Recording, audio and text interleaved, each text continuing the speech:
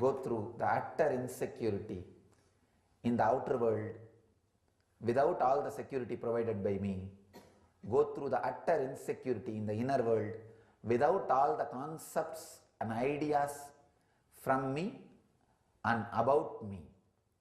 Anything from me, if it has become already part of your experience, great. Then it is no more from me, it is now yours. Anything from me which has not become your experience, which is still there as word, and the concepts you carry about me, these all can be used as a clutch. It is time to break from it and have the breakthrough in consciousness, the enlightenment itself. Every day the possibility for breakthrough exists. Every moment the possibility for breakthrough exists.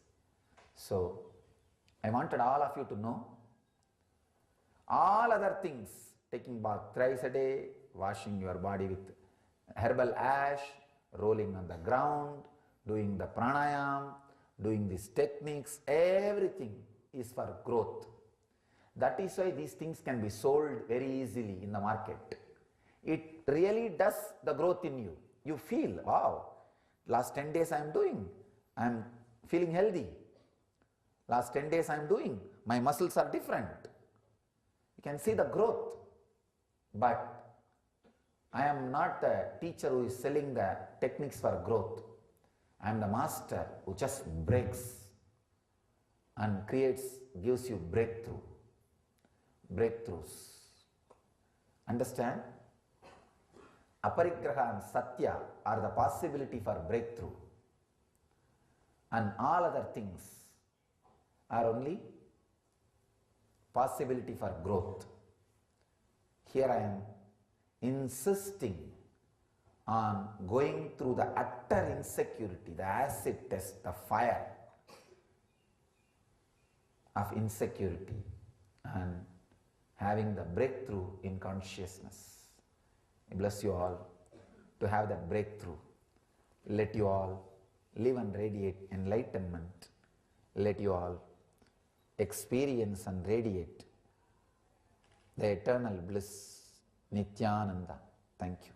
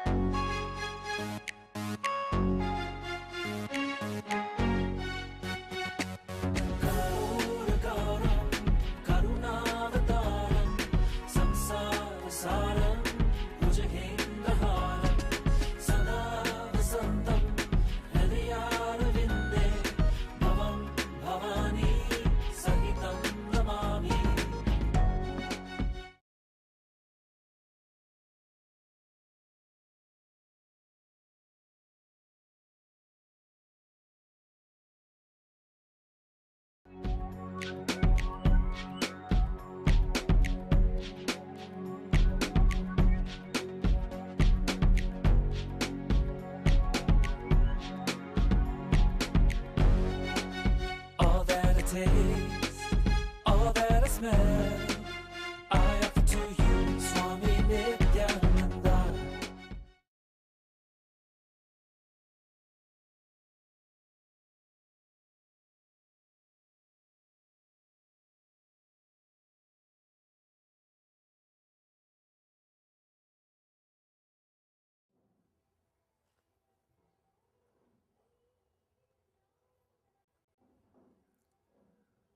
Sadashivasamarambam Shankaracharya-madhyamam Asmadacharya-paryantam Vande Guru-paramparam.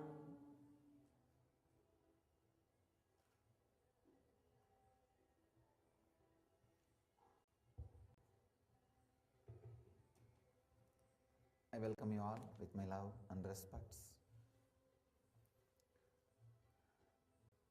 The today's truth is initiation.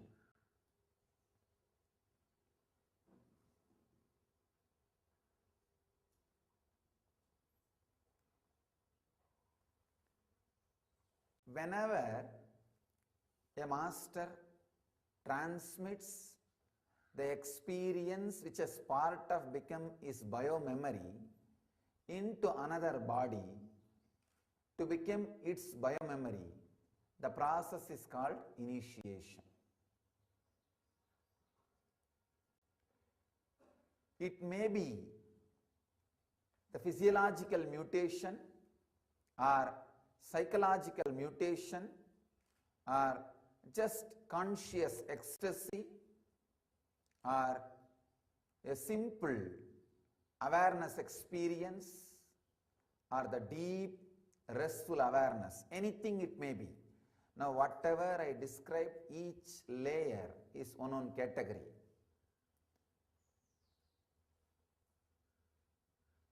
A master can transmit the physiological experience, physiological mutation experience. The other day I was sharing this experience in a session. When I was in prison, one day I was reading Swami Swatmarama's Atayoga Pratipika. There's a very beautiful translation by Swami Satyananda Saraswati. I have read so many translations, but nothing like Swami Satyananda Saraswati. He has done so much of seva to this Atayoga tradition. I really suggest all our devotees to use Swami Satyanandaji's translation and his commentary.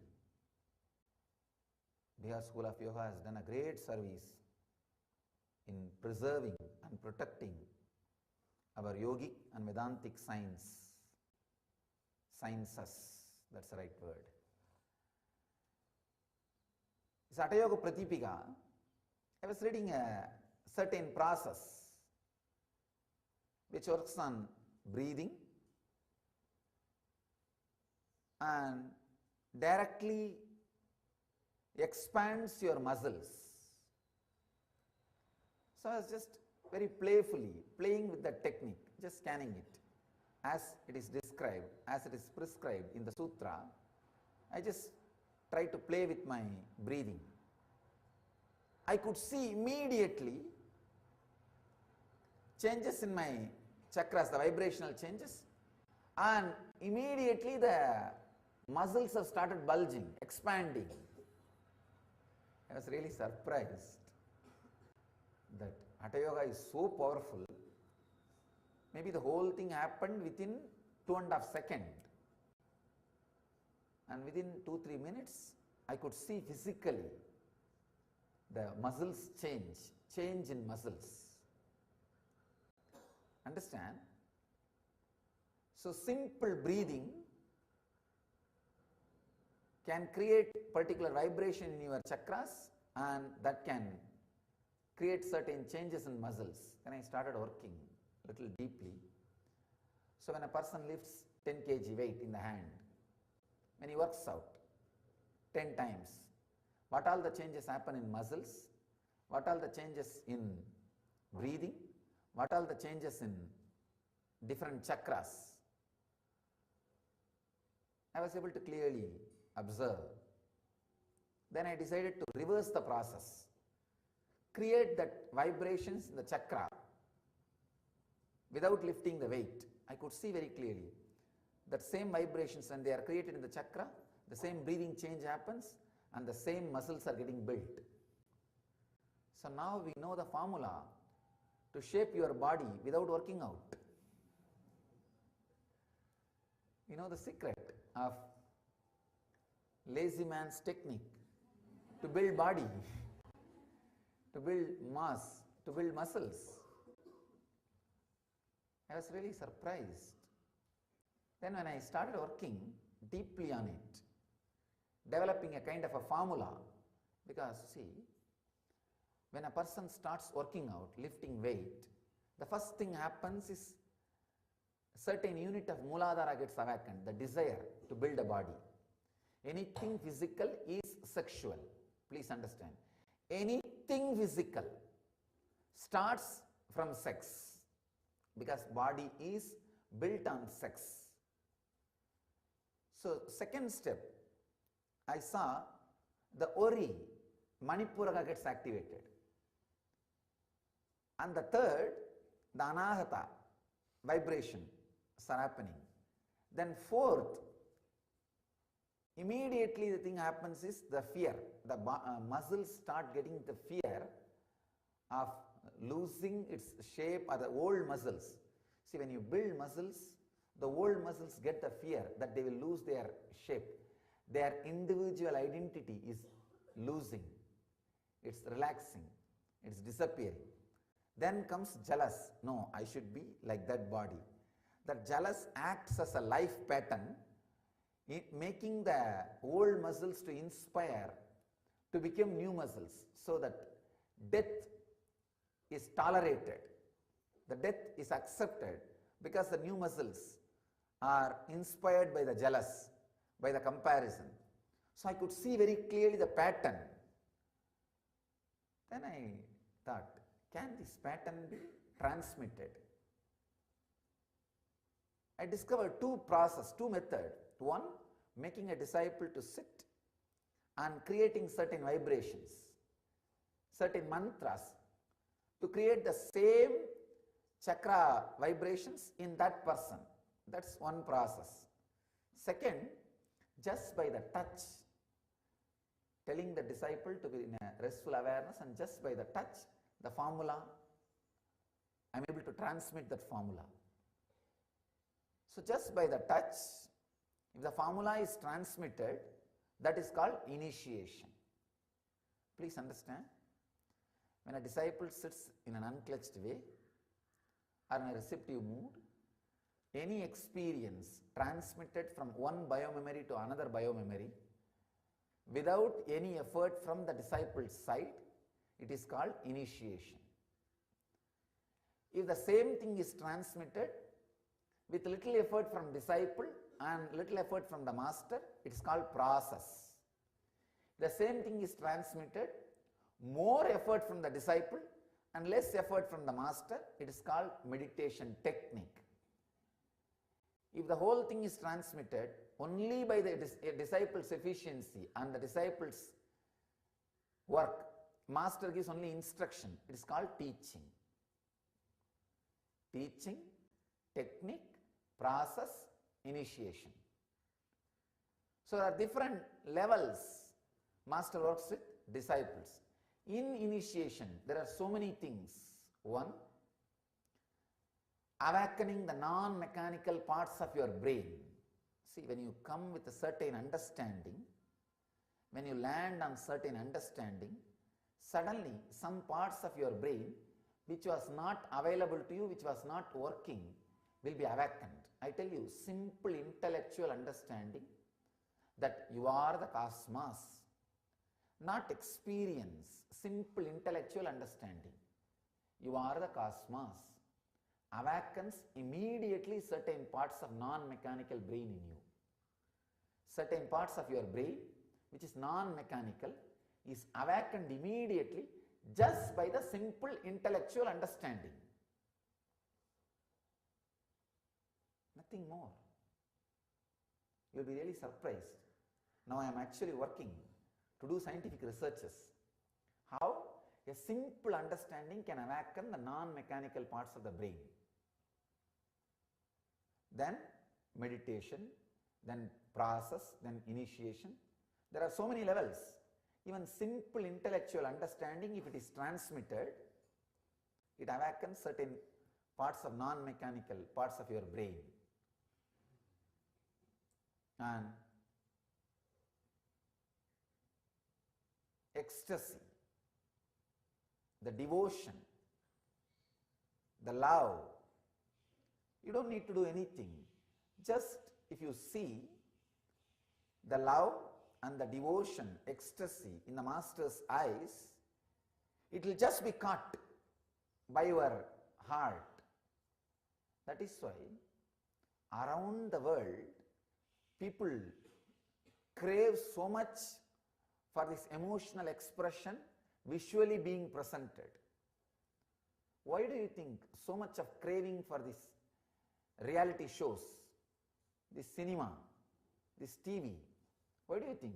When you see a kind of an emotional experience in the eyes of people, your emotion just picks it up. It just starts enjoying.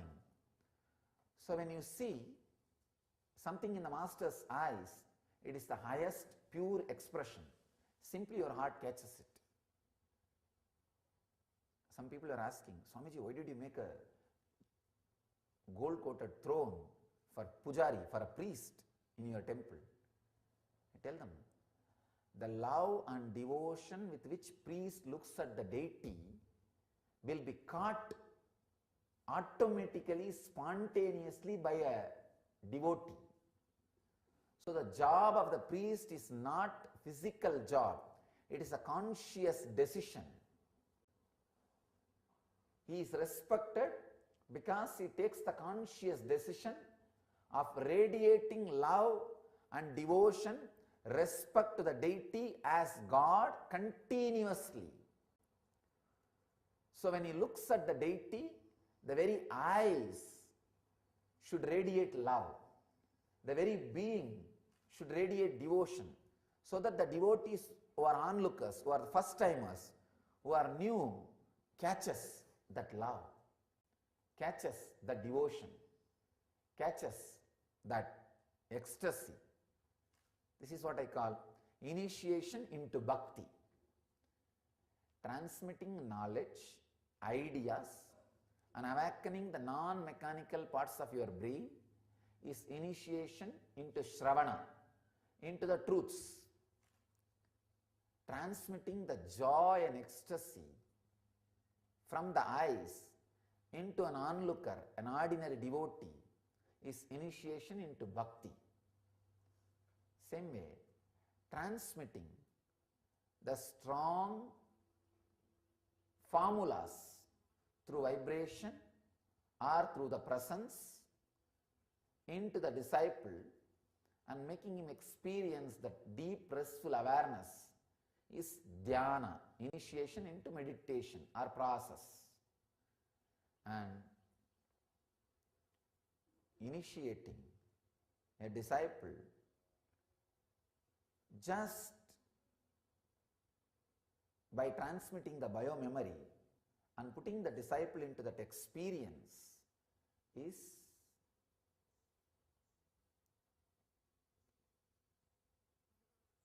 Jivan Mukti Diksha. That's the word I can use. Jivan Mukti Diksha. So there are various levels of initiation, various ways of initiation. I can tell you one thing. If you just be passive, even an ordinary bamboo, an ordinary hill, an ordinary river can become guru. They can initiate you. I myself first was initiated by Arunachala hill. Of course, I can't say that hill is an ordinary hill. If you have received initiation, then it becomes guru. You can never conceive it as an ordinary hill. Maybe for a normal man, it's an ordinary hill. I tell you, when you are passive, Ganga can initiate you.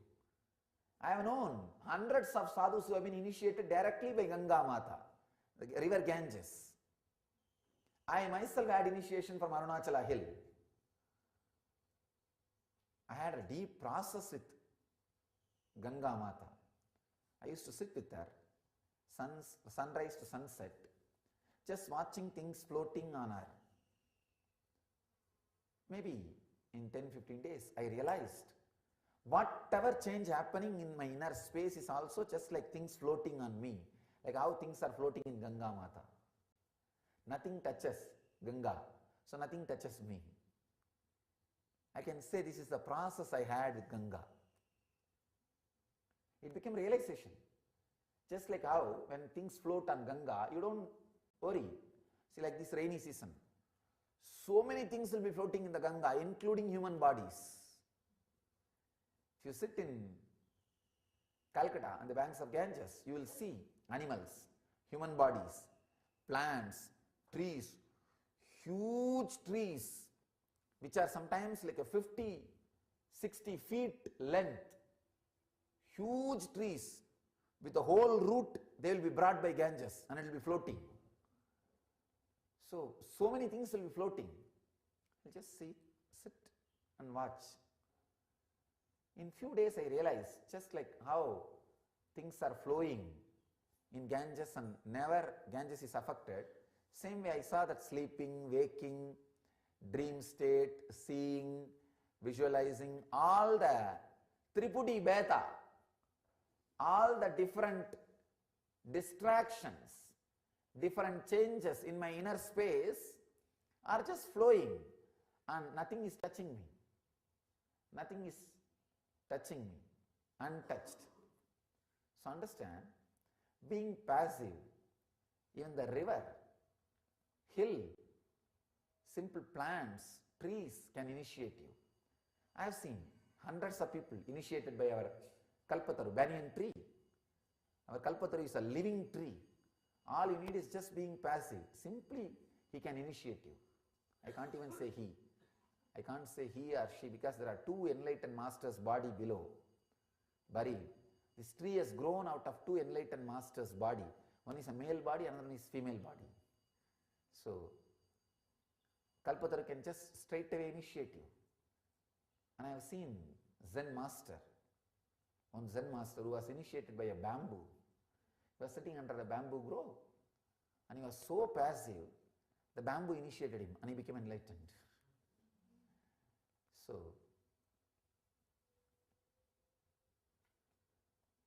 transmission of enlightenment without anything, just by the transmission of bio-memory is initiation. Today, all of you, the early process, disciples will have initiation into various great experiences, experience of ahimsa, satya, aparigraha, the various eternal experiences. You will have initiation. So get ready. We will get ready for initiation. As I suggested, whoever wants can shave the head and have the Bhasma Snana, means taking bath, applying ash, the herbal ash on the body, and be ready for initiation. If you apply ash, please go and take bath in the Vaidya Sarovar.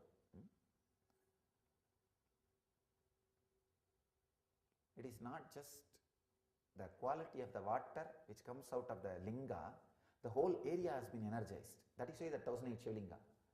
So each Shivalinga, inside the Shivalinga, the yantra has been installed. Now they are reworking. Don't think just because they moved the Shivalinga, energy is changed. No. I am putting it in right angle so that the whole area covers like a laser beam. The whole area becomes energy field.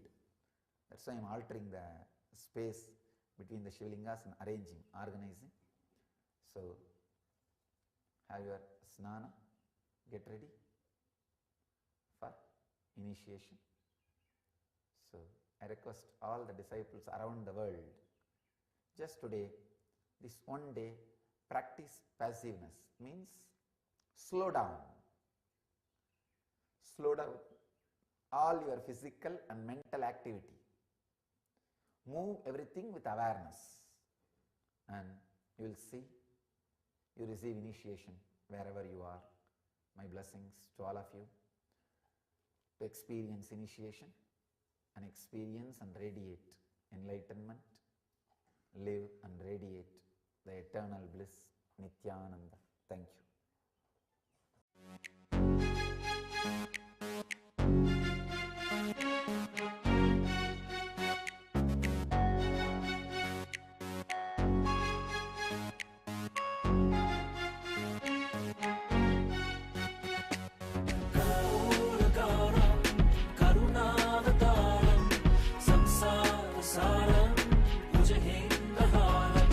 Sada vasantam, hridayarvinde, bhavam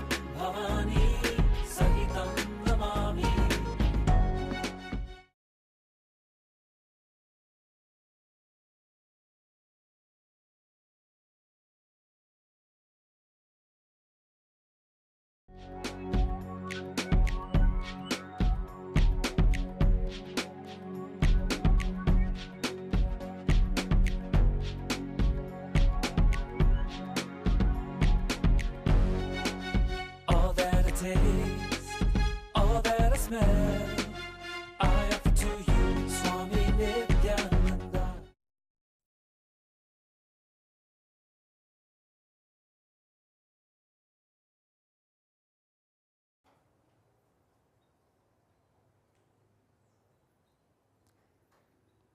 सदाशिवसमारम्भां शङ्कराचार्यमध्यमाम् अस्मदाचार्यपर्यन्तां वन्दे गुरुपरम्पराम्.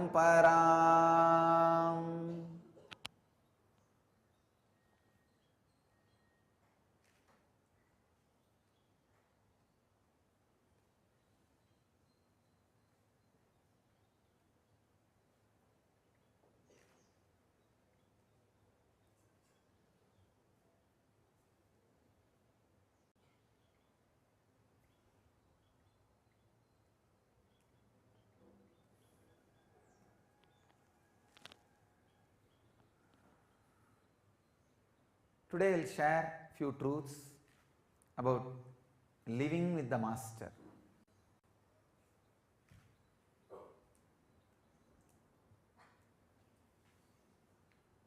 Living with the Master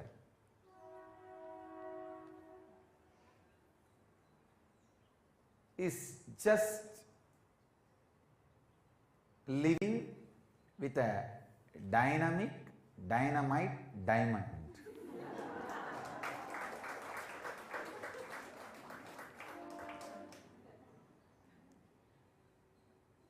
When a dynamic diamond is made to work on any stone other than the diamond part in the stone will be completely removed.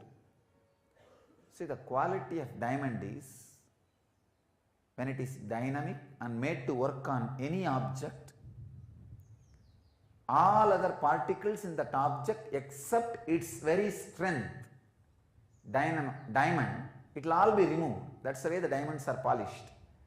Only the diamonds are used to polish the diamond. It's like any stone has some component of diamond in it and some component of ordinary carbon in it. When the moving dynamic diamond is made to work on that object, all other particles except the diamond component, carbon or anything, is burnt away. Same way, when you live with the Master, everything other than the Master component in you, everything other than the cosmos in you, everything other than the enlightenment in you is burnt away.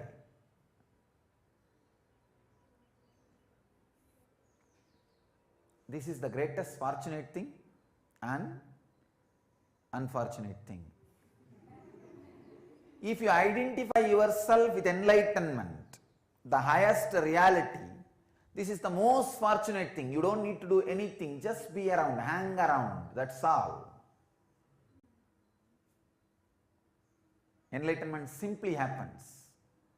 But if you identify yourself with the perishing components, the carbon component or the non-diamond component, this is the most torturous suffering.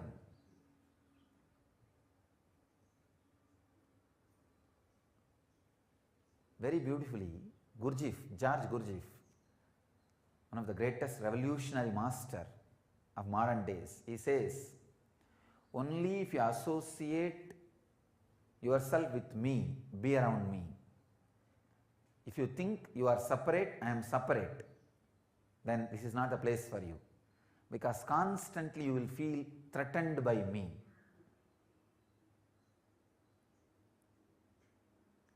If you are blissful around the Master, be very clear, you are enlightened. There's a very beautiful Nityananda Zen koan written by Bhaktananda. No. Every day when he was in prison with me, he will write something and show me.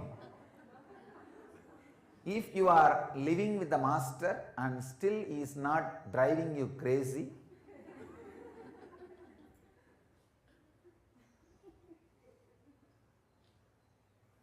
up in the wall, either he is not enlightened. There is a very beautiful koan, he put it in a very nice way, or you are not living with him.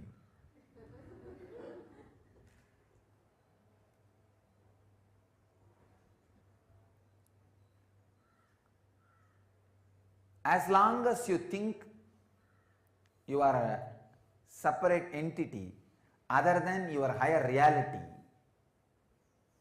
he will be driving you crazy. Constantly shaking the very roots on which you build your foundation. But fortunately, if you identify with him, with your higher reality, this is the most fortunate thing can happen in the planet Earth, because without any effort, the ultimate will just happen in you. The ultimate will just happen in you without any effort. Nothing needs to be done, just hanging around.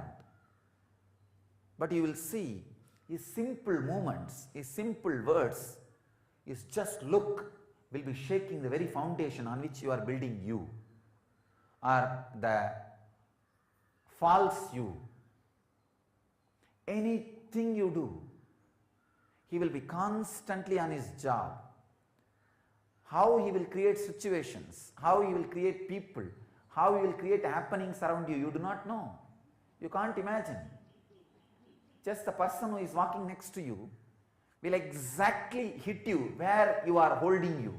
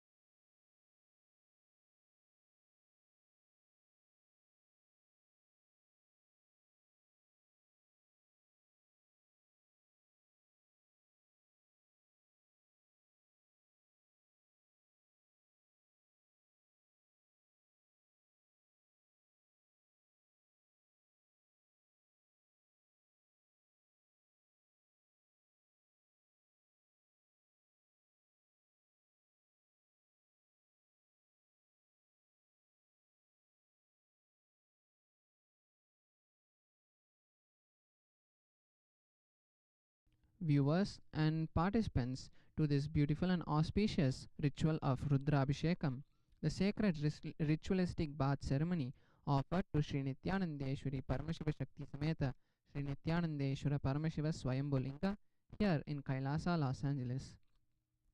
Before we begin the ritual of Rudrabhishekam, we request everyone present here and online to declare the following with integrity and authenticity. If you agree to the following, please say yes loudly. I authentically cognize which is internally processed, understand, declare truth that cosmic energy exists. Yes. I authentically cognize which is internally processed, understand, declare truth that Sri Nityanandeshwara Paramashiva, Nityanandeshwari Paramashiva Shakti, Swayambhulinga and the Bhogamurtis are the Chinmaya Vigrahas, embodiment and representative of that very cosmic energy. Yes. I authentically cognize which is internally processed, understand, declare truth that the Abhishekam I am offering will directly reach the cosmic source of energy. Yes. I authentically cognize which is internally processed, understand, declare truth of Soham Asmi, that even when I worship, I am Him. Yes. Let us now begin the rituals of the Rudrabhishekam.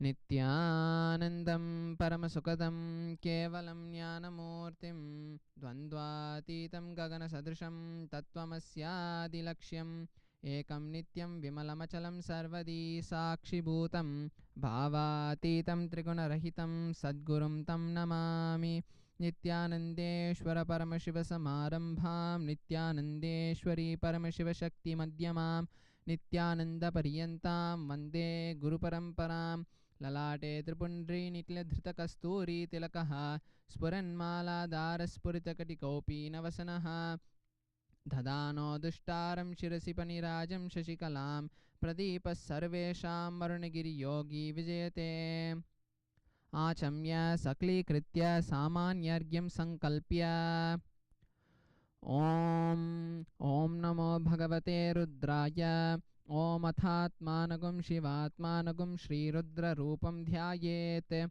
Shuddhaspatika Sankasham Trinetram Panchavaktakam Gangadharam Dashabhujam Sarva Bharana Bhushitam Nilagrivam Shashankankam Nagayignopavitinam Vyagra Charmottariyam Chavarenyam Abhayapradam Kamandalvaksha Sutranam Dharinam Shulapaninam Jwalantam Pingalachata Mudyodadarinam Amritena Plutam Shantam Divyabhogasamanvitam Digdevata Samayuktam Sura Suranamaskritam Nityam Cha Shashvatam Shuddham Dhruvamaksharamayam Sarvavyapinam Ishanam Rudram Vai Vishwarupinam Evam Dhyatva Dvijasamyak Tato Yajanamarabhet Prajanane Brahmastishtato Padayor Vishnustishtato Hastayor Harastishtato Bahvor Indrastishtato Jatare Agnistishtato Hridaye Shivastishtato Kante Vasavastishtanto Vaktre Saraswati Tishtato Nasakayor Vayustishtato Nayanayo Chandradityo Tishtatam Karnayo Shinau Tishtatam Lalate Rudrastishtanto Modnyadityastishtanto Shirasi Mahadevastishtato Shirasi Shikayam Vamadevastishtato Prishte Pinaki Tishtato Purata Sholi Tishtato Parshveyo Shiva Shankarau Tishtatam Sarvato Vayustishtato Tato Bahis Sarvato Gnirjwala Mala Parivrtastishtato Sarveshwangeshu Sarva Devatayata Stanam Tishtanto Mam Rakshanto Agnirme Vajishritaha Vagdhridaye Hridayam Magi Aham Amrite Amritam Brahmani Vayurme Prane Shritaha Prano Hridaye Hridayam Magi Aham Amrite Amritam Brahmani Suryo Me Chakshushritaha Chakshur Hridaye Hridayam Magi Aham Amrite Amritam Brahmani Chandrama Me Manasishritaha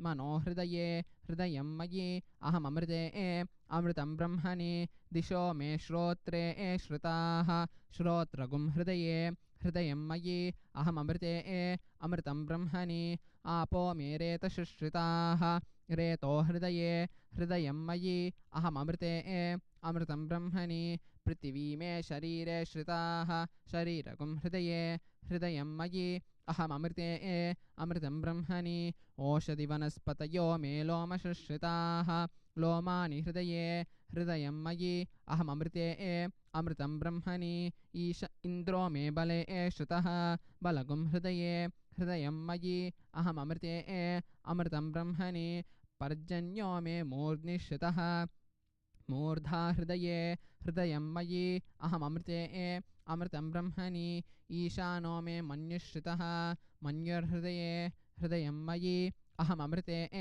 अमृतं ब्रह्मणि आत्मनि श्रुतः आत्मा हृदये हृदयं मयि अहममृते अमृतं ब्रह्मणि पुनर्म आत्मा पुनरायुरागात् पुनः प्राणः पुनराकूतमागात् वैश्वानरो रश्मिभिर्वावृदानः अन्तस्तिष्ठत्वमृतस्य गोपाः अस्य श्रीरुद्राध्याय प्रश्नमहामन्त्रस्य अघोरऋषिः अनुष्टुप् छन्दः शङ्करशरमूर्तिस्वरूपो योऽसावादित्यः परमपुरुषस्य एष रुद्रो देवता नमः शिवायेति बीजं शिवतरायेति शक्तिः महादेवायेति कीलकं श्रीशाम्बसदाशिवप्रसादसिद्ध्यर्थे जपे विनियोगः ॐ अग्निहोत्रात्मने अङ्गुष्ठाभ्यां नमः दर्शपूर्णमास्यात्मने तर्जनीभ्यां नमः चातुर्मास्यात्मने मध्यमाभ्यां नमः निरूढपशुबन्धात्मने अनामिकाभ्यां नमः ज्योतिष्टोमात्मने कनिष्ठिकाभ्यां नमः सर्वक्रत्वात्मने करतलकरपृष्ठाभ्यां नमः अग्निहोत्रात्मने हृदयाय नमः दर्शपूर्णमास्यात्मने शिरसे स्वाहा चातुर्मास्यात्मने शिखायै वषटे निरूढपशुबन्धात्मने कवचायुहुं ज्योतिष्टोमात्मने नेत्रत्रयाय वौषटे सर्वक्रत्वात्मने अस्त्राय फटे भूर्भुवस्वरोमदिग्बन्धः ध्यानम् आपातालनभस्थलान्तभुवनब्रह्माण्डमाविस्फुर ज्योतिस्फाटिकलिङ्गमौलिविलसत्पूर्वेन्दुवान्तामृतैः अस्तोकाप्लुतमेकमीशमनिशं रुद्रानुवाङ्काञ्जपन् ध्याये दीप्सितसिद्धये ध्रुवपदं विप्रोऽभिषिञ्चेच्छिवं ब्रह्माण्डव्याप्तदेहा भसितहिमरुचा भासमाना भुजङ्गैः कण्ठे कालाकबर्दा कलितशशिकलाश्चन्दकोदन्तहस्ताः त्रक्षा रुद्राक्षमालाः प्रकटितविभवा शाम्भव मूर्तिभेदा रुद्रा श्रीरुद्रसूक्तः प्रकटितविभवा नः प्रयच्छन्तु सौख्यम् ॐ गणानां त्वा गणपतिगं हवामहे कविं कवीनामुपमर्षवस्तमं ज्येष्ठराजं ब्रह्मणस्पद आनशृण्वन्नोतिभिः सीदसादनं महागणपतये नमः सं च मे मयश्च मे प्रियं च मे नु कामश्च मे सौमनसश्च मे भद्रं च मे श्रेयश्च मे वस्यश्च मे यशश्च मे भगश्च मे द्रविडं च मे यन्ता च मे धर्ता च मे क्षेमश्च मे धृतिश्च मे विश्वं च मे महश्च मे संविच्च मे न्यात्रं च मे सोश्च मे प्रसूश्च मे क्षीरं च मे लयश्च मृतं च मे मृतं च मे यक्ष्मं च मे नामयच्च मे जीवातश्च मे दीर्घायुत्वं च मे न मित्रं च मे भयं च मे सुगं च मे शयनं च मे सुषा च मे सुदिनं च मे ॐ शान्ति शान्ति शान्तिः अभिषेक आरम्भः ॐ नमो भगवते रुद्राय ॐ नमस्ते रुद्रमन्यव उतो दैशवे नमः नमस्ते अस्तु धन्वने बाहुभ्यामुत ते नमः या दैशशिवतमा शिवं बभूव ते तनुः शिवा सरव्या या तवतया नो रुद्रमडया या ते रुद्रशिवा तनोरघोरा पापकाशिनी तयानस्तनुवाशं समया गिरिशन्ताभिचाकशीः यामिषं गिरिशन्तहस्ते विदर्श्यस्तवे शिवां गिरित्रतां कुरुमाहिकं श्रीः पुरुषं जगते शिवेन वत्सा त्वा गिरिशाच्छावदामसि स्मृतानस्तप्रमिज्यपदे यक्ष्मकं सुमना अस्ते अध्यवोचति भक्ता प्रथमोऽधैर्योऽभिषके अहीगिश्च सर्वान् जम्बयन् सर्वा आशयातु धान्यः असो व्यस्ताम्रो अर्णसबभ्रुस्तु मङ्गलः ये क्षेमागुं रुद्रा अपितो चक्षुश्रुता सहस्रशो वै शाकुं हेदहीमहे असोऽव्यो वसर्पति नीलग्रीवो विलोहितः उतैनं गोपा अधुषन्नतुषन्नतहार्यः उतैनं विश्वाभूतानि दृष्टोमडयातिनः नमोऽस्तु नीलग्रीवाय सहस्राक्षाय मीरुषे अतो ये अद्भुतत्वानोऽहं तेभ्यो करन्नमः प्रमुञ्चतन्वनस्तुपयोरात्म्योऽद्या याचते हस्तैषवः पराता भगवोऽवप अवतर्जितनुस्तुतं सहस्राक्षसुरे सुरे निषेय शल्यानामुखा शिवो न सुमना भव विद्युक्तं कपर्दिनो विशल्यो भानवागुम् उत अनेतन्नस्ये शिव आपुरश्चन सङ्गतिः याते हेतिर्निवृत्तमहस्ते बभूव ते दनुः तयास्मान् विश्वतस्तमयक्ष्मया परिभुजा नमस्ते अस्त्वायुधायाना तथाय विष्णवे उभाभ्यामुत ते नमो बाहुभ्यां तव धर्मणे परिते धर्मणो हेति अस्मान् गृणक्तु विश्वतः अदोय इषुदिष्टवारे अस्मन्निदे हितं शम्भवे नमः नमस्ते अस्तु भगवन् विश्वेश्वराय महादेवाय त्र्यम्बकाय त्रिपुरान्तकाय प्रतापकाराय कालाग्निरुद्राय नीलकण्ठाय नित्यानन्दाय मृत्युञ्जयाय सर्वेश्वराय सदाशिवाय श्रीमन्महादेवाय नमः नमो हिरण्यवाहवे सेनान्यदिशां च पतये नमो नमो विश्वेभ्यो हरिकेशेभ्यः पशूनां पतये नमो नमः सत्सुन्दराय श्रीमते पतीनां पतये नमो नमः पब्लुषाय व्याजनेनानां पतये नमो नमो हरिकेशायोपवीते पुष्टानां पतये नमो नमः भवद्भिहेत्ये जगतां पतये नमो नमो रुद्राय प्रसादिने क्षेत्राणां पतये नमो नमः सूताय हन्त्याय वनानां पतये नमो नमो रोहिताय स्थपतये वृक्षाणां पतये नमो नमो मन्त्रिणे वाणिजाय कक्षाणां पतये नमो नमो भुवन्ते वारिवत्कृताय औषधीनां पतये नमो नमः उच्चये घोषाय वन्दे ते पत्नीनां पतये नमो नमः कृष्णवीताय धावते सत्त्वनां पतये नमः नमस्तहानायिनी व्याजन व्याजनीनां पतये नमो नमः सुखुबानि जननीये तेनानां पतये नमो नमो निषङ्गिने इषुमते तत्करानां पतये नमो नमो वञ्चते परिवञ्चते तायूनां पतये नमो नमो निचैरवे परिचरायारण्यानां पतये नमो नमस्त्रकाविभ्यो जिगागुं सद्योमुष्टतां पतये नमो नमस्त्रमध्योनक्तान्तरभ्यः प्रकृतानां पतये नमो नमः उष्णीर्णे गिरिचराय क्लींशानां पतये नमो नमः विश्वज्योतन्वाकृभ्यश्च वो नमो नमः आतन्वानेभ्यः प्रतिदधानेभ्यश्च वो नमो नमः आयच्छद्योभृत्यभ्यश्च वो नमो नमो च्छद्योविद्यभ्यश्च वो नमो नमः आसीनेभ्यश्च वो नमो नमः स्वपद्योजाकृभ्यश्च वो नमो नमः स्तिच्छद्योदावद्यश्च वो नमो नमः सभाभिसभापतिभ्यश्च वो नमो नमः अश्वेभ्योऽष्टपतिभ्यश्च वो नमः व्याजनीभ्यो विद्यन्तेभ्यश्च वो नमो नमः उगनाभ्यश्च वो नमो नमः वृत्तेभ्यो वृत्तपतिभ्यश्च वो नमो नमो व्रातेभ्यो व्रातपतिभ्यश्च वो नमो नमो गणेभ्यो गणपतिभ्यश्च वो नमो नमो विरूपेभ्यो विश्वरूपेभ्यश्च वो नमो नमो महद्यःशुल्लकेभ्यश्च वो नमो नमो रतिभ्यो रतेभ्यश्च वो नमो नमो रतेभ्यो रतपतिभ्यश्च वो नमो नमः सेनाभ्यश्च वो नमो नमः शत्रुभ्यः सङ्ग्रहीतृभ्यश्च वो नमो नमः स्तिभ्यो रतकालेभ्यश्च वो नमो नमः कुलालेभ्यः कर्मालेभ्यश्च वो नमो नमः पुञ्जिष्टेभ्यो निषाडेभ्यश्च वो नमो नमः इषुद्योतन्विसृज्यश्च वो नमो नमः मृगेभ्यः स्वनेभ्यश्च वो नमो नमः स्वभ्यः स्वपतिभ्यश्च वो नमः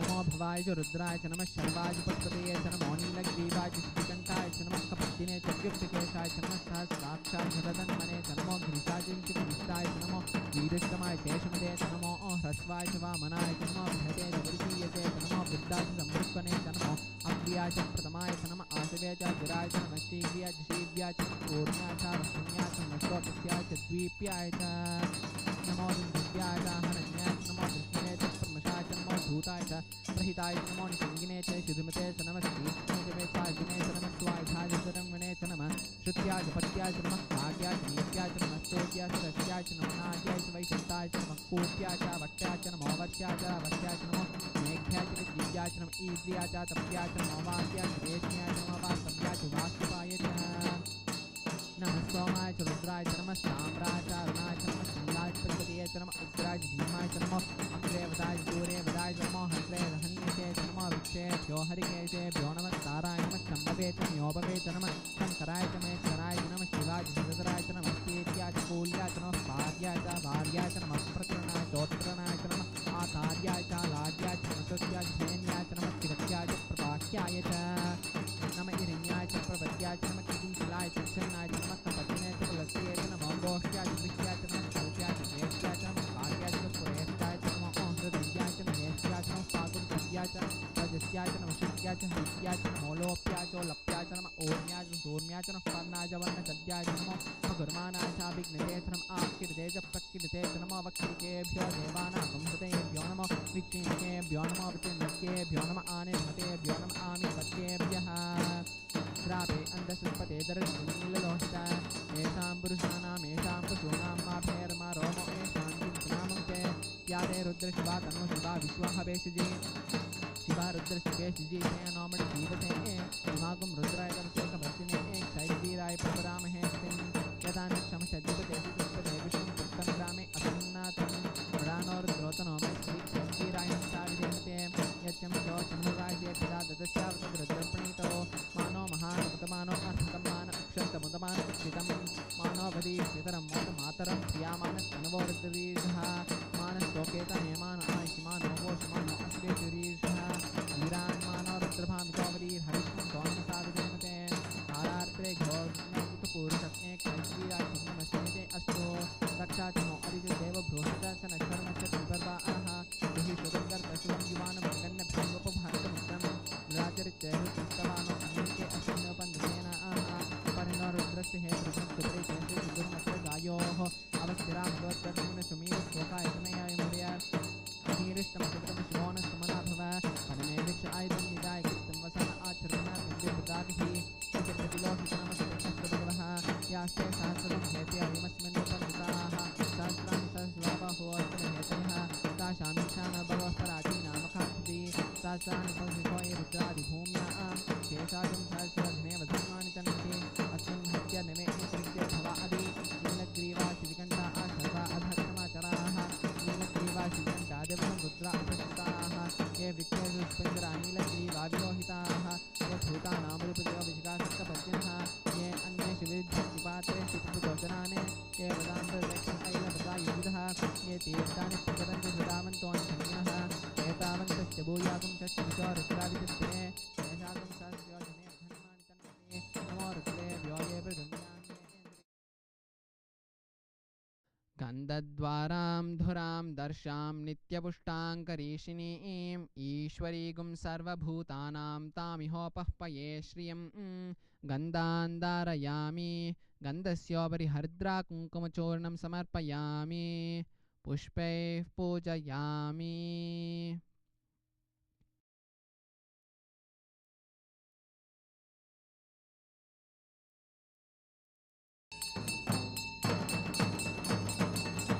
अथ धूपः ॐ धूर्वसि धूर्वधूर्वन्तं धूर्वतयो ओस्मान् धूर्वतितं धूर्वयं वयं धूर्वामस्त्वं देवानामजिषस्मितमं सत्कृतमं जुष्टतमं वह्नितमं देवहूतममहृतमशेर्हविर्दानं द्विसंहस्य माह्वा मित्रस्य द्वाचक्षुषा प्रेक्षेमाभिर्मासंविक्ता मा त्वाहिगुं शिशुम् ॐ श्रीनित्यानन्देश्वरी परमशिवसमेत श्रीनित्यानन्देश्वर परमशिवाय नमः धूपमाग्रापयामि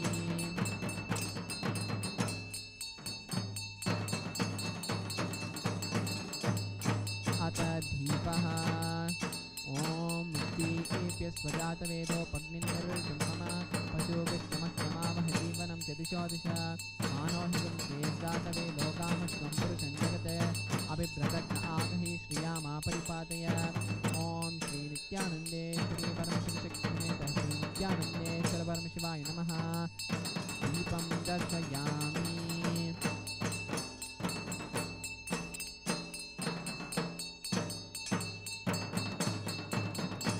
नैवेद्यम् ॐ मधुवातायुतायुते मधुक्षरन्ति सिन्धवः माध्वीर्नक्तन्तोषधीः मधुनक्तमुतोषधि मधुवत्पार्थिवपिण्डजः मधुद्यौरस्तु नः पिता मधुवा नो वनस्पतिर्मधुवाकुम्मस्तु सूर्यः माद्वीर्गावो भवन्तु नः माधो माधो माधो ॐ श्रीनित्यानन्देश्वरी परमशिवशक्तिसमेत श्रीनित्यानन्देश्वर परमशिवाय नमः नैवेद्यं निवेदयामि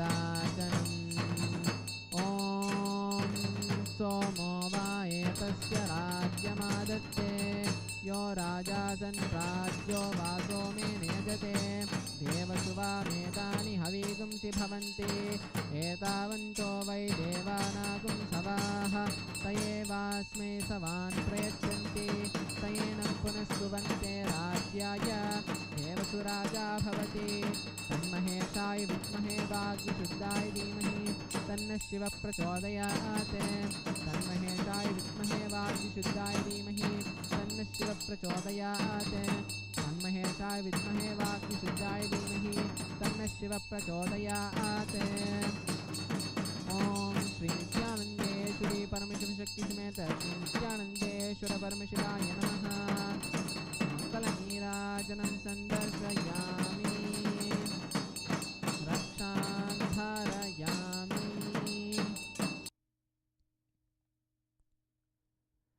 क्षमा प्रार्थना.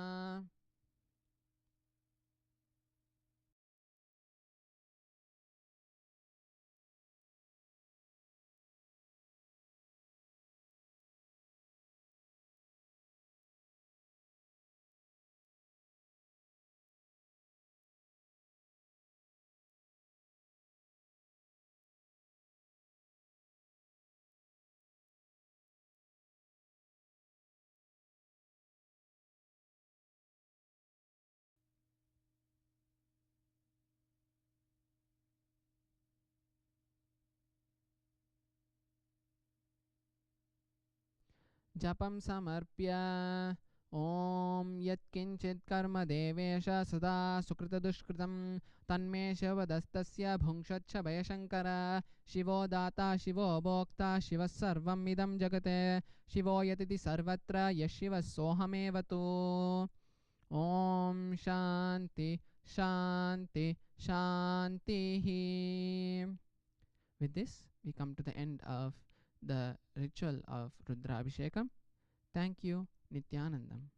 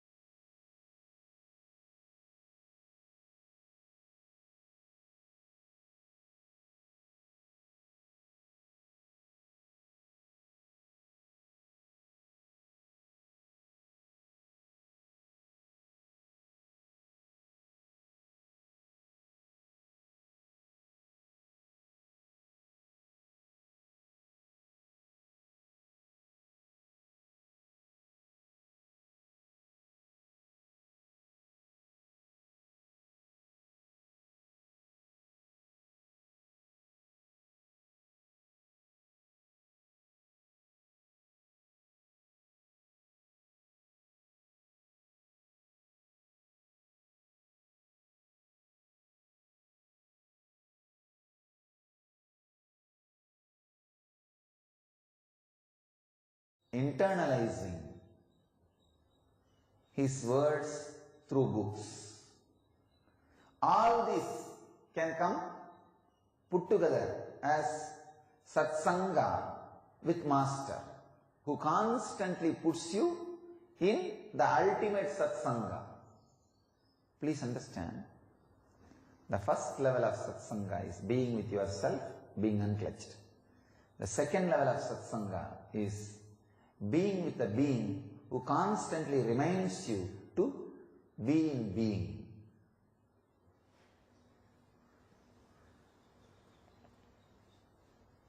There is a beautiful example used in Vedanta. It's called Pramarakita Nyaya.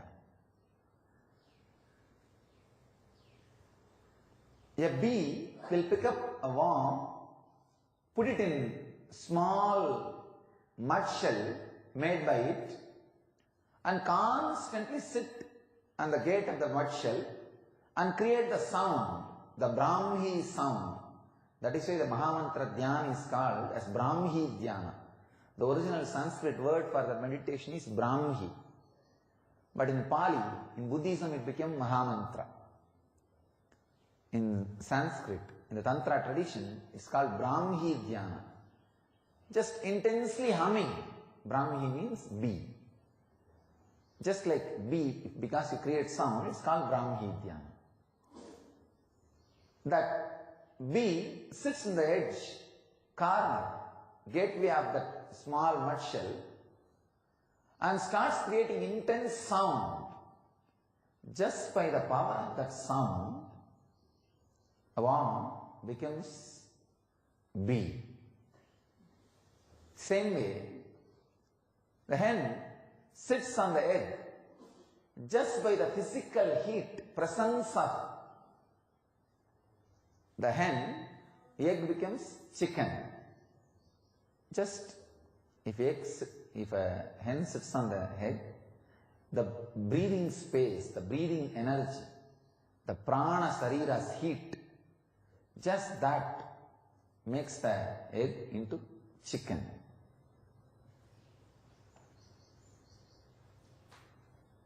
The magara, crocodile, fish, all these jivas, they lay the egg, the banks of the river, close it with mud, just by the constant remembrance, hatches the egg. Please understand.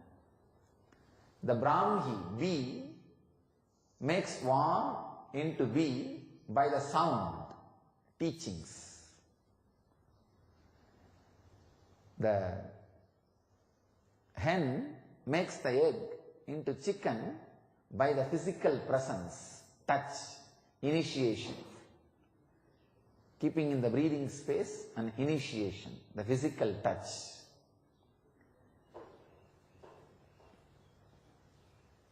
Magara, crocodile, tortoise, fish, all of them hatch the egg and make the egg into fish or crocodile or tortoise just by remembrance.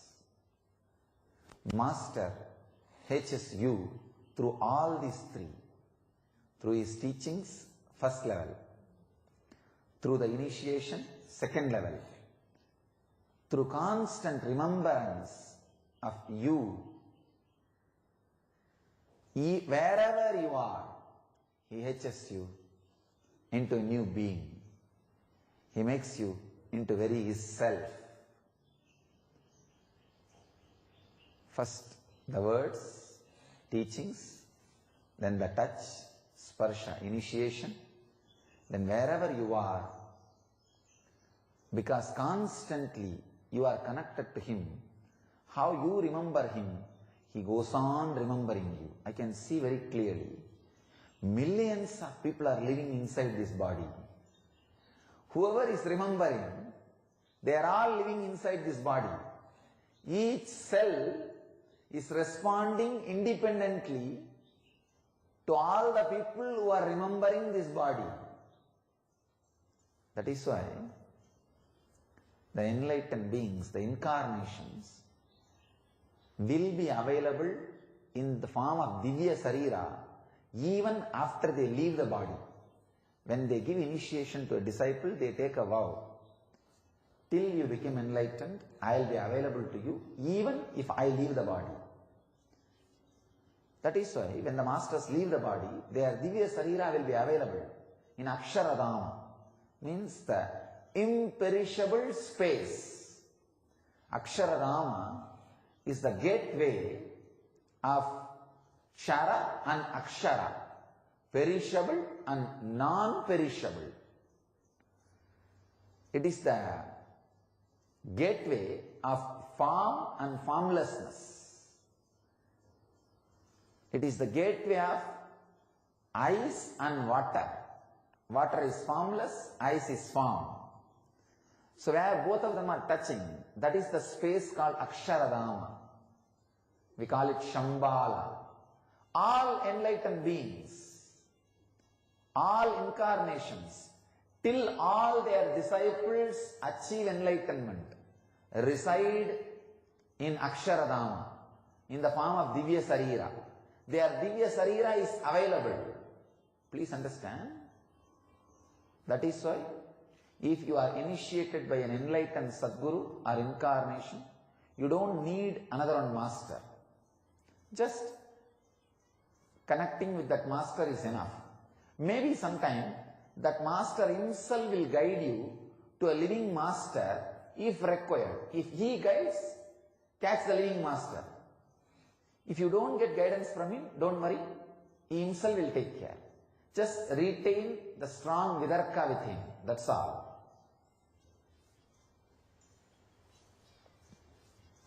As long as the disciples are liberated, they will be available in Aksharadama. If they are incarnations, they take a vow not only to liberate their disciples, and they create few masters on the planet Earth among their disciples, enlightened masters, and they take a vow, all the disciples initiated by their disciples till they became enlightened, they will be available in the Aksharadama. As far as my experience goes, Krishna and Buddha have taken the vow of enlightening 7 generations of their disciples. That is why still they are available. Still they are verily available. Of course, Shirdi Sai Baba, Ramakrishna, Ramana Maharshi, Mahavatar Baba, these are some other masters I can name, still available in Aksharadama to attend your calls and needs and your prayers. Still they are available online. All they need is just you calling, nothing else.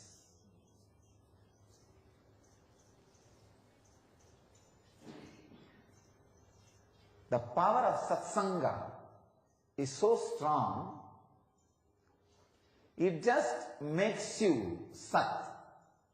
Please understand, whatever you remember, whatever you hear becomes part of you, even if you try to avoid. That is why Ramakrishna again and again says, during that spiritual growth time, don't try to have the heroism of going and attacking or spending time with negative people and trying to justify, trying to fight with them and change their opinion. Don't do. Just don't listen. That is the best way. Understand? Ramakrishna says, when a banyan tree is sprouting and growing, even a small goat can destroy it. But if it grows, even elephant cannot do anything. You can tie the elephant in the tree, nothing can be done. But when you are growing, you are just a sapling, plant. A small goat can come and spend half an hour with you and destroy your growth. Don't allow that to happen. Don't think, no, I'll face him, I'll change his logic. No, negativity is sometimes more appealing to you than positive experience, because 80% of you is still in unconscious. I could see during this scandal, so many wonderful disciples possibility of getting enlightened. They would have just flowered into enlightenment.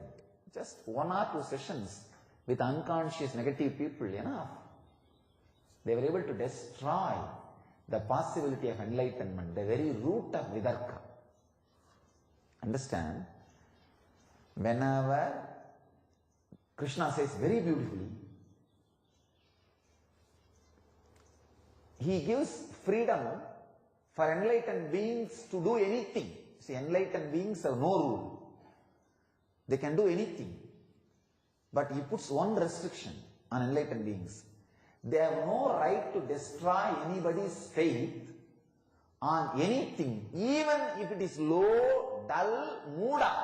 He says, very word, even it is a foolish faith. If somebody has a faith on a small stone, the corner of the village, and does puja to that everything, or sacrifices goat, from the viewpoint of an enlightened being, it is very third rate. How can God ask for his own child, a goat? How can animal sacrifice be allowed? It's such a foolishness. I should destroy his faith. Krishna says no. He says no. Even if it is very low level form of faith, you have no right to destroy it. He says, through that they will come step by step, higher and higher, will reach me. Even if it is a muda, the foolishness, superstitious worship, because of their attitude of worshipping, I myself accept that worship in different forms, the names in which they are calling me. That is why Ramakrishna, even after becoming enlightened, realizing his avataric mission, establishing a group of sannyas disciples, he says, I know I cannot accept animal sacrifice, but I will not stop the animal sacrifice in Kali temple, where he is a priest, he is a chief priest and he is the practically owner. His word is a direct word of Kali Devi in Dakshineshwar Kali temple. If he wanted in one word, he could have stopped the animal sacrifice. He says, no, I will not disturb their faith. It may not be right, it may not lead them to enlightenment, it may not be right as per my experience, it may not give them the ultimate, but I have no right to destroy anybody's faith, even if it is superstitious. Krishna says, even enlightened beings have no right to destroy somebody's faith, even if it is lowest form. Even if enlightened beings have no right to destroy the lowest form of a faith, what right the lowest fellows have to destroy the faith on enlightened beings? They do not know in what kind of mess they are getting into. Destroying the faith on an enlightened being is the worst conspiracy against the cosmos. I heard there are a few ex-disciples claiming that they are enlightened just a few days before I got the news. I said, that's great. If they are, then they should have created their mission. Not that they will be hurting my mission. See, when I grew, when I felt I am much more, I have experienced more, I am growing more, I did not destroy Ramakrishna mission, where I started growing. I just started creating my mission, that's all. When a real growth happens, whether as an enlightenment or realization or experience, you will create your mission, that's all. I just created Nityananda mission.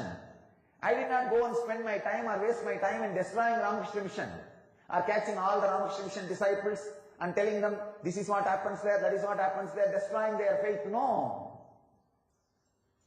Understand, when spiritual growth or enlightenment happens to you, this is the scale. You will create your mission. You will never destroy somebody's faith on anybody on anything else, even if it is lowest form.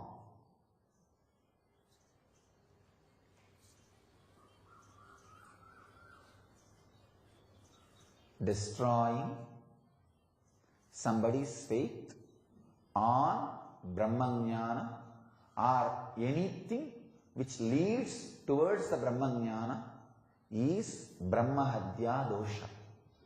Because that person would have become Brahman, would have become enlightened, but you interfered, vomited your ideas, your logic, your things, and destroyed his faith and vidarka, trust. What right you have? No. And that is Brahmahadya dosha. Even if they don't believe, I go on promoting the cosmic dharma, go on promoting the spiritual truths, even if they believe that I don't live what I teach, me and my mission is worthy of living just because what we are teaching to the world. And cosmos stands by me and supports me just because what I teach to the world, what I share with the world. Of course, when they try to conspire against the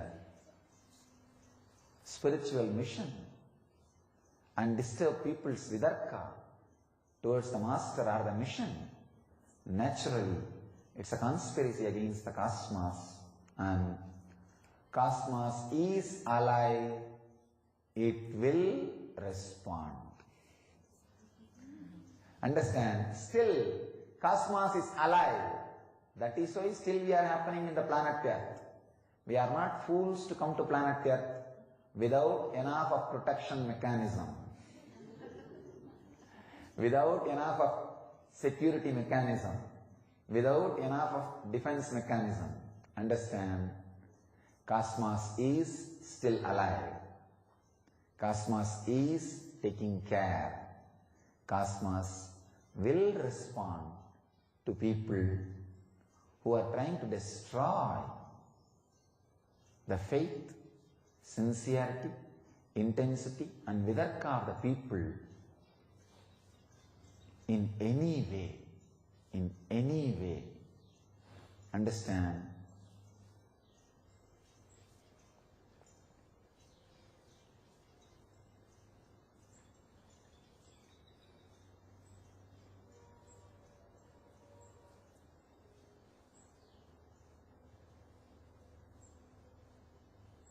Sometimes people come and tell me, Swamiji, when you were raising the flag, there was a Garuda bird which was there flying and blessing, swans were there. I know they were there for their job, but I'll never destroy the faith. See now, just now that bird dropped, flapped. See, he was doing his job, but when you have faith that you are celebrating my presence, enjoy it, that's all. That's all, nothing else. And we don't need to be so logical. And why did he do? Did he really come as incarnation of some Rishi, Siddha, or he was just doing something casual and it happened? If you just feel that he is a Siddha and he is here for Swamiji's presence and he is dropping something out of his gratitude, and if that makes you feel more happy and create vidarka, just enjoy that. That is the truth. Forget about everything else. Every tree, every ant, every leaf which is here for my presence. It is not accident, it is incident.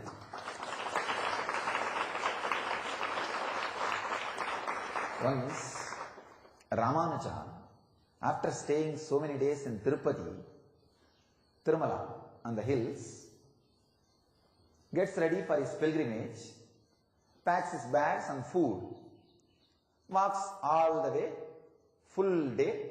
Evening they reach the downhill, and they opened their food for eating. They found a lot of ants in the food. The disciples have started cleaning all the ants. Ramanuja just stopped. No, don't do.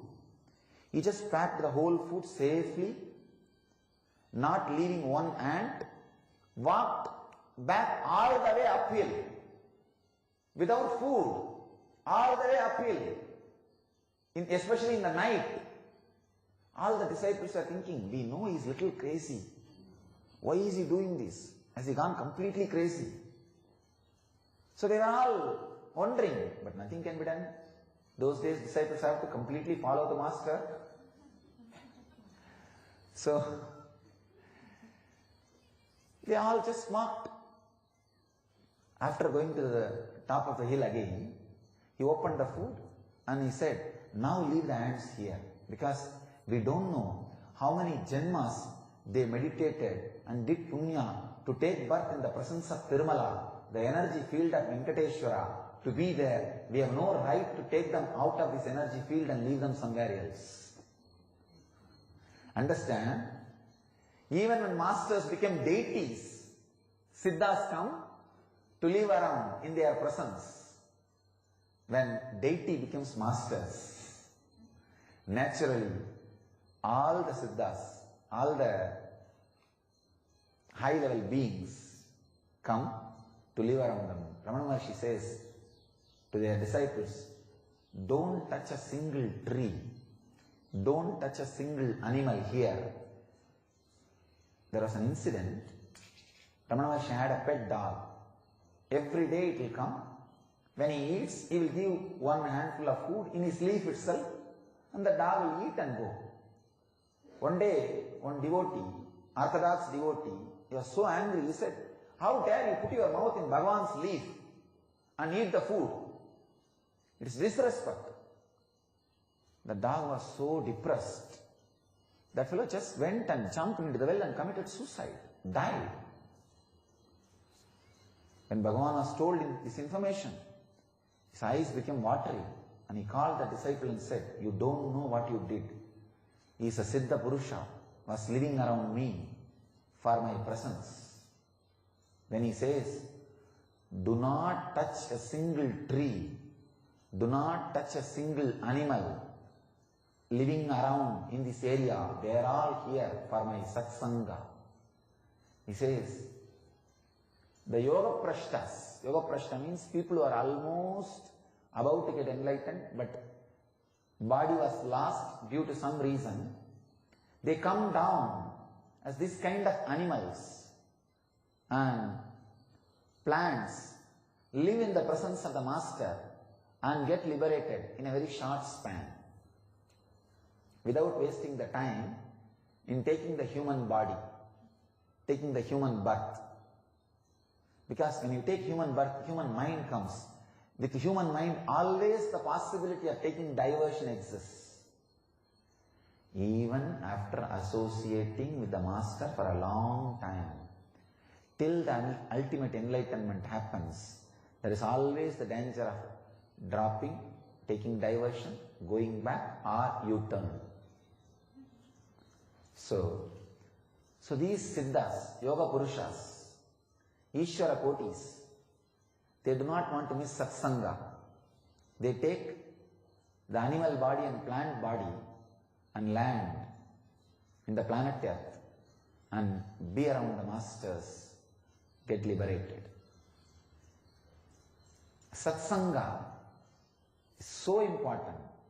Whatever you hear constantly, whatever you see constantly becomes part of you.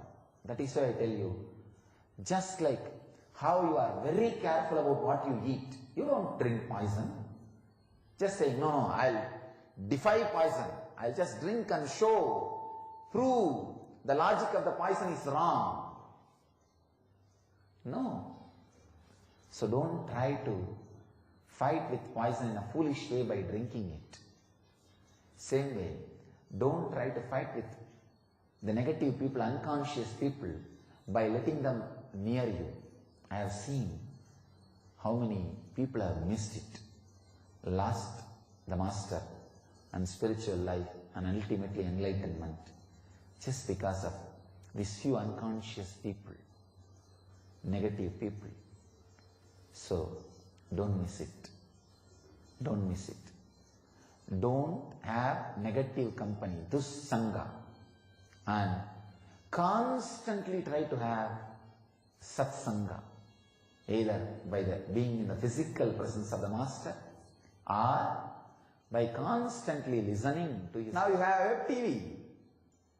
I am alive, available 24/7. Anandeshwara is available. Constantly you have satsanga. So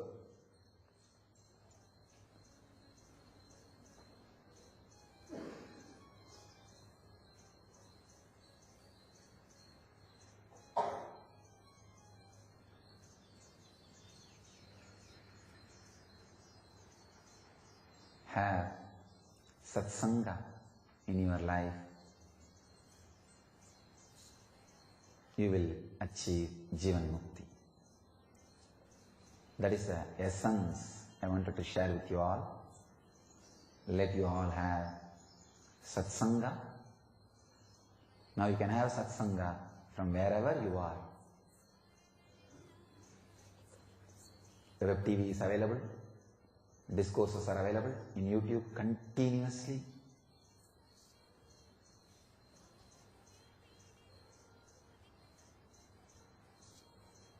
The Brahmi, bee, making the worm into bee, is directly sitting with the Master and listening to his words.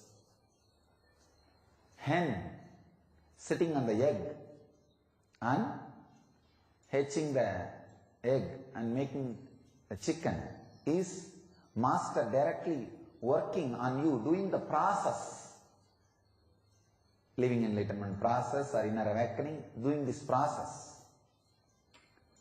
Master remembering you and you remembering him, like a fish and tortoise remembering the eggs and hatching. That is what is e-satsanga through web TV. Web TV does the job of fish and tortoise. How they hatch the egg, the same thing is done through the web TV. So constantly be in the satsanga. You will remember me, I will remember you. You will become enlightened. Let you all have satsanga, achieve and radiate enlightenment. Let you all have achieve, experience, express, live, radiate the eternal bliss, Nityananda. Thank you. Shankaracharya Madhyamam Asmadacharya Paryantam Vande Guru Paramparam.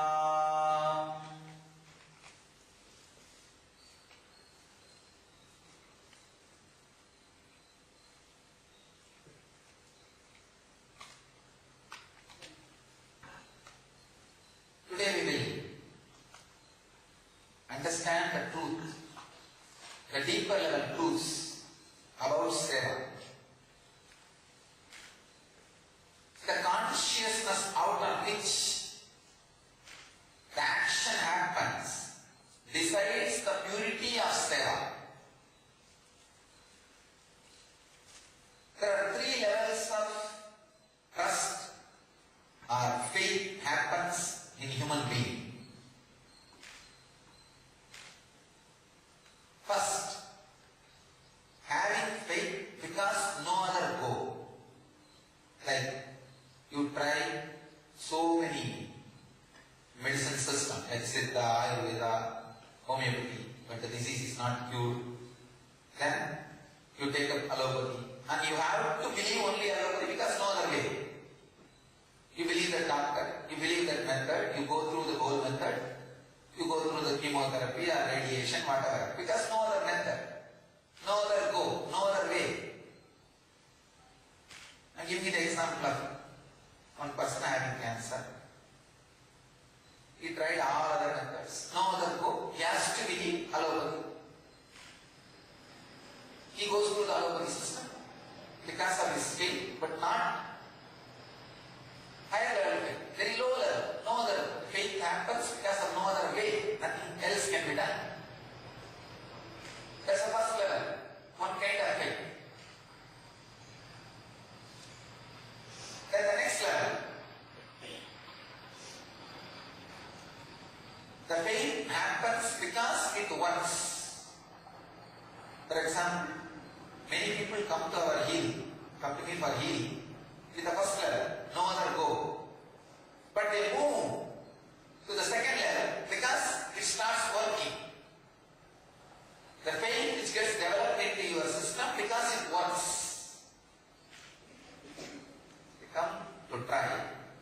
But when the healing starts working, heals them. And they see their body and mind is becoming better. Then the second level trust happens because it works. The trust or faith which happens because it works. It's the second level. You can say practical trust. The first one was blind trust. No other go, no other option. Blind trust. Unconscious trust. The second one is practical trust. Because it works. Trust. Faith. The third one, just because it is there, trust happens to you. What? Gopikas, hand towards Krishna.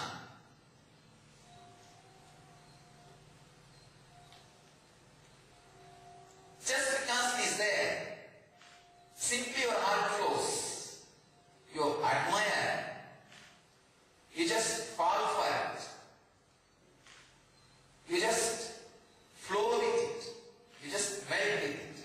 Here, this is called Rahavati. Melting, just because it is there, nothing else. Here, it is neither blind faith nor the practical faith. Just pure flow of bhakti, love. Just because it is there, you are just flowing with it. What for Gopikas had that deep bhakti, devotion, trust on Krishna? Nobody knows. No reason. Just because Krishna is there, Gopikas have to fall, no other way. By the very intense presence, by the very intense existence, Krishna commands devotion. No other way, no other go, no other reason. Because he is there, you have to follow. No way. Because Himalayas is there, you have to look up. No other way. You cannot look the Himalayas down. You cannot put your head down and try to see Himalayas. No. If you want to see Himalayas, you have to raise your head up. And your head has to be up. Only then you can see the Himalayas. Same way.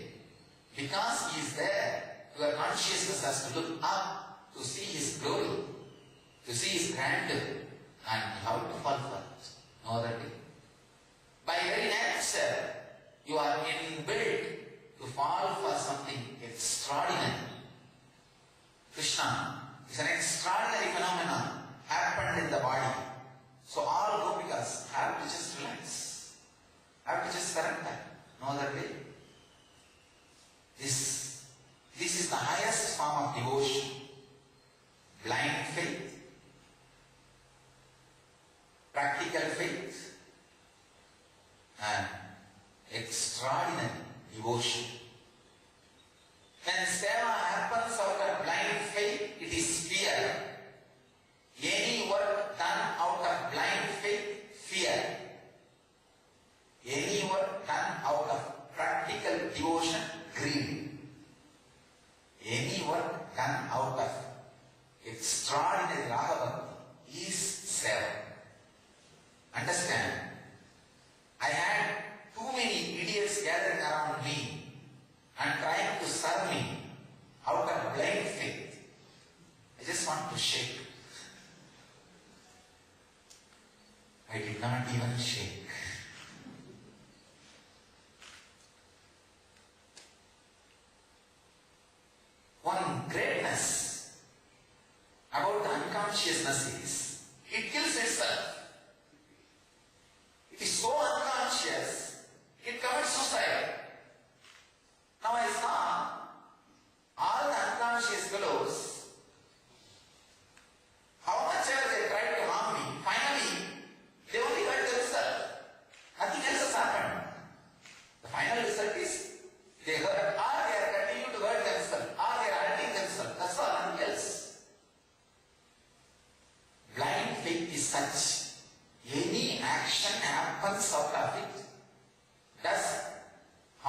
the person himself.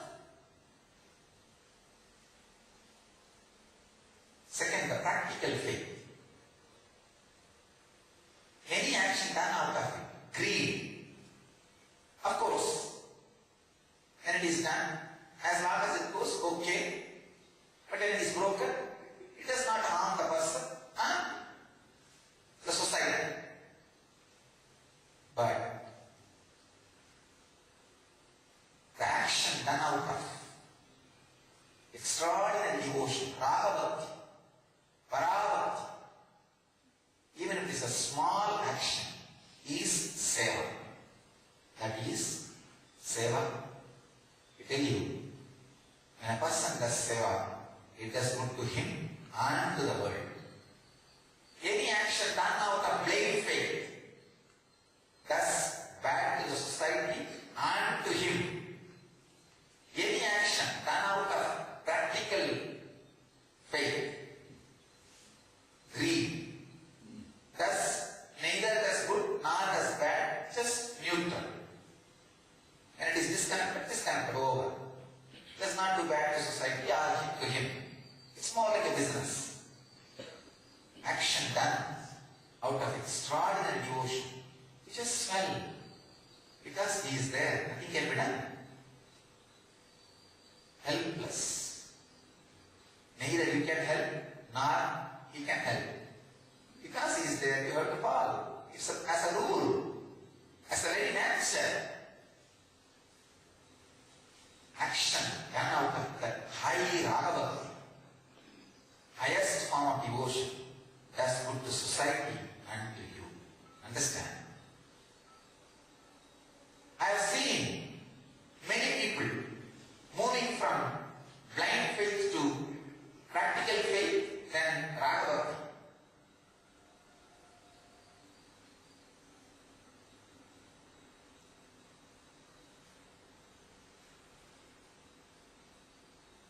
There are too many people who are not able to or don't want to move from blind faith to practical faith and practical faith to ragava. So what to do?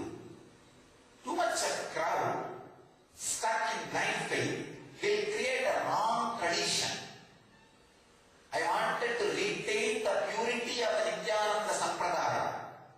Whether it is in the form of level of devotees, or at the level of organizers, or at the level of acharyas, or at the level of ashramics, or at the level of brahmacharis, or at the level of sannyasis.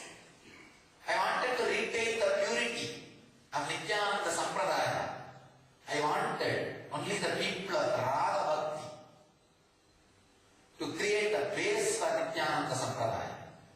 Any Sampradaya stands and serves the society not because of the number of people they have, but because of the number of people they have in Raga Bhakti, the highest devotion. All organizations built on blind faith people are political organizations. The fellow who is sitting on the throne is constantly under threat because every fellow is pushing him. He is not surrounded by a crowd. He is surrounded by people who are trying to catch his seat. He thinks he is surrounded by a crowd. He doesn't know why they are around him. They are just trying to kick him out and catch the seat. He is not surrounded by a crowd. His seat is surrounded by a crowd. People who work out of the practical faith, they create social organizations, social service organizations. Again, he is also surrounded by the same kind of people who are waiting for his name and fame. They may not be just the cutthroat level people, but if he gets down, they will catch it. Or they will create a situation that he may want to get down. Very subtle game. He is also under threat. Social service organizations. The leaders of the social service organizations are always under threat because the people around him are greed-based, practical faith. So any action they do will be naturally greed-based. any moment, they will create a situation where this guy can get out of the seat and they can occupy the seat. I saw too many blind faith people and practical faith people have started gathering around me.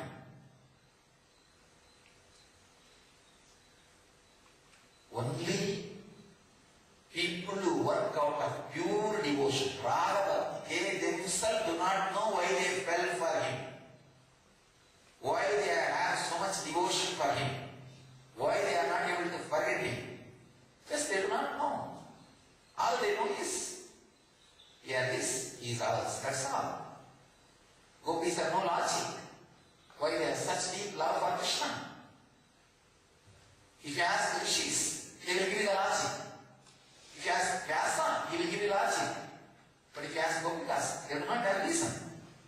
They do not have logic. Just all they know is that this is ours. Raghavati. Action done out of Raghavati only will be service, seva. Only people who act out of Raghavati can create a base for spiritual tradition.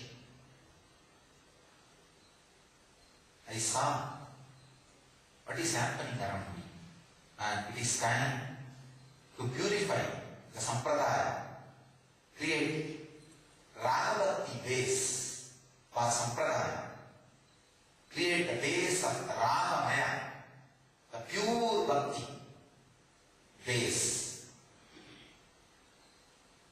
The moment that intention or Satya Sankalpa happened, I saw the whole thing just happened. Now we are people, we are beings who are established in Raghavati, who are in pure devotion, who can really do seva. Neither me nor the Sangha or the world is threatened by their consciousness or their action. Only good will happen to the world and to them, any action done by them. So, I tell you, if you are at any level, blind faith or practical faith, move the next level. Raghavati. Only then you can do seva which will do good to you and to the world.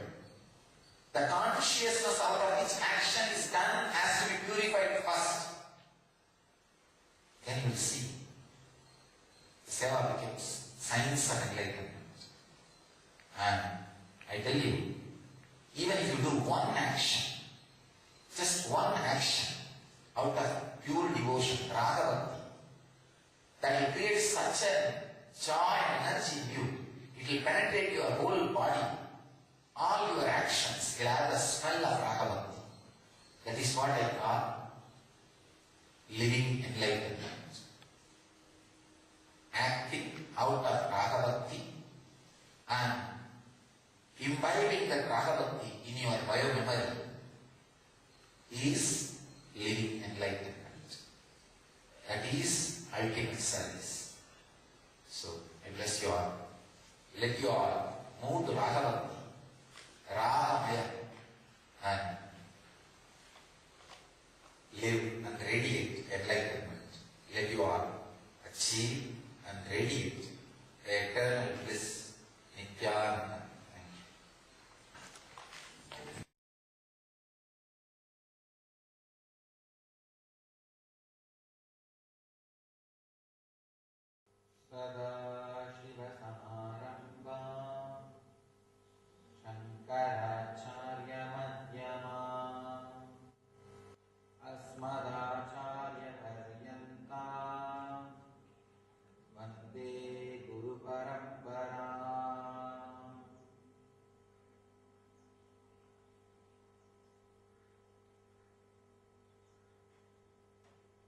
Today I will share a few words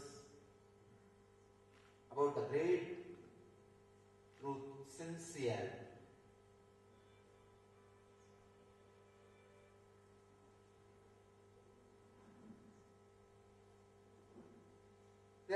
constant happenings in the cosmos. The absolute fact, truth is there are some constant happenings in the cosmos. Like Jiva, the individual soul, Jagat, the world, Ishvara, the God, society. These four are happening, means exists, at least in our experience, as per our experience.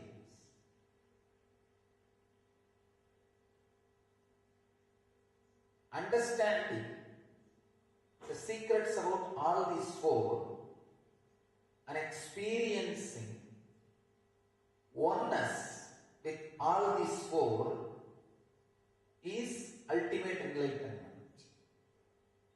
Not having any discrepancy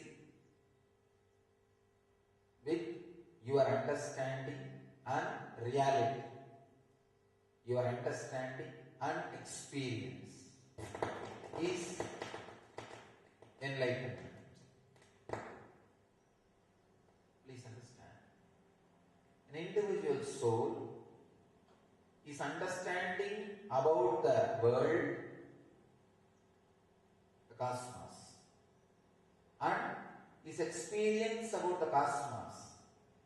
If there is no discrepancy in between these two, he is liberated from all the sufferings given by the world, cosmos. Nothing in the nature, the cosmos, disturbs him. Same way, the individual soul, his idea about himself and his experience about himself, if there is no discrepancy between these two, he is liberated, he is enlightened. Same way, the individual soul, his ideas about God and his experience about God, if there is no discrepancy, he is liberated, he has experienced God. Same way, his ideas about humanity, society, and his experience about society, if there is no discrepancy, he is free, liberated. Sincerity is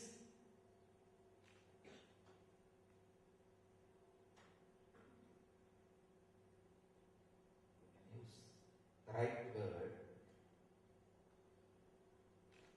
The alchemy, chemicals, sincerity is the medicine or agent. If you add the alchemy of discrepancy free experience will happen between the individual soul and the world. Whatever discrepancy is there, just add sincerity to it. Add sincerity to all your ideas about the world. Sit with yourself, pen down all the ideas you have about the world and add sincerity to it. Means sincerely analyze. Are you having right ideas? Or are you just avoiding looking into the right ideas? Most of the time, we do not want to look into the right truth. Even about the world, any subject. We are just too tired. We are just too lazy. We think just because we can breathe, we have a right to live. No. Life has to be earned. Physical organs working, maybe just an accident happened in you. That does not mean you are living. First thing, look, sit and pen down all your ideas about the world, cosmos, and analyze.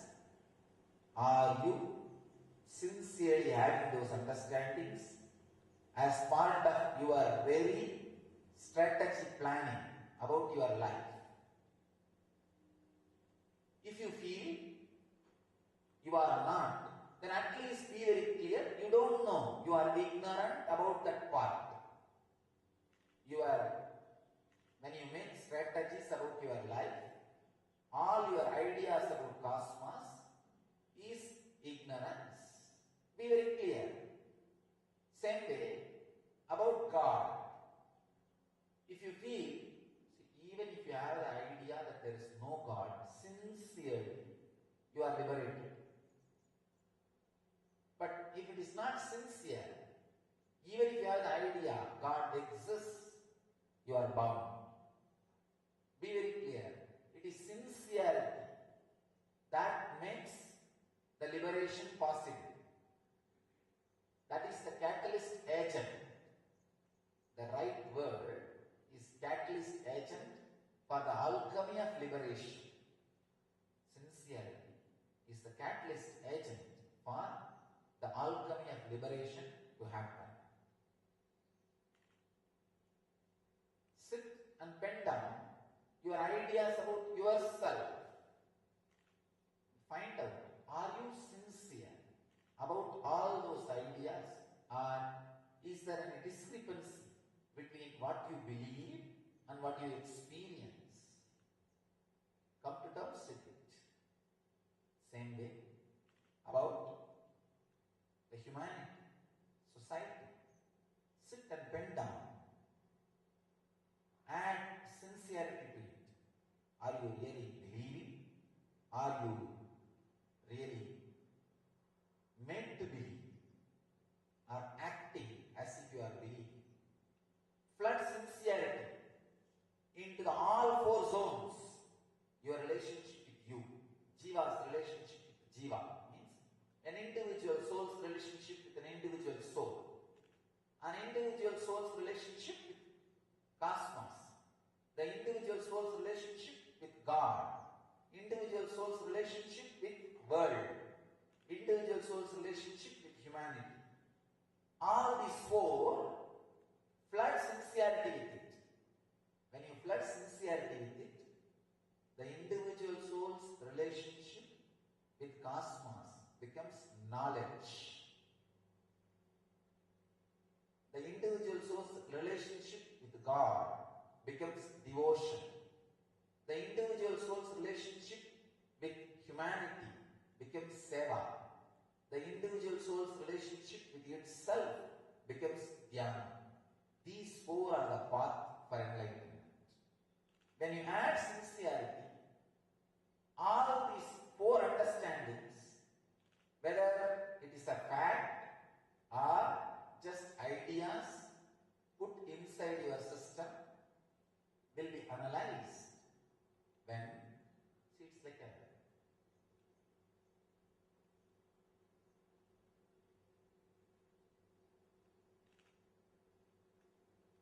liquid, water.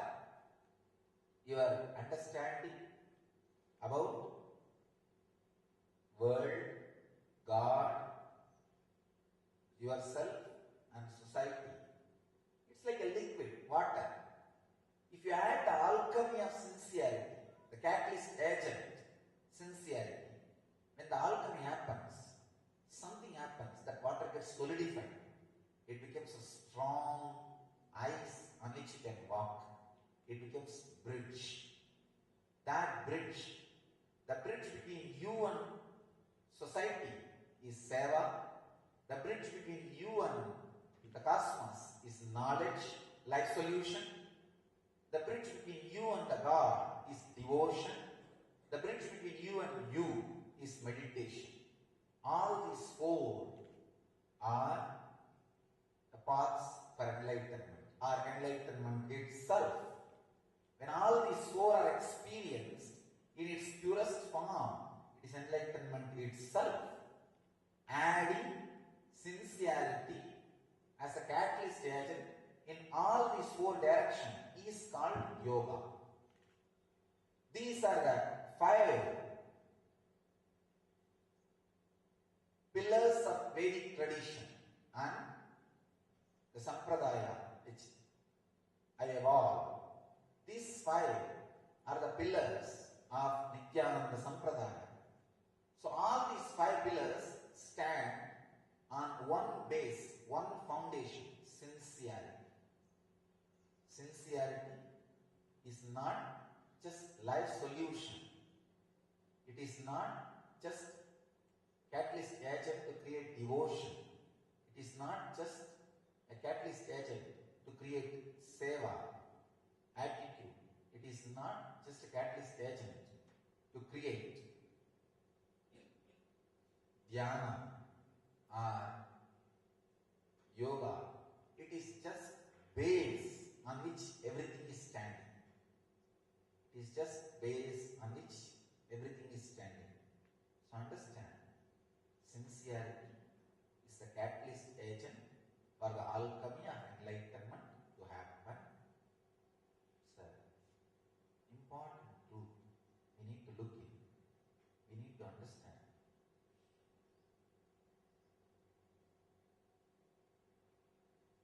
These 5 pillars which I am talking about, life solution, means your perfect relationship with cosmos, devotion, your perfect relationship with God, dhyana, meditation, your perfect relationship with yourself, service, seva, your perfect relationship with society. All these 4 happens just by one thing, adding sincerity to your existing understandings about these 4. Just adding sincerity, nothing else. This can be a powerful, most powerful process I've ever spelled out. Maybe it looks little difficult, but sitting and doing this, spending little time on it, is ultimate yoga. Sit and go on drilling, analyzing. I tell you, when you drill without ideas from others, you will evolve your own, and that will be your own. I always tell people, spirituality needs to be discovered. You need to discover your own religion. The religion given by your parents may not suit you. I really feel soon, very soon, we will have a really free humanity, society. By the age of 80, people will have the freedom to choose their religion, their country, the country in which they want to spend their life, the religion in which they wanted to continue their life or seeking, and gender in which they want to live.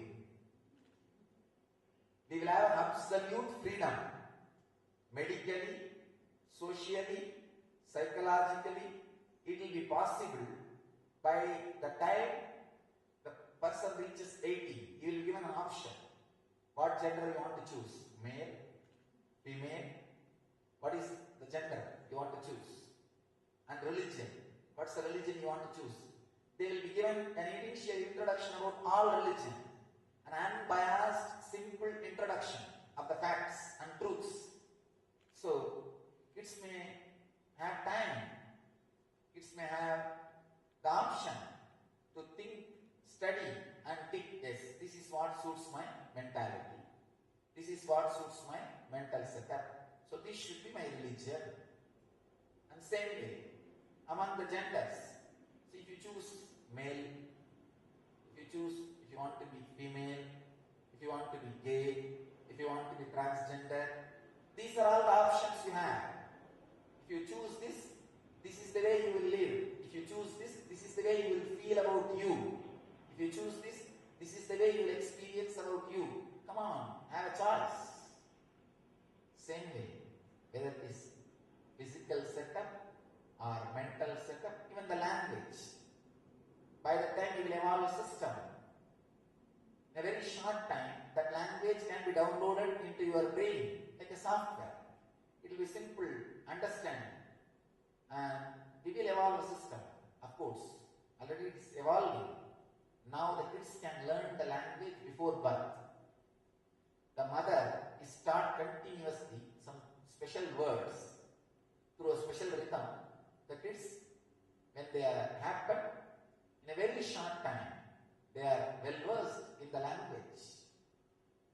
So the same thing can be done to your brain. I really hope for that day. Of course, it's not too far. Very soon we will experience. By the time a child is 18, he will be given a freedom. The world government gives a freedom. Which country you want to live? What the profession you want to choose? What the language you want to choose? And what the gender you want to choose? And what the religion you want to choose? I feel that is the heaven. The society which has ultimate freedom and which gives all possibilities, which presents all possibilities in front of you and asks you to respond. Then naturally, every being who chooses any possibility will be having responsibility. So, sincerely, when it is added to you, you discover your religion. You discover your own religion.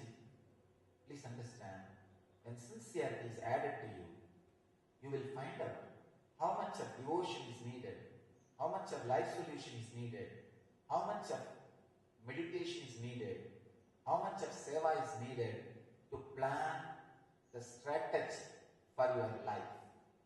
The absolute, free, enlightened life. You will have the right strategy on which you will build your life living enlightenment. So,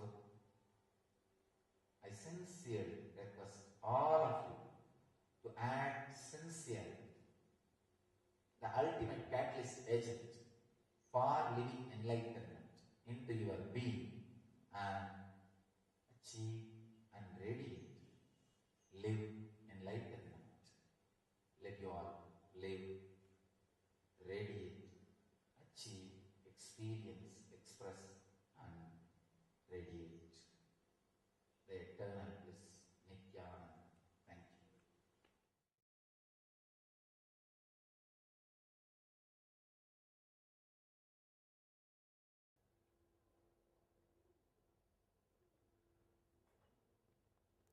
I welcome you all with my love and respects.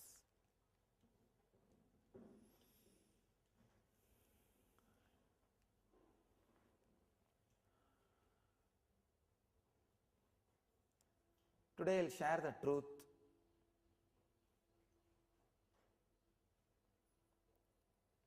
to make you all living enlightenment. The integrity.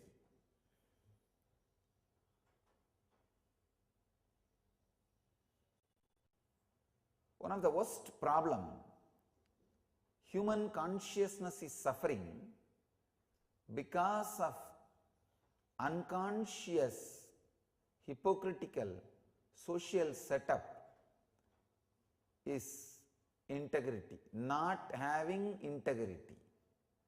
Problem of not having integrity. Please understand.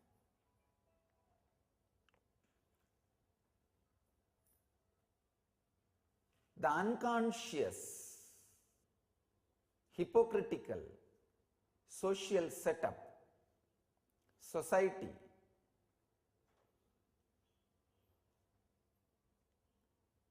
the Shiva Sutras, Shiva gives a very beautiful verse,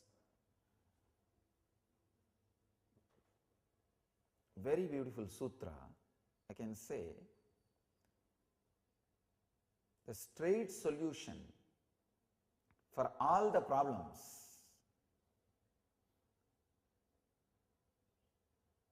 Just integrate all your energies into one direction. Feel I'm trying to give the exact translation. Feel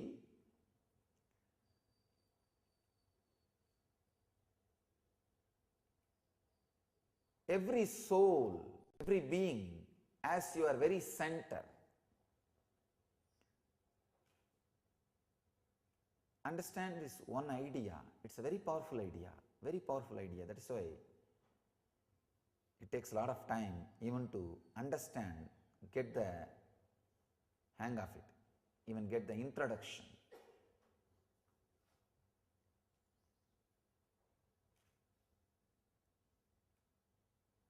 All our problems are just because we go on trying to insist, we go on trying to emphasize that your being is separate from somebody else's being. The suffering caused to that being will not come near you. You are separate, and outside your skin, whatever exists is separate. One of the worst thing is, first you start separating what exists outside your skin and inside your skin. But that attitude of separating does not stop there. It just gets inside your system slowly. Then even inside, you separate your intellect and emotion. You separate your emotion and being. You separate your being and consciousness. Go on separating, dividing. The more you divide, the more you become weak, and more problems and more enemies you need to handle. I have seen some people, they feel the whole world is enemy for them. The other day, one person came and told me, Swamiji, I feel this whole world, my father, my mother, my brother, my sister, my husband, everybody is sitting together and planning and conspiring against me. I thought, oh God, what kind of a mental setup. But I wanted to share with you an important thing. From the young age, I used to feel a very deep, strong feeling inside me. It's like Vivekananda says once to his Guru Ramakrishna, whenever I fall asleep, I feel a ball of light happening in front of me and exploding into my inner space. I just fall asleep, fall into that. And he says he always felt all kids used to sleep like that only. He never thought he is some way special because of that experience. He thought, not only for me, for always, everybody, this is the way it is. Ramakrishna was so happy and he said, you don't know how special you are. Only normal human beings, people who can compare you with normal human beings can understand how special you are. How Vivekananda was feeling always, that whenever he falls asleep, he falls into that consciousness, into that light. I have one experience. I had from the young age, unbroken thought trend, experience, a current, not even a thought trend, current. That whole world is celebrating my presence. The whole world is supporting my existence. The whole world is supporting, fulfilling for what I took birth. This one feeling, one experience was a constant inspiration. Please understand, till now, even after this whole scandal and abusal I went through by the unconscious hypocritical society, even after all this, somehow that strong feeling inside, that strong current inside. Everybody is part of my drama, my leela.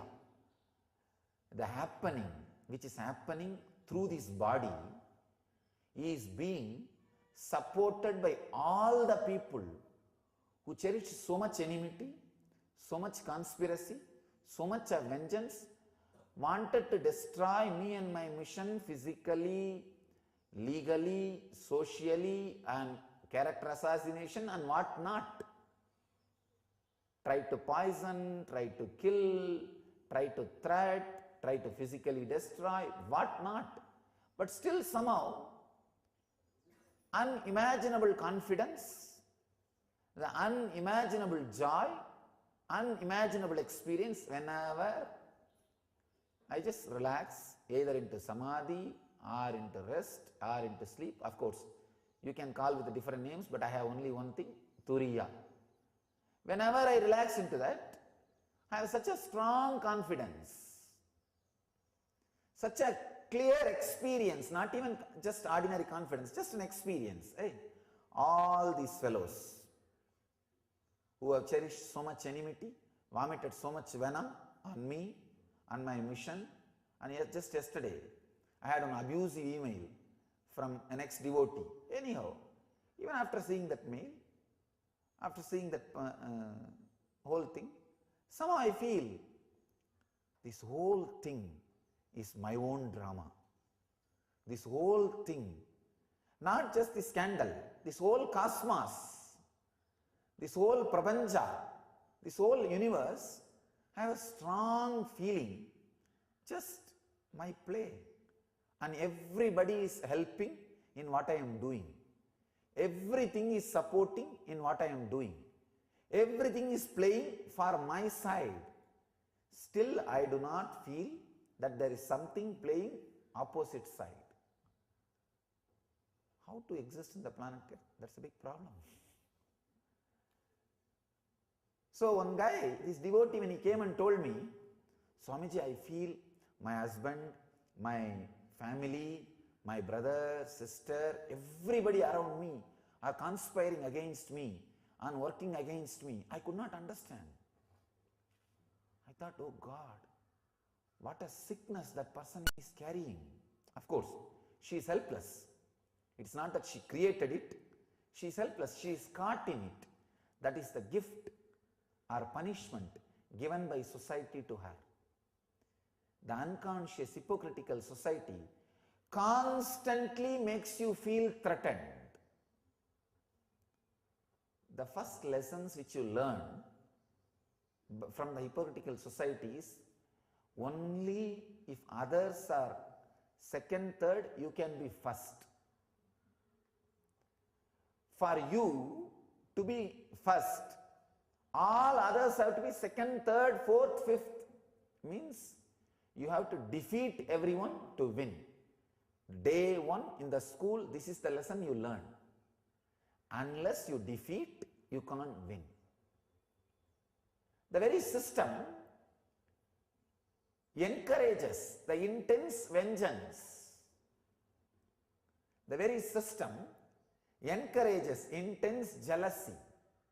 The very system encourages abusing other beings, creating distance between you and others, making boundary physically, mentally, psychologically, emotionally. First, they teach you. Then your family. Then your friends, your team, your country, your language, your religion. Everything goes on centered on you. Then anything other than you is enemy. Understand? This is the worst punishment society gives to human being. I tell you,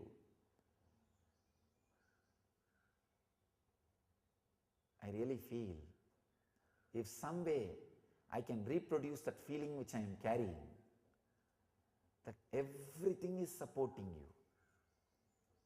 I really feel, even when I walk, the trees, plants, the animals, I just feel everything is supporting my mission. What for I exist, what is purpose of my life, everything is just part of it. Everything is just supporting it. Somehow I can reproduce this experience on all of you. I can say, this will be the anti-venom for social hypocrisy. Constantly in every step society teaches you, unless you destroy people with other ideology, you cannot live, either by hook or crook. I tell you, this is the worst thing taught to human consciousness. The greatest suffering human consciousness carries is, other than you, everybody is enemy. Still I am not able to understand how to feel enmity. Still I am not able to. See, when people talk to me, I logically understand. Many times people come and tell me, Swamiji, whatever you talk, logically I understand, but I don't know how to experience it. Same way, I have a big problem. I can logically understand enmity, how people feel enmity, and how to respond to it, how to act towards it. All these things logically I can calculate. Or I sit with my disciples and ask them, hey, what to do about this? What to do? How to go about? What shall we do? That's the reason, even with this whole scandal, I just simply listened to the lawyer's strategy. I could not make a single strategy. First time in my life, I obeyed somebody at some time. Because I was not able to understand at all. I was not able to logically relate, experientially understand. Till now, I can say, I am not able to understand logically how people will have so much of enmity for no reason. Still, I have no logical, experiential understanding. So just whatever lawyers say, I say, all right, what can be done? I try to educate them, no, go as much as possible, non-violent, compassionate, just defending us, nothing else. Don't hurt anybody. Don't hurt anybody's sentiments. One so-called the spiritual guru used this chance to abuse me left and right in the press, just fishing for few disciples in this chaos. But when you try to fish in the dirty waters, you get into dirty, they don't understand. So my lawyers were insistent on me sending legal notice. I said, no, leave it. But this guy is not stopping. He goes on commenting whenever he gets a chance, press mic in front of him, he goes on abusing. Now what to do? I can neither listen to my compassion nor listen to this lawyer's strategy. But still I am holding. I say, no, it's okay, leave it, don't do, leave it, let's wait. Trust his intelligence. At some point it will be awakened. What to do? But it goes on. Sometimes, but the problem is, but I tell you, whatever is said and done, that feeling, whole thing just supports you. Whole thing just stands for you and what for you stand. Whole thing is just fulfilling you, celebrating you. I tell you, even if it is just hypnotizing myself, self-hypnosis or some illusion, I am happy to have it.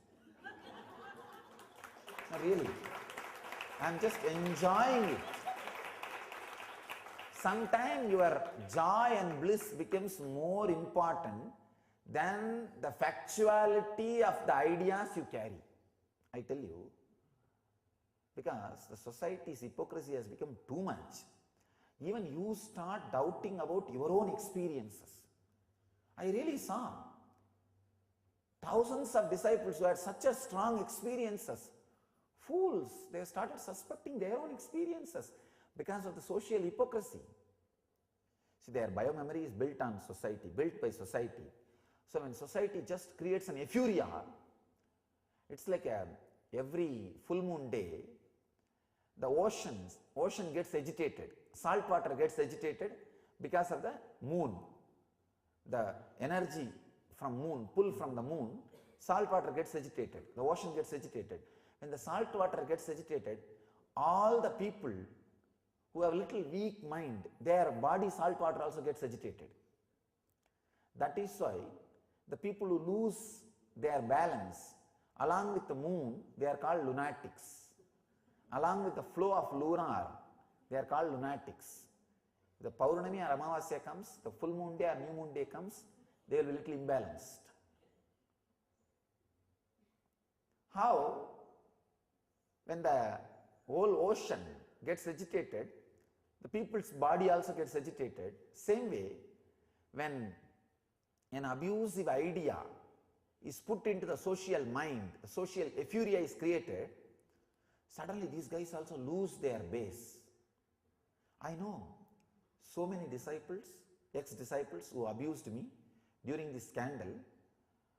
Now they are repenting terribly because now social euphoria is settled. They are not able to tolerate that they did this. But what to do? When the social euphoria gets aroused, their biomemory also gets aroused. And they themselves do not know what they did. It's unconscious. I feel actually sympathy for them. I don't feel angry with them, about them. I just feel sympathy. Oh God, what to do? All right. So understand, one of the important suffering human beings have in their life is problem of not having integrity. I'll explain the integrity in different levels to you. Now I explained the problems of not having integrity. I'll explain exactly the integrity itself. The intellect, logic, analyzing, intellect, and emotion, feeling connection, the juicy part of your life, and being, your very idea about you, which is constant, which runs like a thread during your waking, dream, and deep sleep. During all these three states, it runs like a common thread. That is why when you get back to waking state, you are remembering the same personality. You remember about yourself as the same continuity. This is what I call being. Understand? In all these three, there is a lot of disturbance. You will understand the intellectual disturbance. The moment you start planning for one thing, within few seconds, some other plan will be going on in the other part of the brain. That's why I always tell people, disintegrated brain, right brain and left brain. Nothing is right in the left, nothing is left in the right. Nothing is left in the right, nothing is right in the left. Disintegrated brain. It goes on and on and on in different direction. One says one thing, the other says other thing. By the time you decide this, already, you see, if you take one decision using 3 words, already 10 words are used to support the other decision. The number of words you use, sit and analyze only one decision. Take up one problem and develop solution for that, and how many words you use for and against that one solution, one problem. Analyze it. You will realize nothing is left in right and nothing is right in left. You will realize it. Just one problem. Take up one small problem. Today, it's so pleasant, wonderful day. Can I just sit in the temple and meditate? Make this one decision. You will just decide, just one problem. If you don't want to have this problem, pick up your own problem. Or having, whether to have this problem or not. Take decision on that one thing. Just one thing. See how many words you use. I am not even asking the emotional strength behind the words. That you will not be able to calculate. Just number of words you use for and against. Just see. You will understand how many voices are there. It's like 100 fellows are sitting inside your brain and talking. People sometimes come and tell me, Swamiji, I hear two voices in my inner space. I hear two voices. I tell them, you are blessed, you have only two. I know people who have 100, 200, not just one. There's an Upanishad which says, a Paramahamsa should not live with two persons. He says he should live just with himself. I was really surprised. The Upanishad goes on describing, it describes two persons are staying in one place means it is equivalent to village. 3 persons are staying means it is equivalent to city. 4 persons means it is equivalent to Mahanagara, Managara. Means large city, cosmopolitan city. Because each fellow has an 100 voice. Why do you think these reality shows are such a big success? Such big hit? Because people want to see the same chaos in which they are living. The reality shows where some 10, 12 celebrities are put in one house.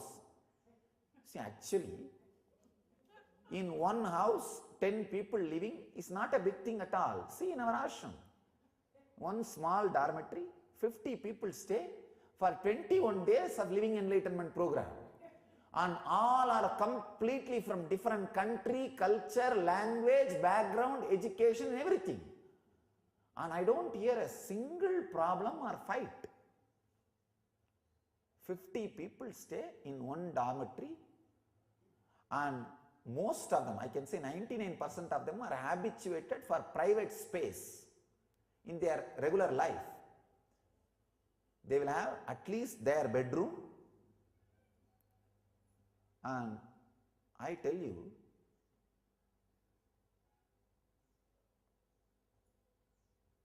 the greatest sacrifice is sacrificing the privacy. It's practically impossible. You need at least a few hours where nobody will see you. I can understand what it means, abusal of privacy. But 50 people stay in one dorm, but I don't see any problem, disturbance in them because of the power of that inner awakening. Power of that inner awakening. When the inner space is getting awakened. But a normal man, impossible. Impossible. That's why these celebrity reality shows such big success. Because one person itself is too much. And celebrity means he will have at least some 400, 500 voices. Because he is the peak of social hypocrisy. Person who is peak of intellectual social hypocrisy becomes politician. Person who is peak of emotional social hypocrisy becomes artist celebrity, the line of art. The person who is in the peak of the being level social hypocrisy will be in asylum, lunatic asylum.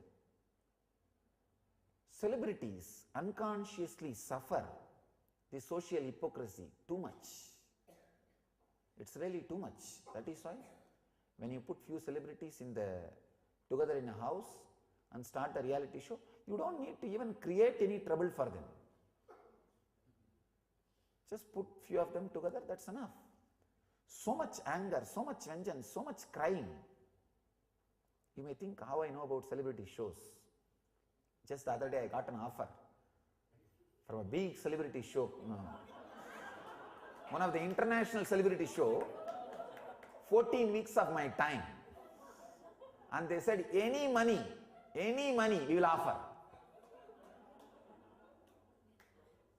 I was laughing.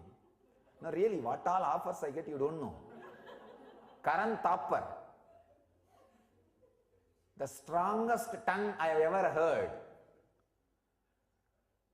In Indian talk shows, Karan Thapar personally called my press secretary. And he said, I wanted to interview Swamiji. And he says, I am ready to accept all conditions you place. I just want Swamiji in my show.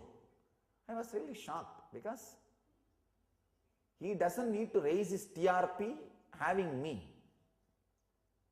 He has enough people and enough TRP, and he is very popular for his sharp tongue. But he says, no, he is the most watched celebrity now.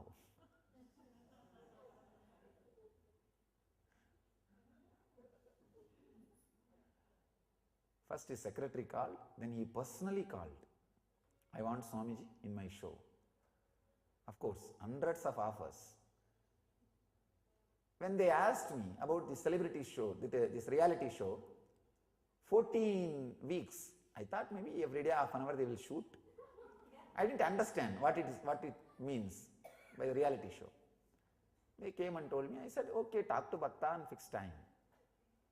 They said, no, Swamiji, you don't understand reality show. First watch some reality shows. Then you will understand. When I saw, oh God, it's a whole day. They fix camera and they watch and they try to boil you. But actually after watching the show, I was really interested that I should take up a celebrity show. I should take up a reality show. No, really, because I wanted people to see a master's life day and night. I really wanted a reality show, but unfortunately no time. 14 days, 14 weeks. Even my brahmachari cannot afford 14 weeks of free time. And they said, any money is okay, we will give. Just give Swamiji's time, 14 weeks. He said, no question of money. It's a question of lot of spiritual classes and sessions. We will not be able to take 14 weeks of Swamiji's time.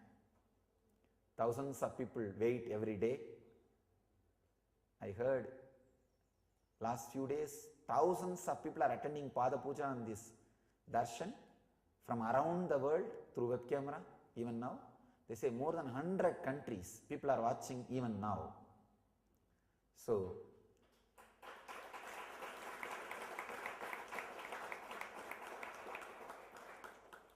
I sincerely respect the devotion and commitment and feelings of people from around the world. Then, any money making? Reality shows. And the other guy, one guy came and offered that he is taking a movie on this whole scandal and he wanted me to directly act. He offered 6 crore. 1.5 million he offered. He just said, Swamiji, all I want is 10 days of your call sheet, nothing else. I'll give you 6 crore. I just laughed and said, I'm not interested in any of this. I wanted to spend time with my people, disciples who are waiting for my message and meditation, spiritual solutions around the world. Anyhow, the psychology of the reality shows, it's just too many people inside everybody's head. The disintegrated intellect. And people are also so happy to see others are also irritated, agitated, disintegrated like us. See, people always have a fantasy about celebrities. They are not like us. But when that fantasy is broken, they feel, oh, they are also like us only. So it gives a kind of a very nice feeling, ego satisfaction. See, celebrities are always projected that they are higher than you, above than you. But when you crack them, it gives you a kind of a fulfillment of the violent feeling you have, the vengeance you have. He is also, you see, shouting like me only. Good. It's a kind of a revenge. That's why in all the reality shows, the more the women cry, more people watch. The TRP rate goes up. It's crying that makes the TRP rate high. Disintegrated intellect. Understand?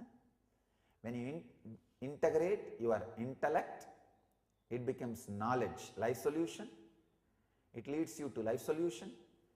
You will understand about the cosmos. When you integrate your emotions, it leads to devotion. You will feel connected to cosmos. When you integrate your being, it leads to dhyana. You will realize cosmos. Understanding, emotional feeling connection, realization. All these three happens just by integration. Integrity is ultimate yoga. When integrity is added to your intellect, it leads you to life solution. It solves your all problems of life. I can say it dissolves all problems of life.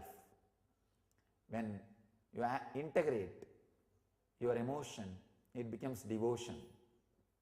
When you integrate your being, it becomes meditation.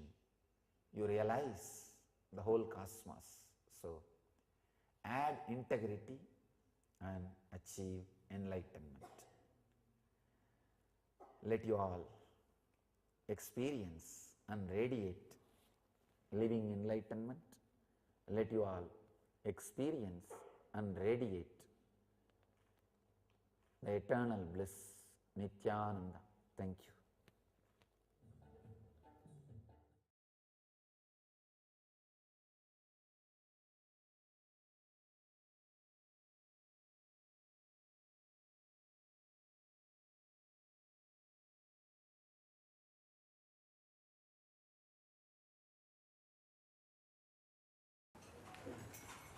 Sadashivasamarambham Shankaracharya-madhyamam Asmadacharya-paryantam Vande Guru-paramparam. I welcome you all with my love and respects. Today's morning sutra: less thoughts, more action. Hurry up to slow down.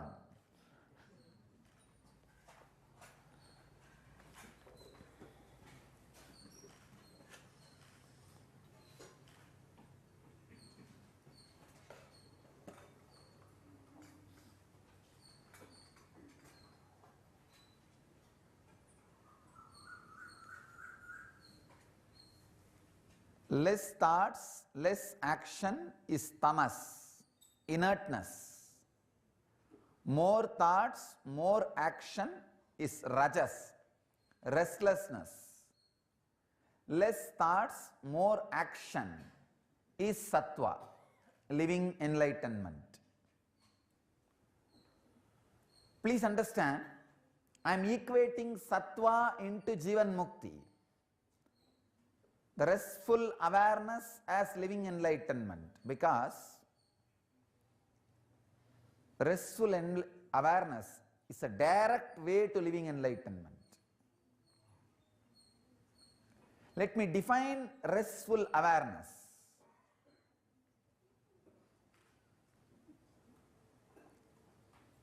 When you walk, just feel through your body who is perceiving the earth, who is seeing the scenes. Just see with awareness. Feel with awareness the cold. Feel with awareness how you respond to this morning. Feel with awareness how you are responding to your own old, boring or worrying thoughts. Such beautiful morning, but suddenly some thought about something some days before happened may happen after that. One thought enough to take away the whole beauty of this morning. Perceive with awareness The awareness which perceives is only you, nothing else. The moment you bring awareness, two things will happen. One, the slowing down. Second, it's an important thing, please understand. One, slowing down. Second, immediate shift in your consciousness. Immediate shift in your consciousness.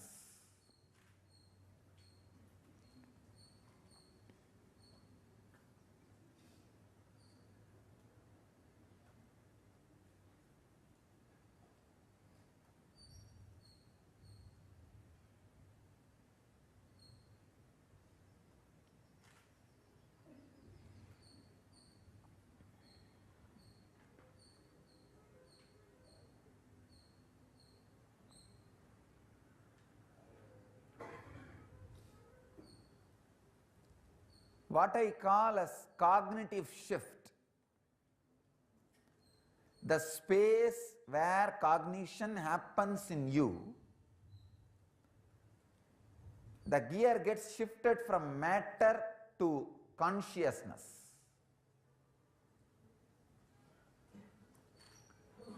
Actually, unclutching is necessary for this shift only. For any gear change, you need disclutching of gear plate and engine, gearbox and engine. Same way, for the shift, cognitive shift from the matter to energy, consciousness, you need that unclutching. I tell you,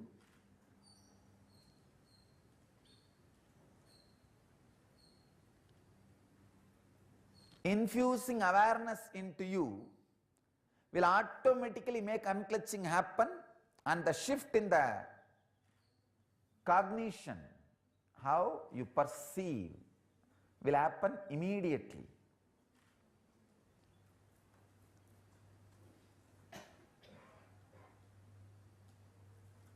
Just live for a few days. You will realize with less thought, more actions are happening in you. Physically, mentally, in all possible ways.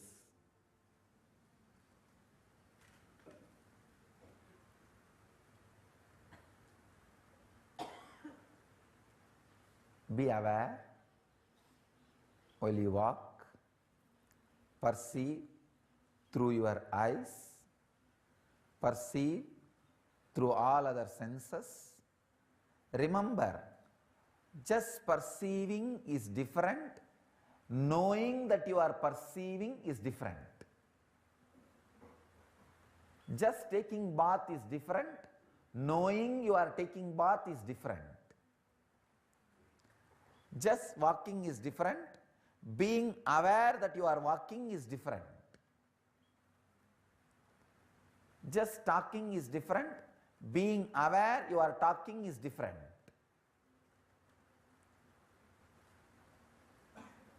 Infuse awareness into everything. Walking, talking, sitting, living, breathing. Shiva says in Shiva Sutras, one sneezing with awareness is enough for enlightenment. Because during sneezing, your whole nervous system gets activated. One sneezing with clear awareness. Awareness that you are sneezing, that face muscles are shrinking, and all the things are happening, an explosion. You are enlightened. All you need is one sneezing with awareness, that's all.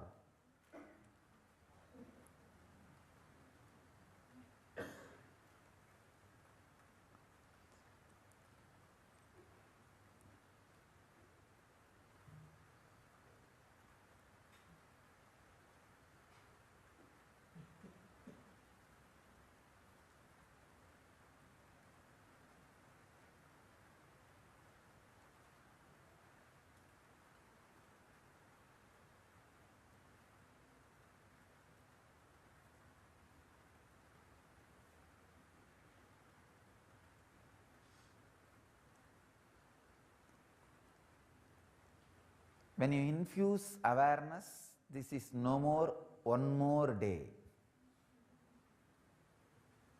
This is no more one more morning. This is the morning. This is the day. I don't know in how many dimensions you will be awakened. Exactly what I mean by the word inner awakening is infusing awareness into you. That's all.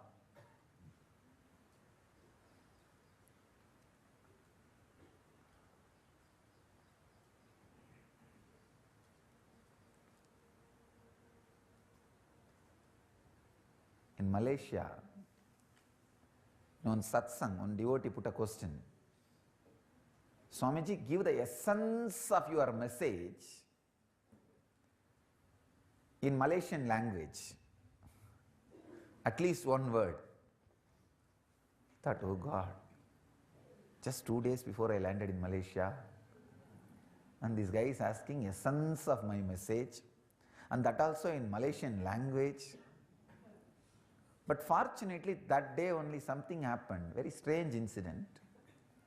When we were driving in the car, the side board, all the signboards are there. So the person who was driving me, I asked him, what is the meaning of that word, which is again and again recurring? He said, Swamiji, slow down. So I picked up that word and I said, this is my message, Korangkan Laju. That's a Malaysian word. Malaysian word for slow down.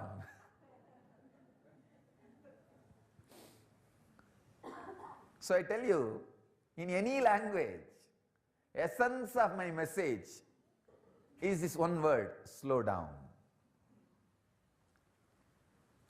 Hurry up to slow down. Otherwise, you will be wasting your time without slowing down. If you want to reach the place late, hurry up. If you want to reach the place early, slow down.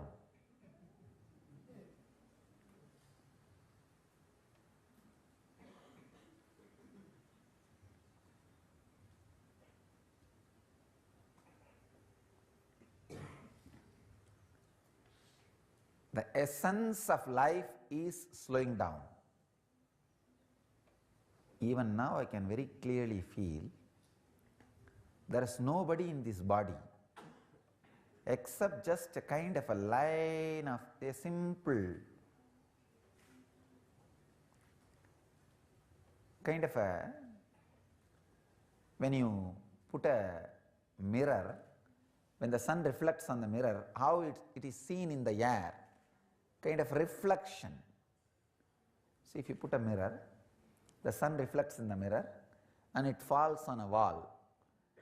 Between the wall and the mirror, in the air, some different color will be seen, that reflection flowing.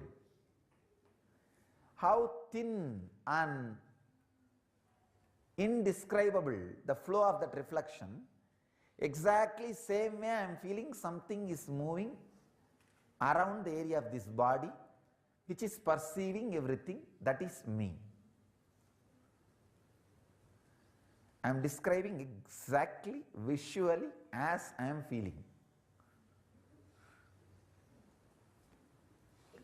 When you start perceiving through all the instruments with which you can perceive, including mind, you will exactly feel the same thing, empty, oh God. Then all my worries, fears, insecurities, greed, no base. No base, that is the truth. That is the truth.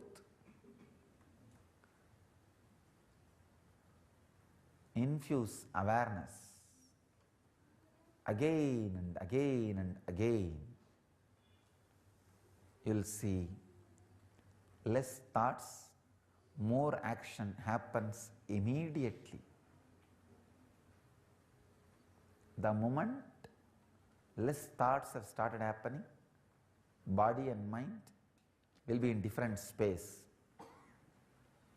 Zen living is what I call less thoughts, more actions.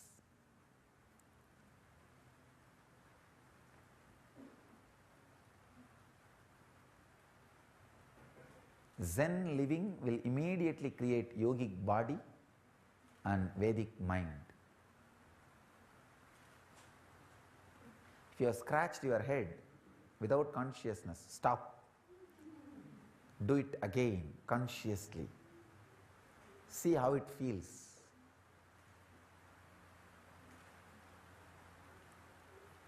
Try now. Consciously move. Feel the chillness. See the green. Feel the raindrops on the system with which you are perceiving. Smell the smell of the land which raises due to rain. Taste how the tongue feels when you see the green and smell the land and feel the rain.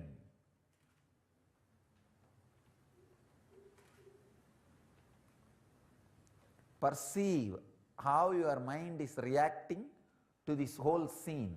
Is it interested in perceiving, or is it interested in worrying about something about the past or the future without being bothered about this perception? That's a sixth sense. It's called balance.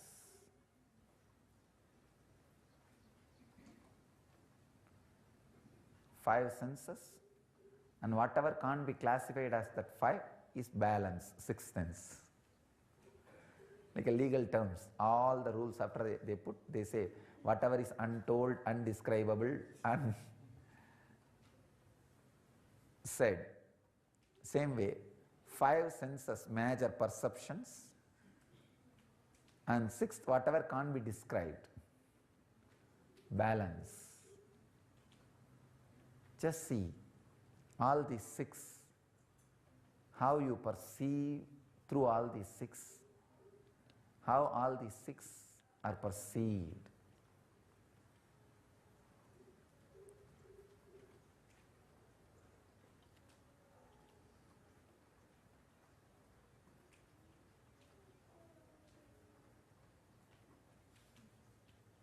Less thoughts, more action. Less words, more awareness.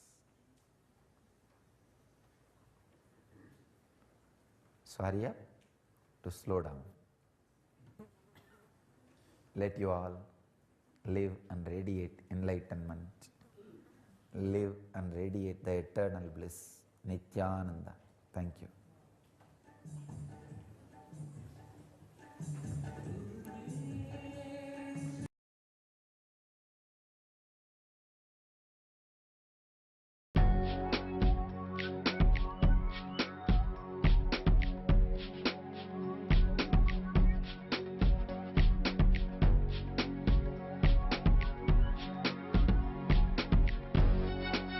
All that I taste, all that I smell, I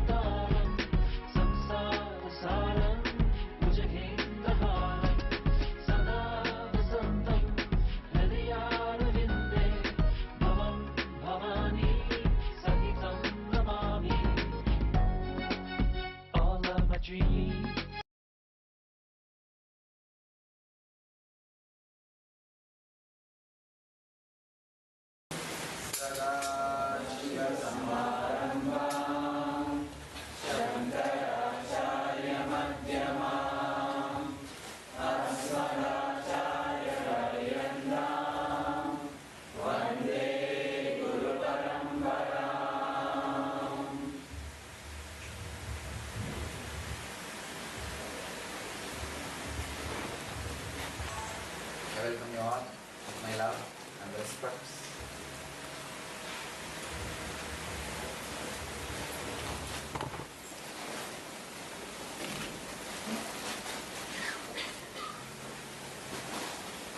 We are in the land where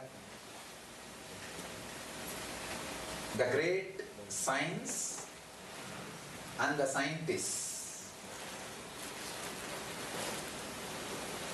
existed and continue to exist.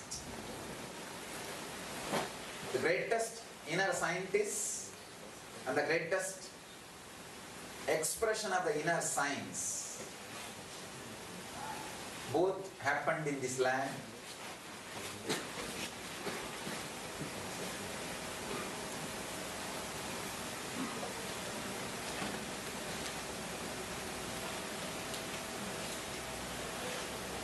Even the hardest link in your mind can give way here.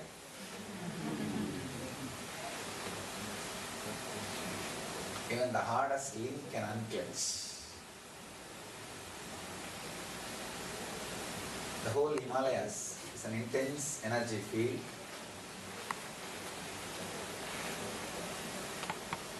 That is why the entrance of the Himalayas is called Haridwar, entrance to God. Haridwar means entrance to God. So you are entering into God, understand? Not the place where God resides. You are entering into God itself. You can use the word himself or whatever. God itself.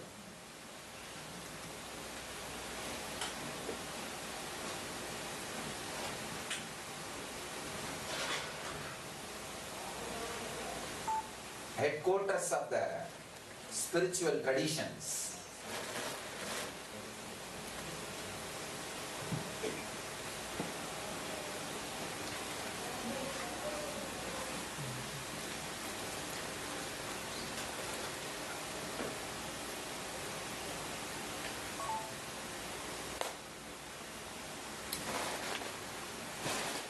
Himalayas is responsible for the whole enlightenment tradition because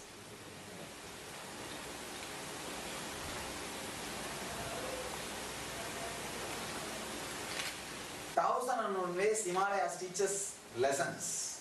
It's a living hill. Not only it continues to grow at least 5 mm per year, it continues to change its landscape every hour. Even our programs, please understand, it's a tentative program. The decision-making authority is Himalayas. Because it's a living energy. Suddenly Ganga comes and creates a new path, and Himalayas gives way. And in the winter, the whole thing freezes. Slowly in the summertime, the huge ice, let's say, rocks, slowly will start sliding. They will not slide just only ice, the rocks also will slide. In 2 days you will see Ganga will become completely black. The stream will become completely black. So what will happen? She is now very angry. It will get stored, water will get stored like a dam. In 10-15 days, when it breaks, she will not be breaking only that area. She will be completely breaking and opening a new channel.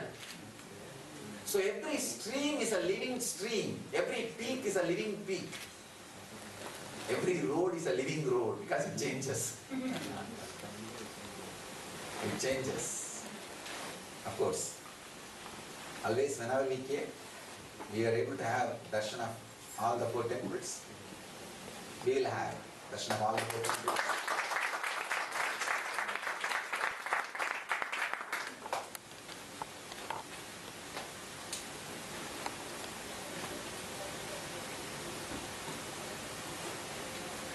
Here, every stone is deity.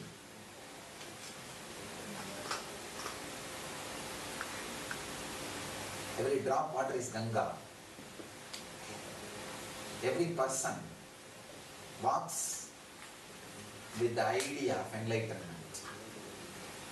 You will not find a single man here who does not have that idea of enlightenment, because every street you will see hundreds of sadhus. Naturally ask, why are you from sadhus? Thousands striving, thousands achieve, many radiating in silence and in expression. So many wonderful, amazing things only in Himalayas. All kinds of sadhus, sannyasis, enlightened beings, mainly Guru Parampara.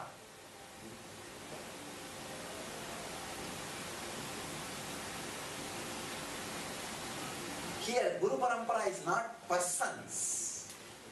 I can say thick stream, just like Ganga.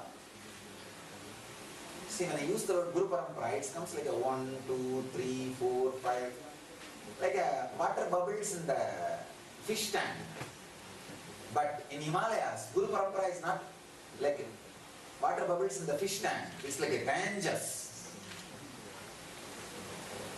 Just millions of living stream. Please understand. It's not one guru, one disciple, disciple, disciple, disciple. No. Millions. Gurus, disciples, disciples, disciples. It becomes so overlapping and merging. It is an intense Ganga, just like Ganga. See, if I say, how many fish tank streams put together is Ganga? So that many Guru Paramparas put together is Himalayas Guru Parampara.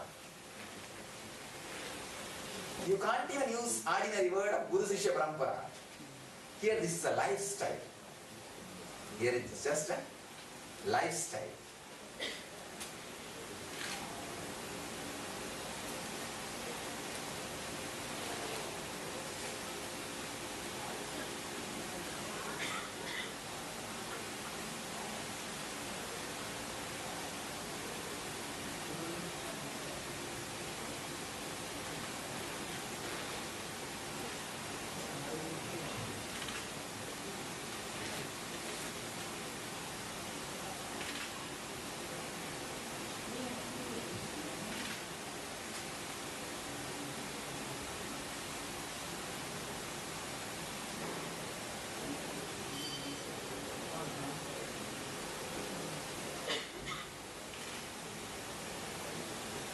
Himalayas constantly reminds you life is not under our control. Himalayas constantly reminds you the flow of life, and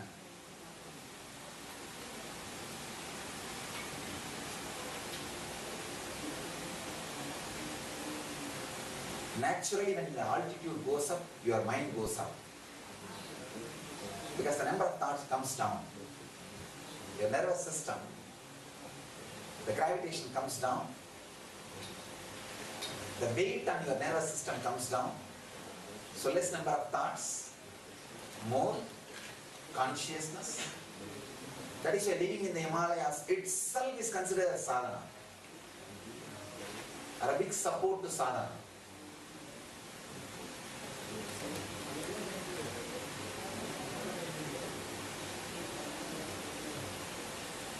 We have at least next 12 days.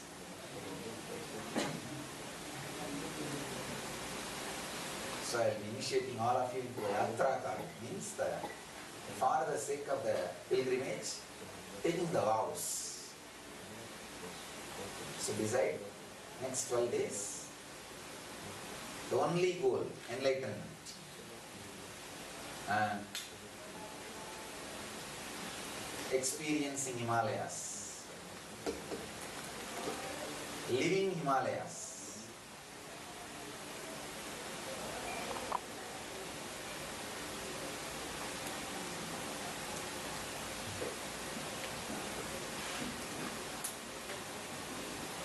It does something. Himalayas does really something.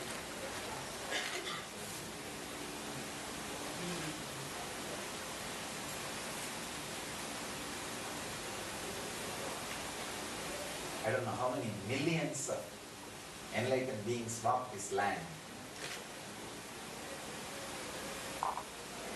and blessed it and left their body and energized it.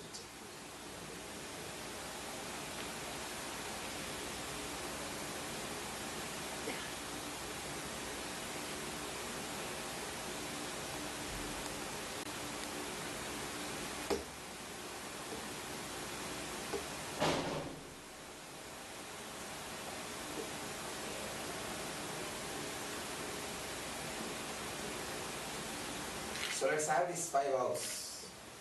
Satya. Constantly you will feel, talk and remember. Remembrance, feeling, talking, acting. The one truth, the ultimate truth. I am God. I am divine. Understand? Now I am initiating all of you into Satya. Satya means not just talking the facts. That is not Satya. The ultimate Satya is you are God. So feel, remember, talk and behave. Behave like a God. Live like God. Graceful, compassionate, loving, fulfilling. Behave like God. Whatever energy you have, with that behave like God. Second, aparigraha. Even though we made all best arrangements, in your personal things, try to have minimum. Living with as less as possible. Aparigraha. Try, of course, don't spoil your health because you are coming directly from society. You can't handle a big shock, big change, but try. Try to have that smell of aparigraha in every action you do. Aparigraha. Third, asteya. Of course. You may think, I am not doing, asteya means in Sanskrit stealing, non-stealing. We are not going to steal. Of course, you are not going to steal anybody's property. You are not supposed to steal anything from Himalayas. No question of moving rocks, plucking leaves. No question of stealing things from Himalayas, disturbing it. And no question of taking away the purity of Himalayas by leaving all the plastic bags and everything. So, don't steal. Things are the purity from Himalayas. Non-stealing, asteya. Not only not taking others' properties, not taking the properties of Himalayas. Retaining the sanctity of Himalayas, sacredness of Himalayas. And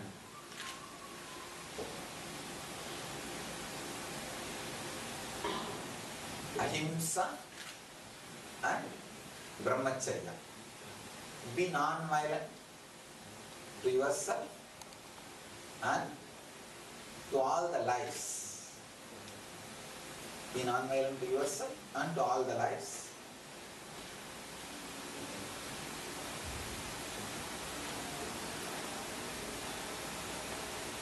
Brahmacharya. Not just physical celibacy, just constantly remembering and living like God. As I said in the first Satya itself. When Satya becomes lifestyle, it is Brahmacharya.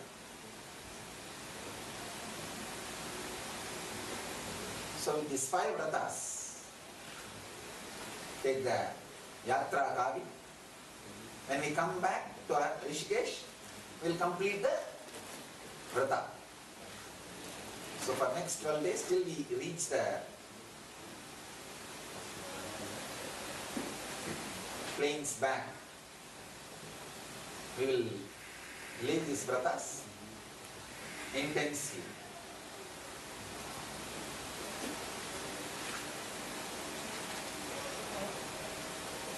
As I said,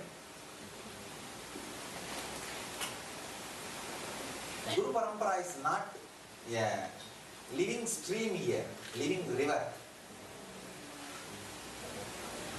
flood.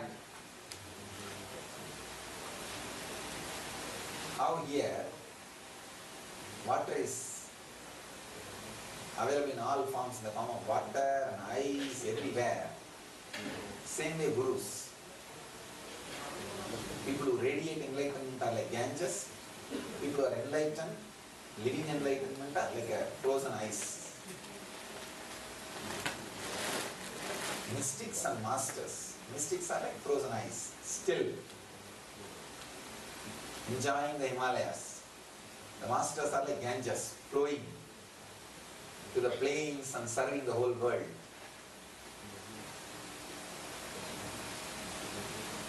Whether they are mystics or masters. Understand?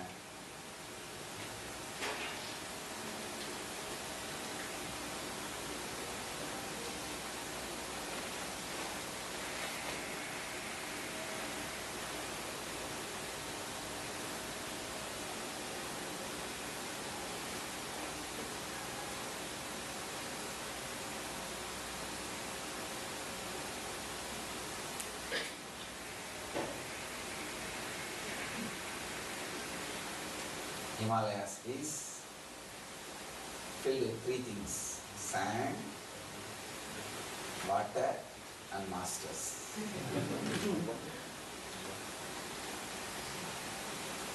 It's not just geography. It is personification of sentiments of billion people. The religion just billion followers.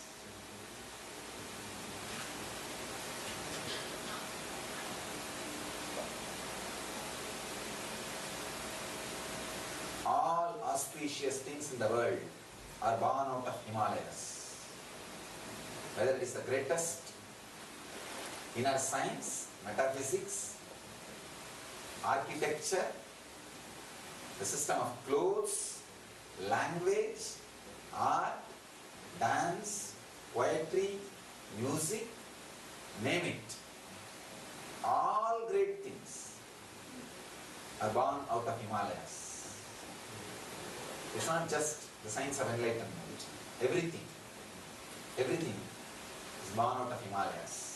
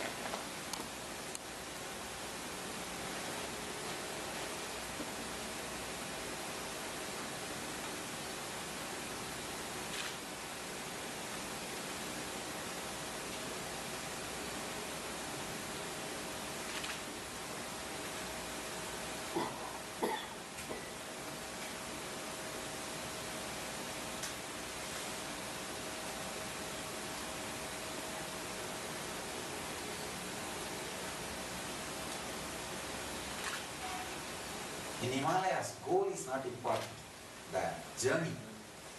So the goal is not that important, but the journey itself.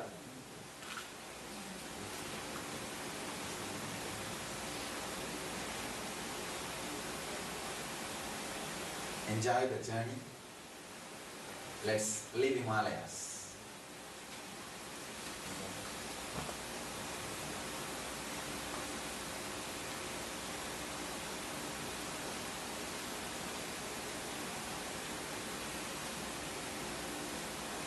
We'll try to maintain the programs as much as possible.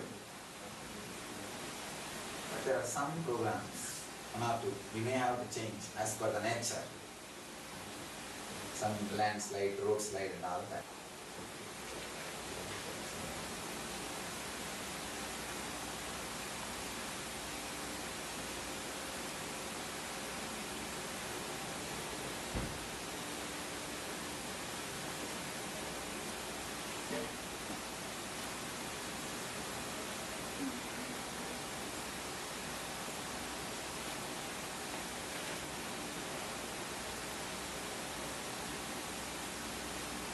All of you can add Yatra Kari one by one. Please come. So hereby, officially, we start our Himalaya Yatra. We start the spiritual journey, the journey into the inner space.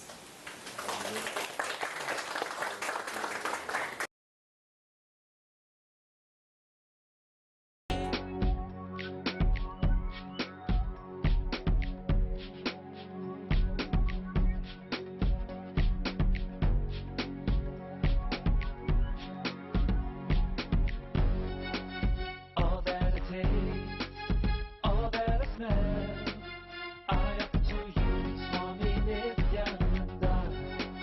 All that I see, all that I hear, I offer to you, Swami Nityananda. Like this dance, and this song, and this joy, I surrender to you.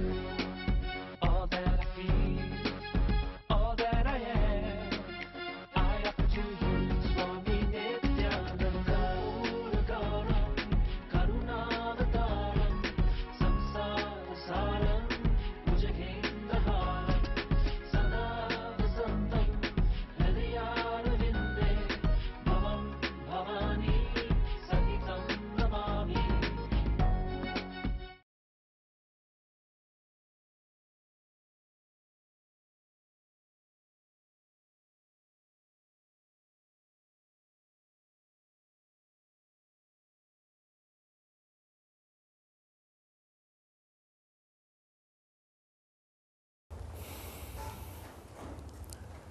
सदाशिवसमारम्भा शङ्कराचार्यमध्यमाम् अस्मदाचार्यपर्यन्तां वन्दे गुरुपरम्पराम्.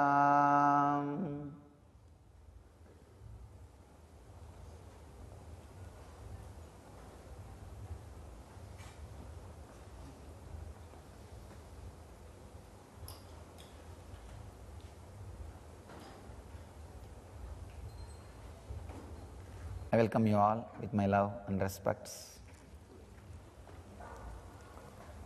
Today's subject is healing through mantras.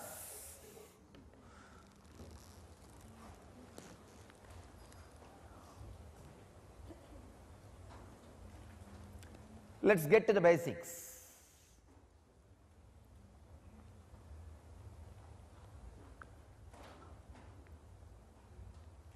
Whatever exists as sound. Again and again Upanishad says, Nada Brahman. From the nada, the sound, the existence expresses itself. The other day I was telling,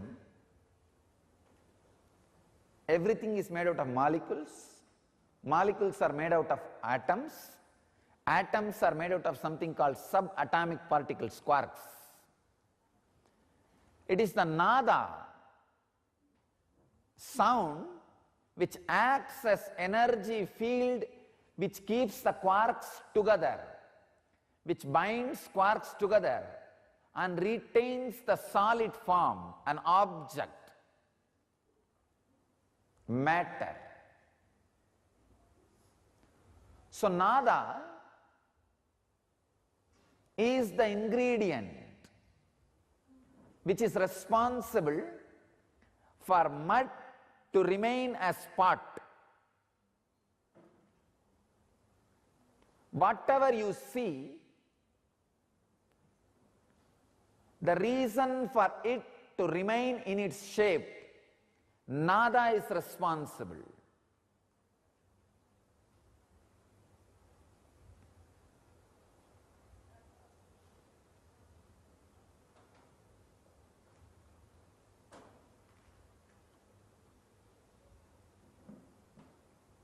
The sound,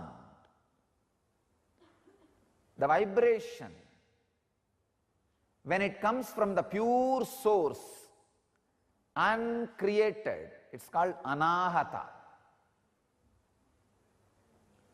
In each one of us, the ability to listen to anahata exists, uncreated sound. See, if a sound is created by two things striking each other, if it happens because of two things hitting each other, it is called ahata. Anahata means the sound which is created by not two things striking each other. Anahata. Two things, without two things hitting each other, if the sound is created, it is called anahata dvani. The pure source of sound, anahata dvani, when that anahata gets mixed with these quarks, subatomic particles, it retains the quarks in different forms through its energy binding. So that is responsible for matter to exist, the solid to exist. So your body is made out of quarks and the nada. Nada is the energy field which keeps the quarks together. So your body can exist as it exists now. Very beautiful verse from a great saint from my native place, Arunagirinadar. He's a very great saint. A few centuries before he lived.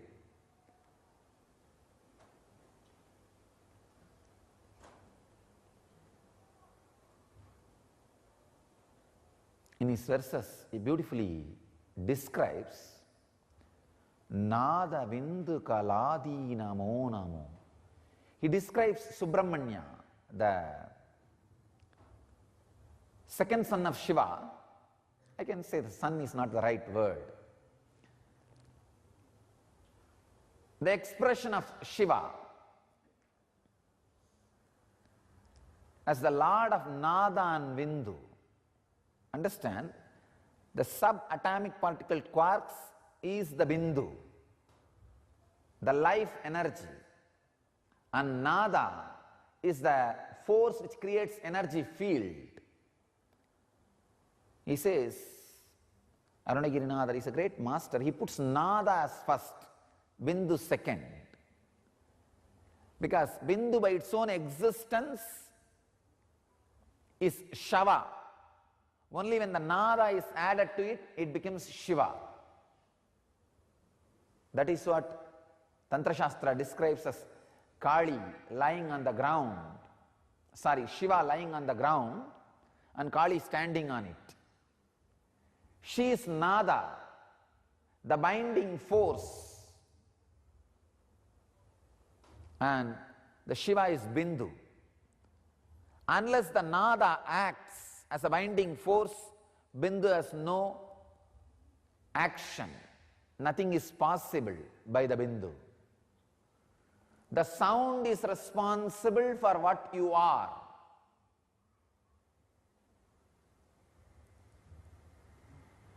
So sound is responsible for the sickness you carry, whether physically or mentally.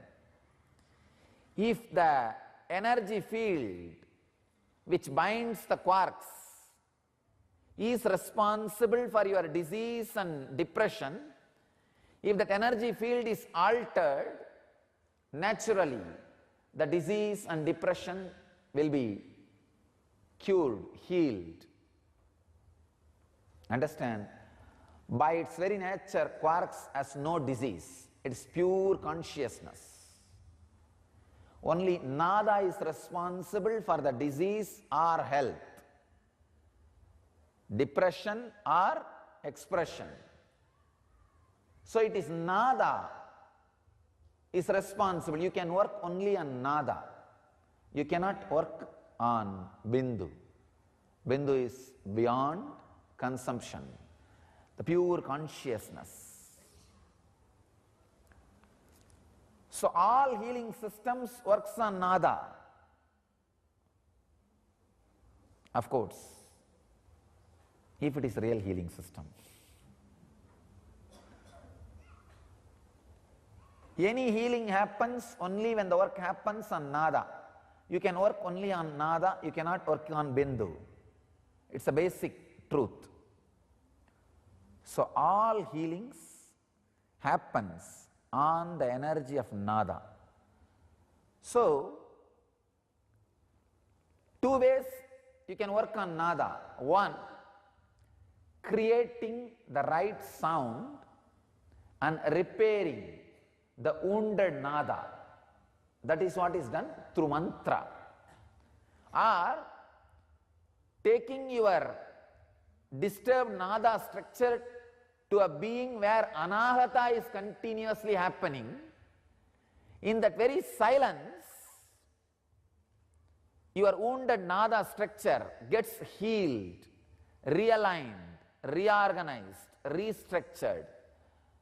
One important thing, if it happens through the right sound, only the physical healing and mental healing happens. Whatever vibration sounds were created, the effect of that happens in the system. If there is a wound, if there is a sound, that sound heals the wound. The right sound does its job. But if the wounded nada structure is brought near the anahata dvani, the uncreated sound which constantly master is radiating, which Shankara calls us very beautifully, Chitram Vadadaror Mule Vriddha Sishya Gurur Yuvaha Gurostu Maunam Vyaghyanam Sishyastu Chinna Samsayaha. The word Maunam Vyaghyanam means all his expressions and discourses are in and from anahata dvani, the uncreated sound. In an expression of uncreated sound, the anahata dvani. That is what Shankara calls maunam vyaghyanam. When your wounded nada structure goes near the anahata structure, not only your whole body and mind goes through complete restructuring and transformation, even your brain, your cognition goes through rewiring and your consciousness gets awakened. That is why the Master's presence, the intense soundless sound, the vibrant silence, the vibration of anahata dvani is considered as sarvaroha nivarani, the healing method for all possible diseases. All possible diseases are healed just by the vibrant silence of a living master, the anahata dvani.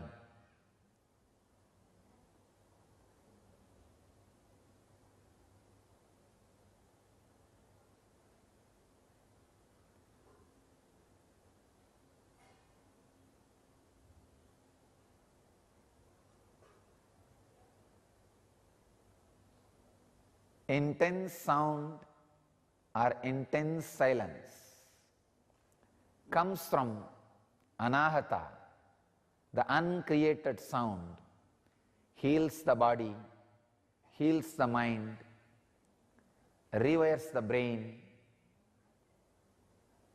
transforms consciousness.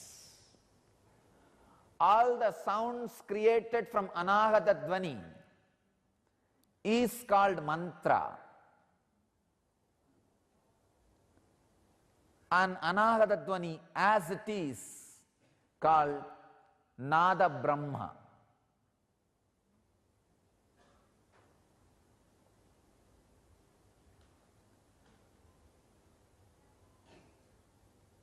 The word mantra means, there is a beautiful two explanations for mantra.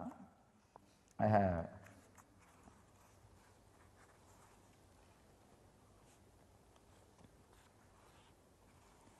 manaha trayate iti mantraha, mananat trayate iti mantraha. Two meaning, two explanations. Manaha trayate iti mantraha, mananat trayate iti mantraha.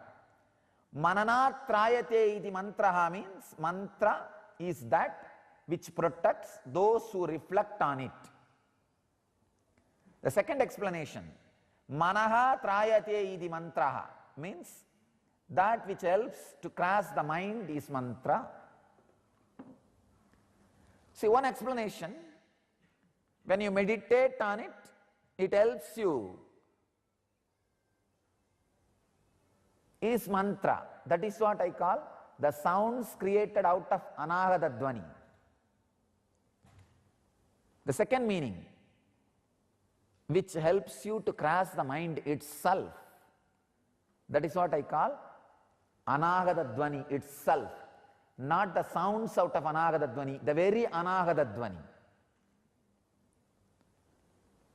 Mantra has two meaning, the sounds out of anahata dvani and the very anahata dvani, nada, nada brahma.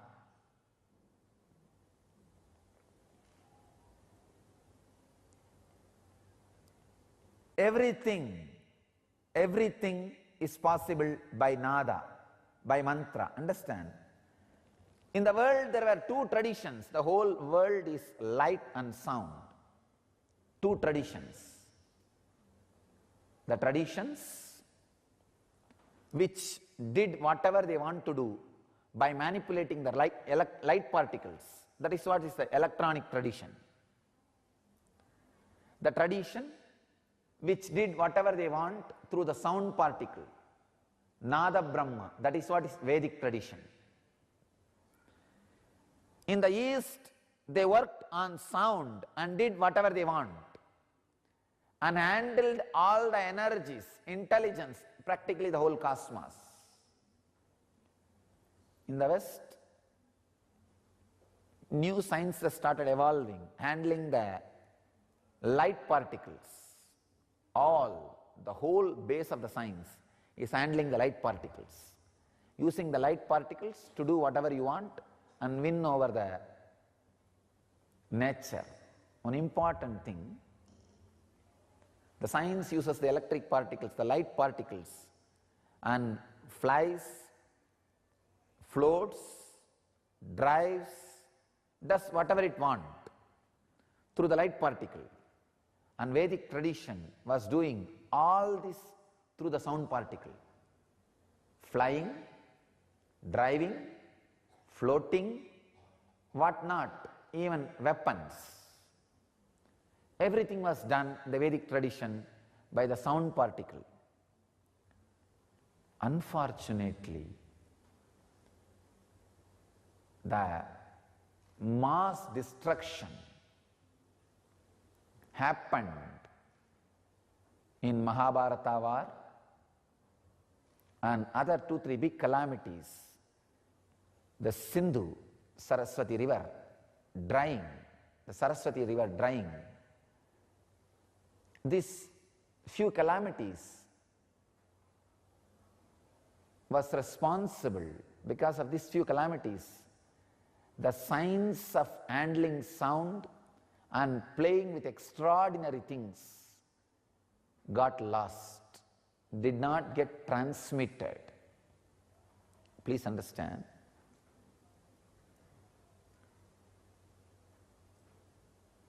When I read the Vedas, I can very clearly understand how the Pushpaka Vimana, the Vedic flights were functioning.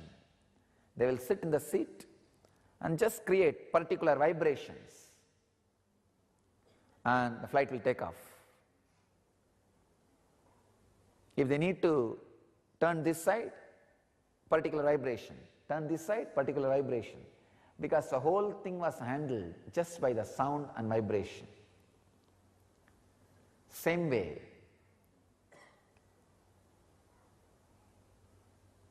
the weapons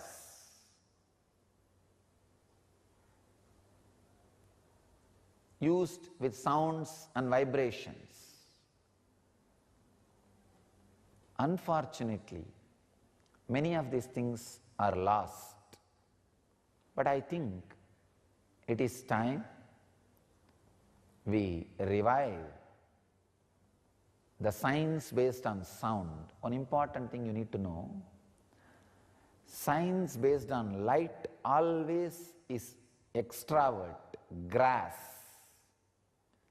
Science based on sound is always introvert, subtle. The subtle science is revived, we will not be hurting the planet Earth so much. The resources will not be exploited, understand? The light-based tradition and the sound-based tradition, the sound science and the light science. Because the light science is by its nature grass, using all the resources which can be depleted, expired, exhausted. But the sound is by its nature subtle, it is inexhaustible resource. I tell you, any time and energy put in reviving the sound-based researches and discoveries and traditions will give a big breakthrough to the humanity, because we are tapping into the inexhaustible resource. We don't even need sun to survive if we tap into the science of sound. As long as you are based on the science of light, you need sun to exist. If you tap into the source of sound, you don't even need sun. The extinction of sun will not be a threat to planet Earth and the human civilization. Vedic masters are able to summon sun and moon and any energies just by sound. Just by sound, they are able to summon anybody and achieve whatever they want. It is time we experience the soundless sound, anahata dhvani, and science of sound, not only healing the body and mind, doing whatever we want through sounds should be rediscovered, made to be available, and should be transmitted.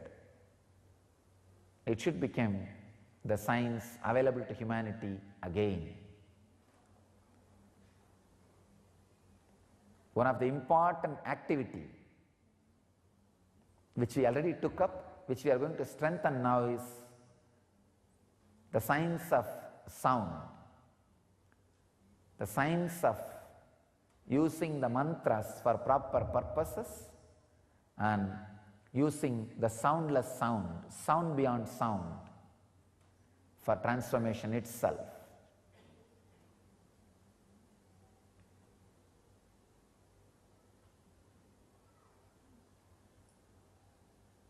Blessed are those who get the space where the soundless sound goes on vibrating. The maunam vyagyanam goes on happening.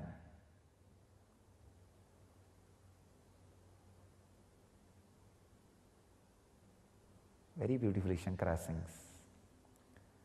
Chitram Vadataror Mule Vriddha Sishya Gurur Yuvaha Gurostu Maunam Vyagyanam Sishyastu Chinna Samsaya.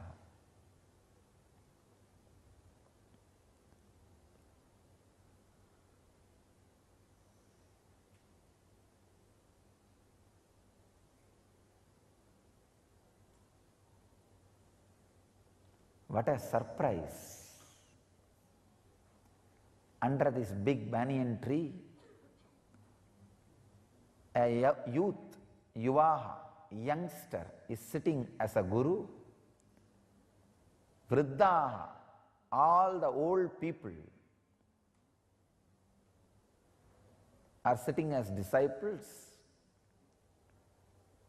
and Maunam Vyagyanam, his vibrant silence, the soundless sound, his expressions in silence,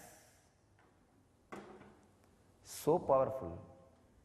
Sishyastu Chinna Samsaya, all the doubts and negativities in the disciples just disappears. Chinna Samsaya, destroyed.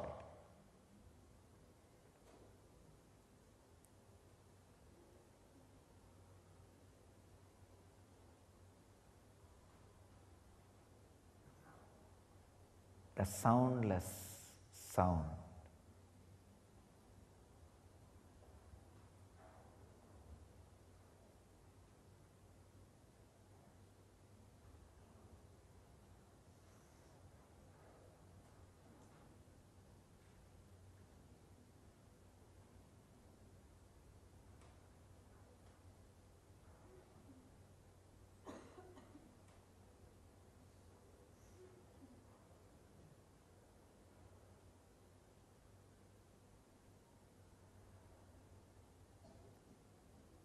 Let us all sit in the soundless sound.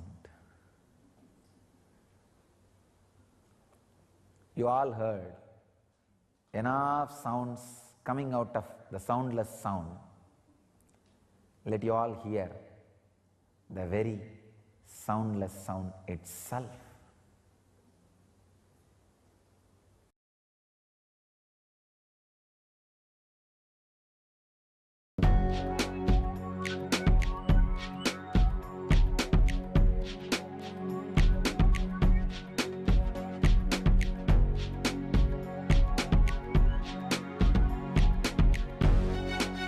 All that I taste, all that I smell, I offer to you, Swami Nityananda.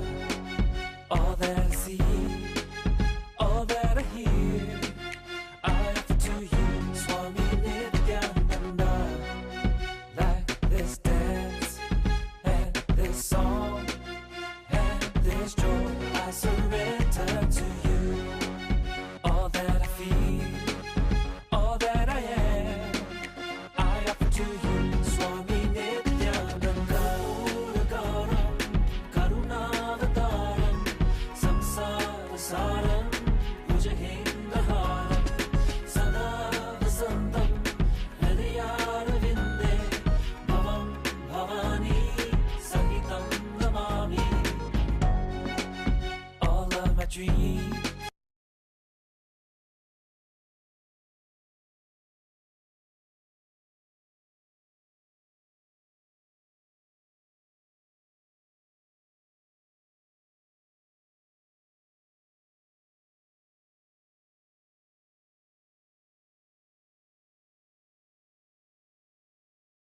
Sadashivasamarambam Shankaracharya-madhyamam Asmadacharya-paryantam Vande Guru-paramparam.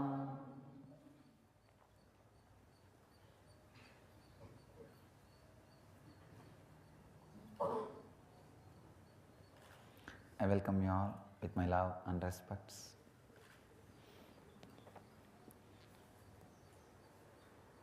Today I'll speak on another one dimension of secrets of spiritual healing. Yesterday I was sharing a truth that all you need to get healed is just to spend little time in the higher frequency. What do I mean by the word spending time?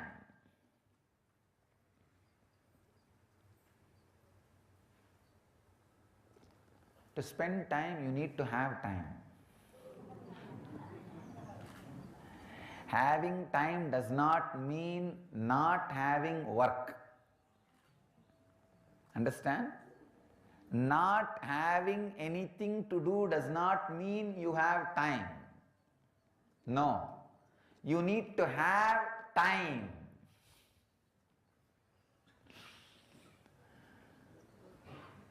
Only then you can spend it.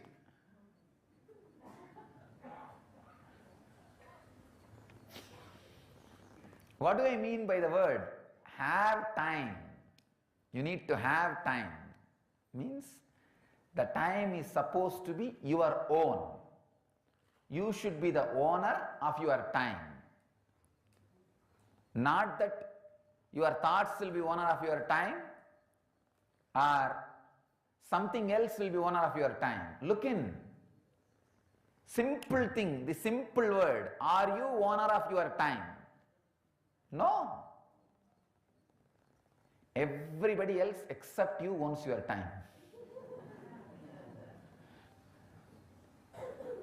Everybody else except you owns your time. The whole world is nothing but a huge fight to own more and more people's time. That's all. Whether it is the field of politics, or field of art, or field of science, or even the field of religion, it is nothing but if you own more people's time, you are a big guy. That's all. In every field, trying to own time, actually the subtle way of trying to own more time is reason for giving birth to kids and bringing them up as you want and fulfilling what you wanted in your life, in their life. Just wanted to have a little more time. Wanted to own more time. You don't understand this important secret.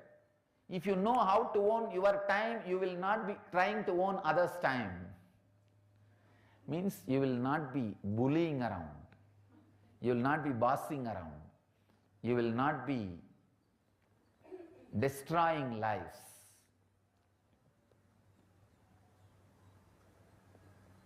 Whether it is in the field of industry, or politics, or religion, or science, if you own more people's time, you are a big guy. But in spirituality, if you own your time, you are a big guy. Owning time.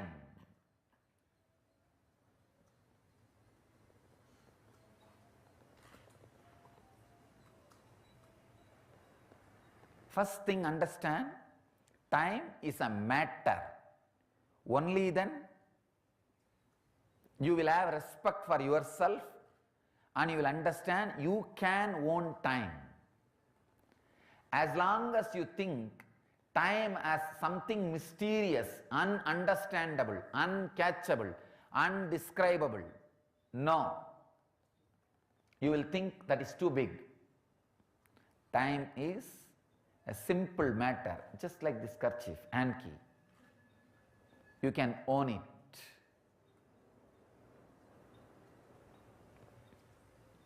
Second thing, decide to hate everything which tries to own your time. Everything. Everything. Anything which tries to own your time, hate it. Just escape from it. Even if it is Guru.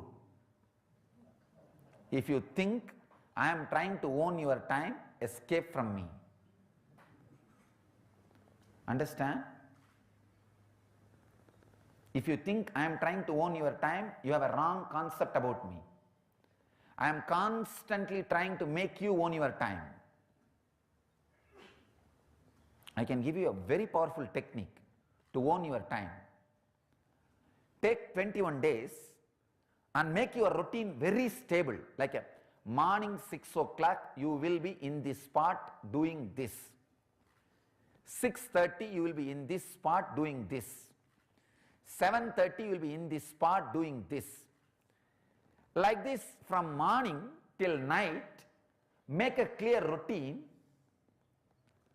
and decide for any reason the routine is not going to change, and tell your mind you are supposed to be comfortable and happy in that time doing that. That's all. You will own time. This is a very powerful process. Understand? I did this. I did this in my life. I still remember in Omkareshwar, I did this. I'll make a routine.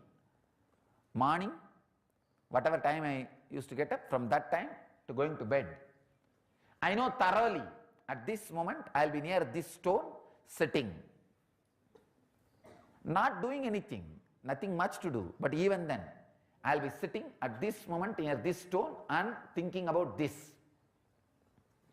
Standardized it. Standardize it. Standardize the routine just for 21 days and decide, I am going to be doing this happily. Nothing can be done. The body is frozen.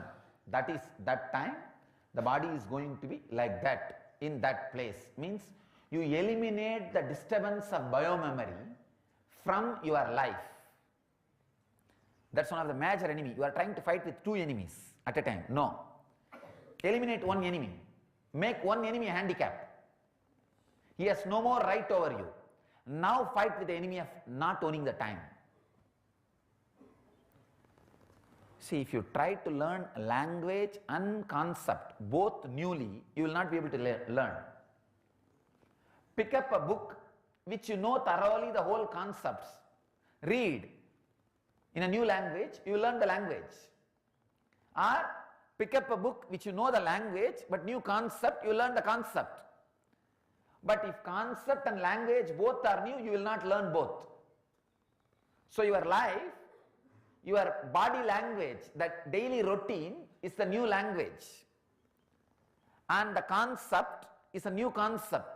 If both you are trying to learn, you will not be able to. You will miss it. So freeze the body language. This is the time you will be coming out, and this is the way you will be walking, and make the whole life as ritual. Just clear, frozen ritual. You may think, what is this? It is completely against Swamiji's teachings. He always asks you to be spontaneous. Now the purpose is different. Understand? The purpose is different. Actually, if you do what I am saying, you will understand the inner spontaneity. After you catch that thread of inner spontaneity, the outer spontaneity will happen. I am teaching you the technique to catch the inner spontaneity. I can tell you, if you catch the inner spontaneity technique, one moment spending with me is enough. The initiation will happen. Not only just spiritual healing, initiation itself will happen. Freeze the whole day routine. Morning 5 o'clock, you will just wake up. I am really surprised these guys are following the routine properly. No, really, they don't miss dropping at least one leaf and coming and sitting for my morning message. See, they are there. I think they are not able to see from here, so they are sitting there.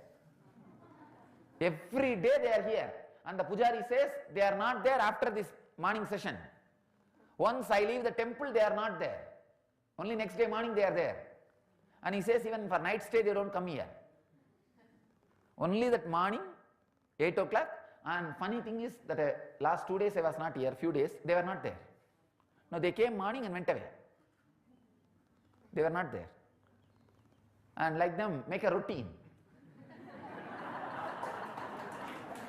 Make a routine. And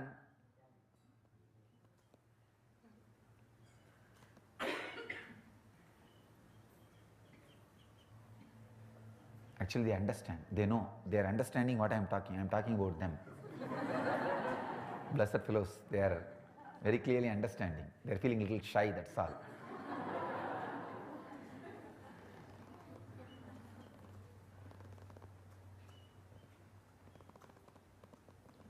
Make a routine, clear routine, define it.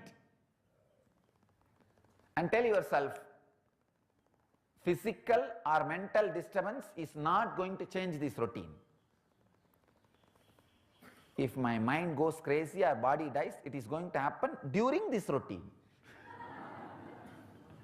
At some place suddenly body may fall or anything may happen, I am not bothered.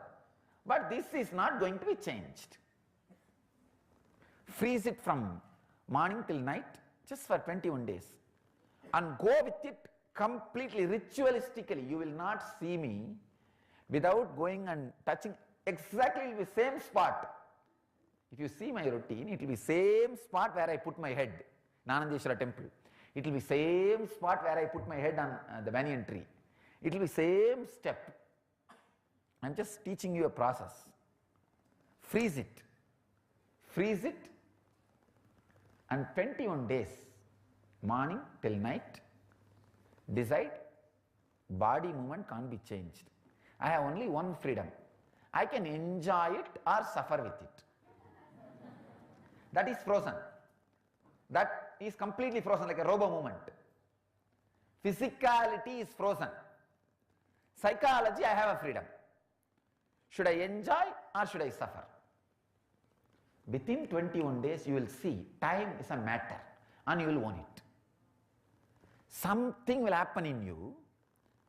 See, when I say unclutch, I know very clearly it is a solid happening, not some vague thinking.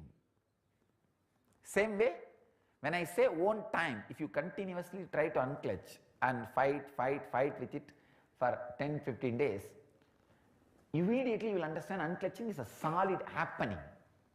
It is not just vague thinking or some daydreaming. No. When you sit for unclutching, unclutching is happening. Oh God. Unclutched. Same way, within these 21 days, you will catch what I call time as matter. You will catch it. You will see, oh, time is a matter. I can push or pull. I can rewind or fast forward.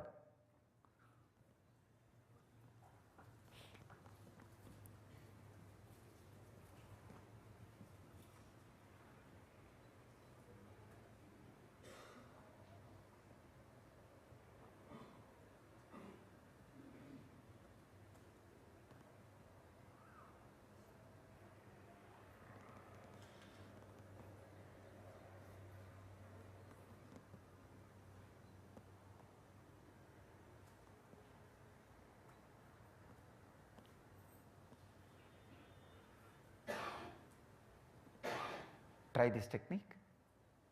You will own time.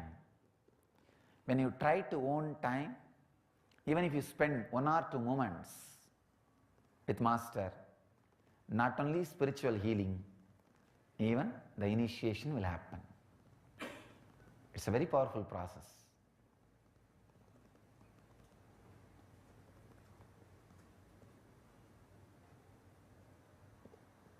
If you want, you can even take up the 21 days of Anyadavasa, means staying in unknown place, maybe just in one room, have food and rest whole day, decide your routine, freeze it and live it. You will see.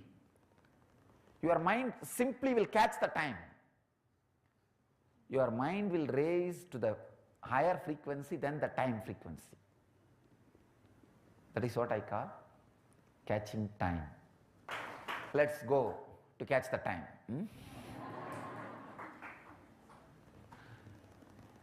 The mind should be so terribly bored, made to feel bored. It should catch time. Nothing else, no other feeding should be done for mind. No food. Simply it will catch time. Aghoris do that only. Aghoris are very powerful people, they don't give time, any food.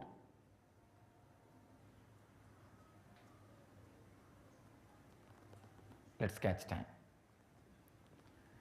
Let you all experience and radiate the eternal bliss, Nityananda.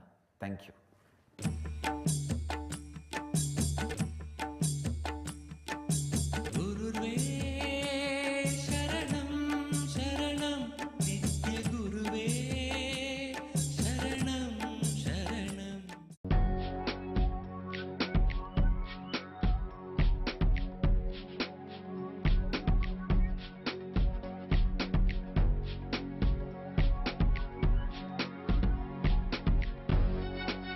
All that it takes, all that I smell, I offer to you, Swami Nityananda.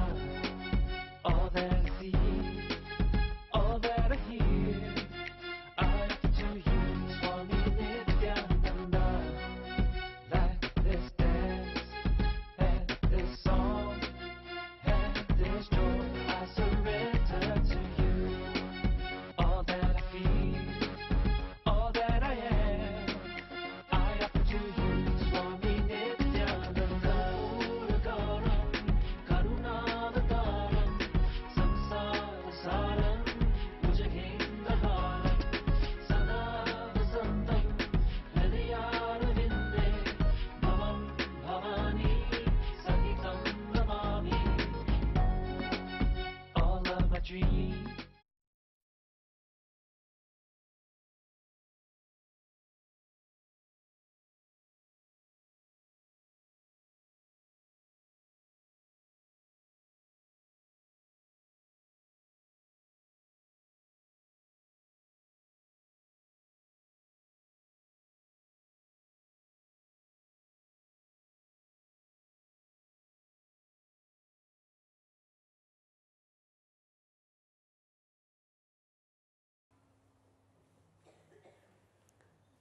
Sadashivasamarambam Shankaracharya-madhyamam Asmadacharya-paryantam Vande Guru-paramparam.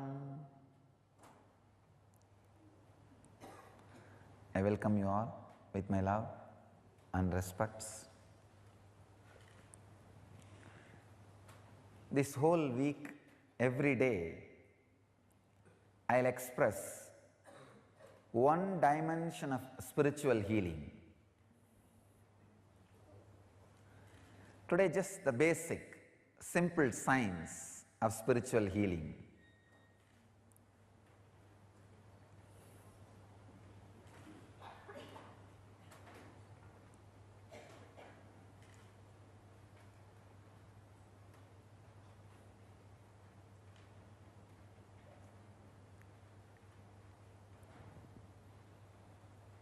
The subtle energy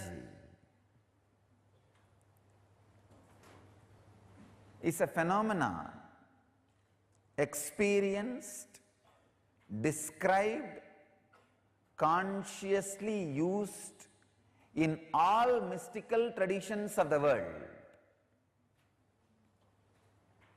All mystical traditions, all spiritual traditions. Please understand, all religions has two components. One, they are mystical and spiritual core tradition, and social and political rules. All religions which has a mystical and spiritual core knows the science of subtle energy and spiritual healing. They know, they experienced, consciously used the spiritual healing science. In the Vedic tradition, it is called prana, that subtle energy. We call it prana shakti. In China, it is called chi. In Japan, they call it ki. So many names are used. Even in the native Hawaiian tradition, they have a name for it. They know the science. Native American tradition, even they have name and special techniques and process to consciously use this subtle energy.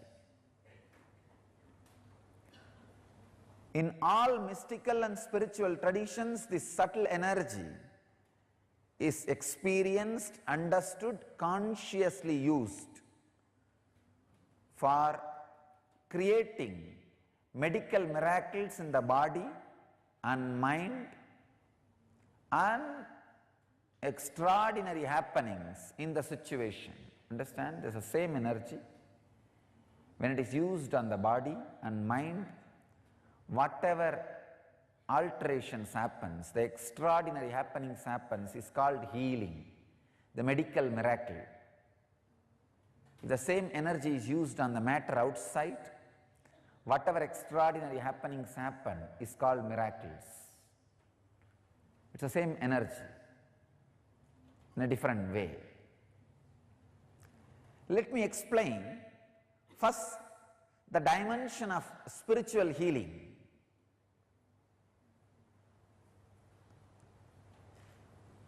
I want to tell you exactly what happens during the healing. When I put my hand on somebody or when they come near me for healing, what happens? Please understand, I do not do anything, I just be. I put my hand on that person so that that person will feel comfortable, will feel I attended him, I am attending him. Exactly what happens I will describe. His being is raised to the vibration of my being. Please understand, everything is made out of molecules. Molecules are made out of atoms. Atoms are made out of something called subatomic particles, so quarks, subatomic particles. So quarks are nothing but energy field. And the energy field which keeps all these quarks tied together, that gives the form of solid form to anything which exists. Please understand. The other day I was reading an article, very beautifully they describe what Shiva Sutras and Patanjali Yoga Sutras are describing. See, the energy field which keeps all these quarks together, that is responsible for these forms and solid entities, however solid it may look. It is made out of subatomic particles, quarks, which are energy fields. And the energy field which keeps all of them together is responsible for things appearing as they are appearing, whether it is a human body or animal body or this wall or this mic or this chair, anything. By nature, the energy fields have the tendency, whenever it is brought near the higher energy field, it just raises itself to that energy field and starts vibrating in that same vibration. That article beautifully describes with so many examples.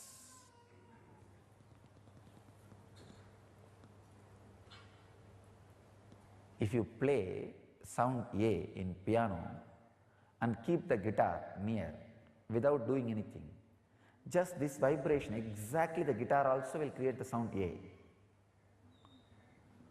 And if you keep the pendulum clocks, 5 o'clock on the same wall, In few days you will see all the clocks, all the pendulums are moving in unison.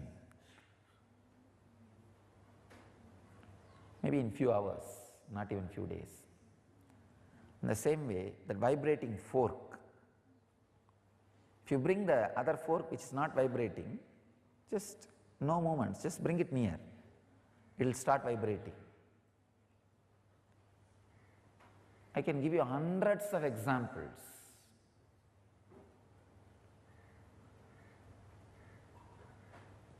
Whenever you are brought near the higher frequency, higher vibration, higher conscious being, suddenly you are lifted to that consciousness, to that vibration, to that frequency. That is why again and again and again, how much ever you try, you should tell about all your problems when you come near me. Suddenly they disappear. It is not that you tried once and it happens. How many times you try? Come near, suddenly either you forget or they look, there are no more problems. They are not there. They are not that important to your inner space. They lose their power over you because you are raising to the higher consciousness. They lose their power over you. Just now I read this beautiful poem, a story described in poem form. Now I have a story to tell you all from this book.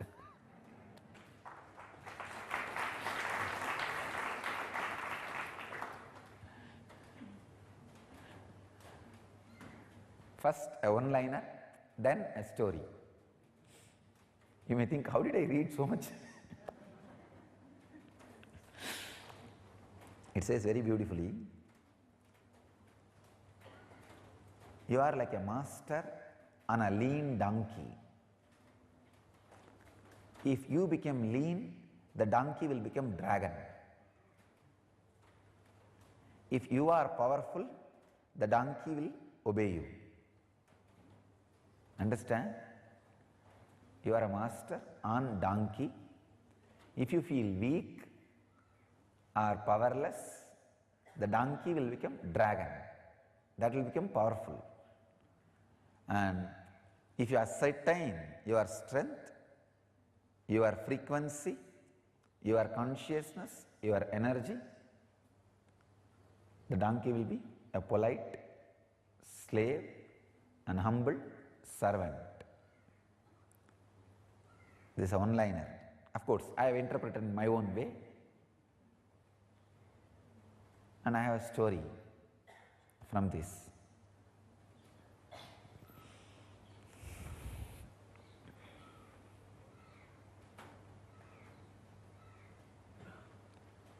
Whenever you come near the master and he raises your frequency,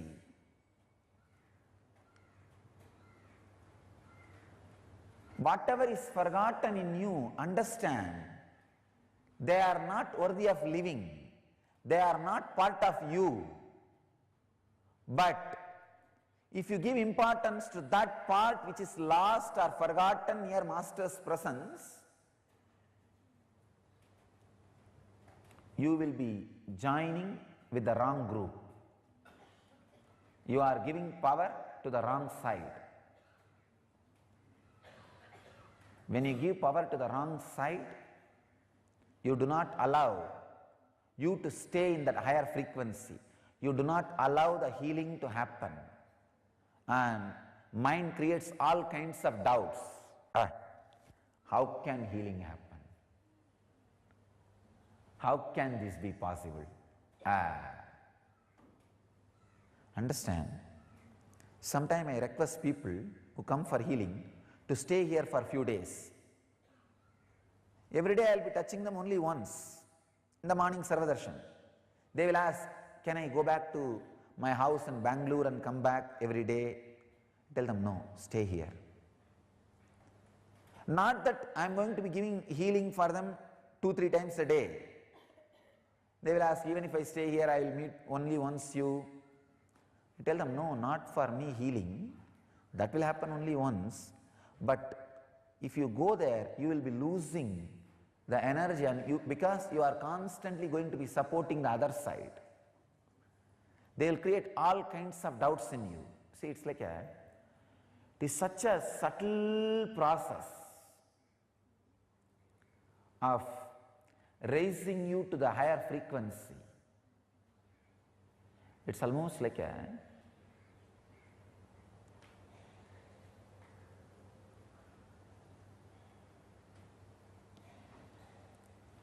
you have a hologram about you in you. I have a hologram about me in me. Understand? Your conscious mind processes only 400 bits of information per second. But your unconscious mind processes 11 million bits of information per second. 411 million. See the fight. It's not fair.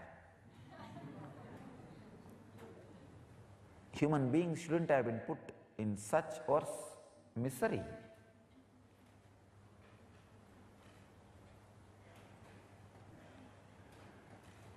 See, your consciousness processes only 400 bits of information, unconscious process 11,000 bits of information. So your hologram about you stays in your unconscious. Slowly, when you come near me, my hologram works on that hologram, and the subtle suggestions are given to your hologram, and it is asked to relax, dismantle itself. So this hologram can suggest, can help. Come on, see here. You are born to be healthy. It's like Krishna inviting Gopas and Gopis to play in Vrindavan. They say, no, no, we have too much work, we have to churn, we have to make butter, and we have to take care of the cows, feed them and get milk. Krishna says, fools, even if you do all that, finally I am going to steal that butter and eat. Why don't you work little bit for your joy also? See, when Krishna steals the butter and eats, he says the futility of life. Understand? He tells you the futility of life. Don't waste your time and life just for the goal. Play it also, enjoy it also. Have Leela and graze the cows, have milk and play with Krishna and churn and create butter. So the very life becomes joy, very living becomes joy. It's like the superconscious hologram inspiring the unconscious hologram. But unfortunately, these guys go and stay back in Bangalore or somewhere and get all poisons fed. They say, maybe the Swami is trying to take money out of you. How can anything happen just by a touch? So many ideas. I tell you, negative ideas are straight poison. And they have 1,000 things to tell about masters. Somebody asked me, why did you allow some controversy to happen around you, Swamiji? I tell them, I need to be compassionate towards the people who don't have any argument, any idea to disrespect me. I supply material even for them. Understand? They really want some arguments, something. They are dying. And anybody wants something so strongly, with so much of urge, it becomes my responsibility to plus them, tadastu. I tell them, all right, have little material. When spiritual seekers ask when I can supply 7,000 hours video for them, why not 7 minutes? Let their urge also be fulfilled. Of course, I did not even supply, they created, that's all. Anyhow, I allow the creation to happen. Understand? So this unconscious mind goes on creating weight on your unconscious holograms, the negativity. That's why the Zen masters say, even what you think is wrong, if it is done by a wise man, an enlightened being, accept it, it is good for you. I have a story for you from this book now. For this I have a story for you. An enlightened being is traveling in the forest. He sees from a distance a man lying down, sleeping under a tree with mouth wide open, and he sees a small snake, poisonous snake, enters into the mouth of that guy. He is so fast asleep, little semi-conscious, that guy did not even realize that snake getting into the system, into the mouth. And this master was not able to stop. He ran, he tried his best to run. He couldn't stop. The snake has already gone in. And he just gave a few slaps to that guy and woke him up. And there were only rotten apples all around. The tree was apple tree. Rotten apples were all around. He was forcing this guy to eat that rotten apples. The guy who woke up, he said, why are you having so much of anger with me? I don't even know you. Why do you have so much of enmity towards me? Why are you doing this to me? Master was not ready to listen. Healthy guy. He is just pushing the rotten apples into his mouth, and he was shouting, screaming, and Master held his head and pushed literally down the throat all the rotten apples and little mud also.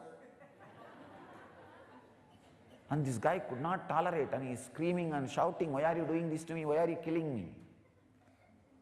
And Master did not answer back. The deep compassion.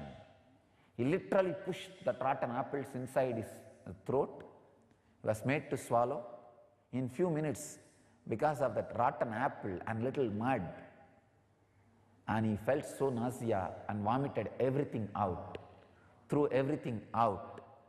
Then came not only the rotten apple, the snake also. Everything came out. Then the guy fell at the feet of the Master saying, you are Gabriel, our God. Understand? When he asks you to inhale and exhale intensely and asks you to hold as long as possible, or when he asks you to do some seva which you are not interested. The other day I received a letter from somebody. I am bored of the pep sessions, pep talks about the seva. Understand? They wrote that I can't handle any more sessions without you. And these pep talks about seva are really boring. I am responsible for those sessions. Understand? I am responsible for those sessions. They are the rotten apples I am putting inside your mouth. You think I am doing something wrong to you, or you may not need them. Of course, the devotee wrote with a lot of respect, but unfortunately he is not able to understand. Understand? Whatever you think is good for you, you are ready to accept. Whatever you think may not be directly good for you, you resist. Understand? I know little more than what you need or what you know about you.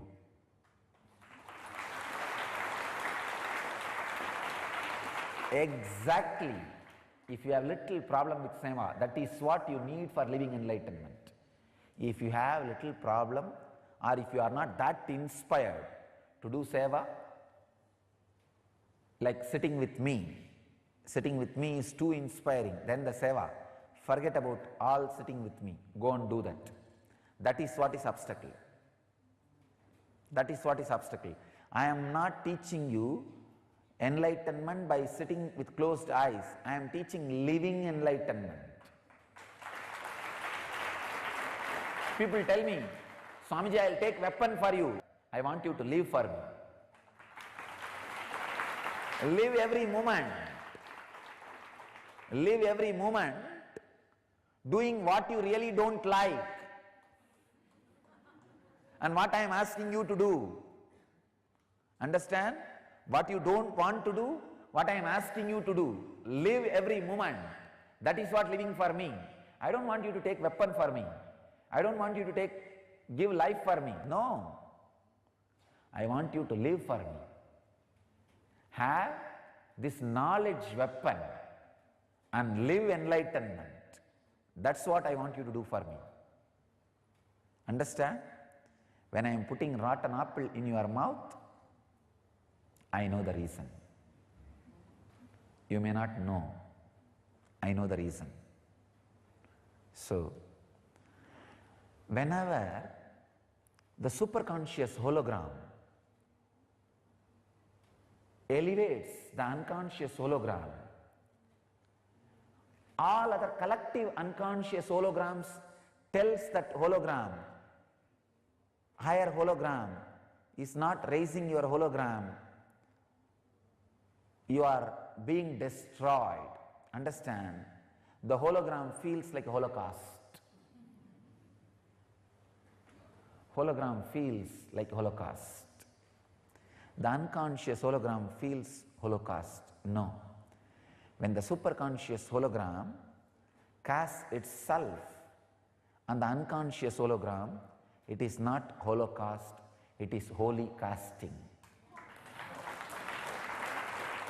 Understand? It's not Holocaust, it is holy casting.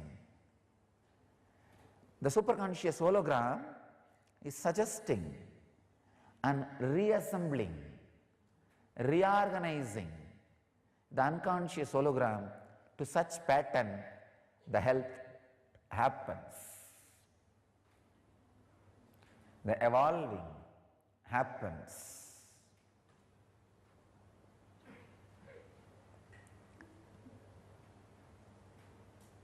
Actually, for spiritual healing, you don't need anything except the understanding about time.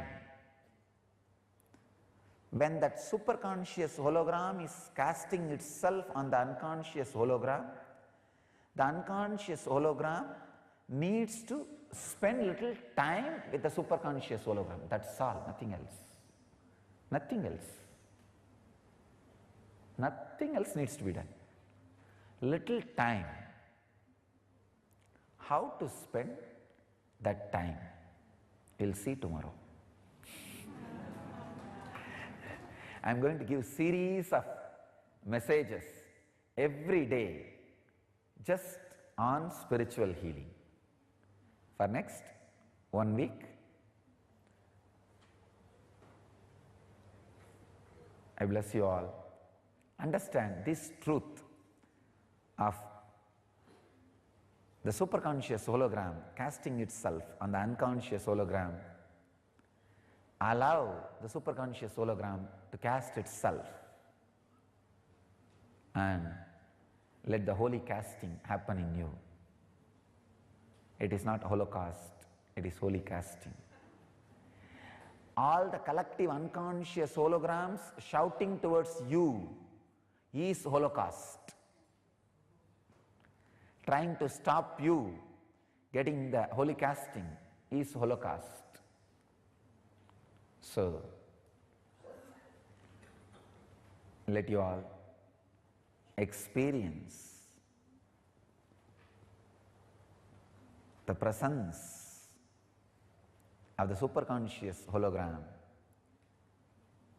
experience spiritual healing, live and radiate the eternal bliss, live and radiate the eternal bliss, Nityananda. Thank you.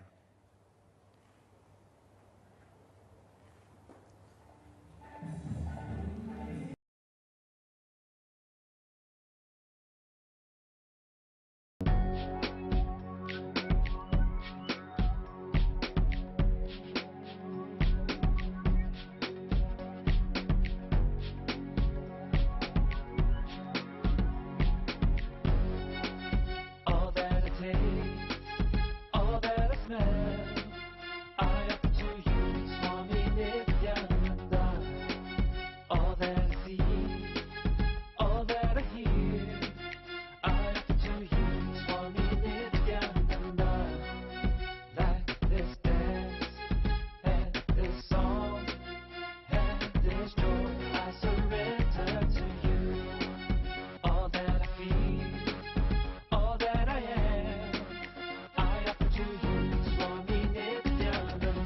Uragaram, Karunavataram, Samsarasaram, Bhujagendraharam, Sada Vasantam, Hridayarvinde, Bhavam Bhavani, Sahitam Namami.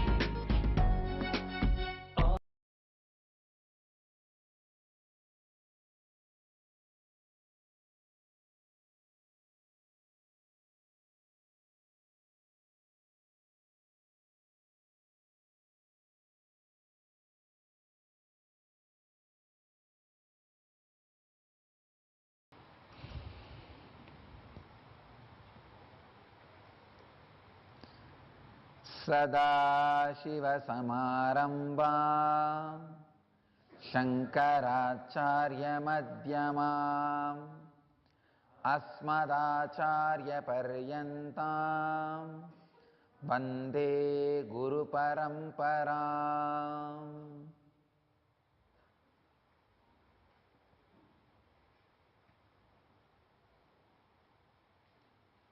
I welcome you all with my love and respects.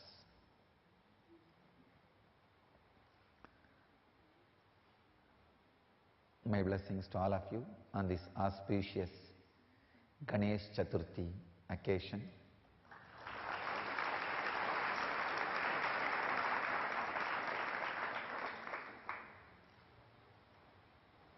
My today's message is tuning to Ganesha, the cosmic intelligence.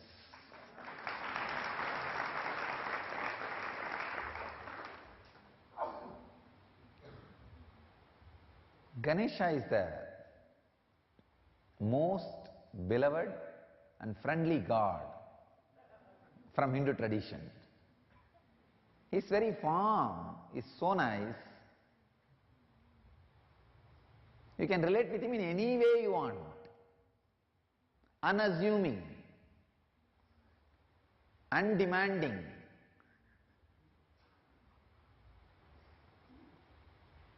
You can just make a small, you can make him out of a small piece of turmeric or a little bit of clay. Out of anything you can make, and he is available. Undemanding.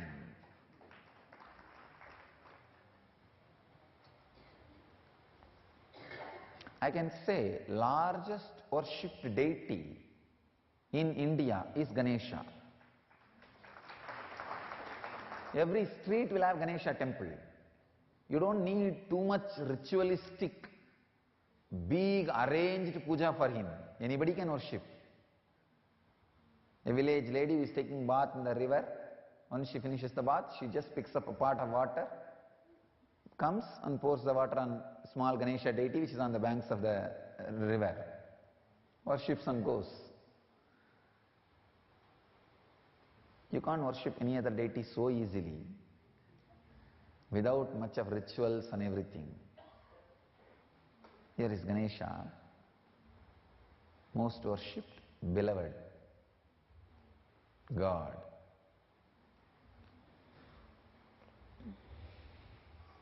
His very form is a powerful representation of the cosmos.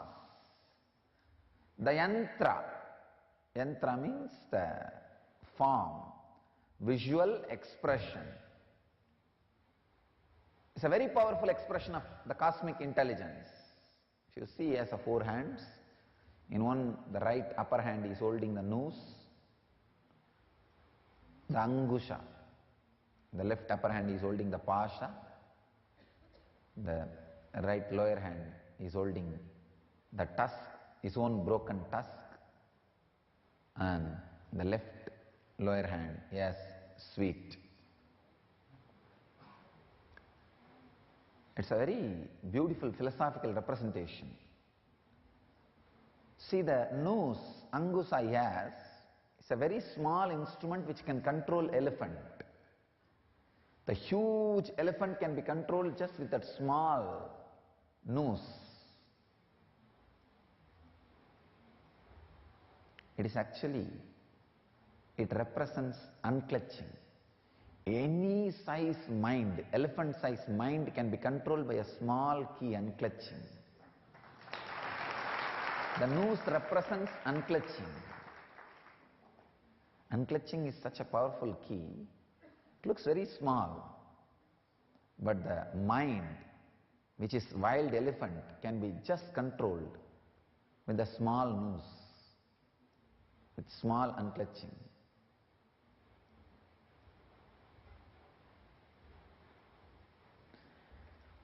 Left hand, the pasha which he holds, pasha means attachment.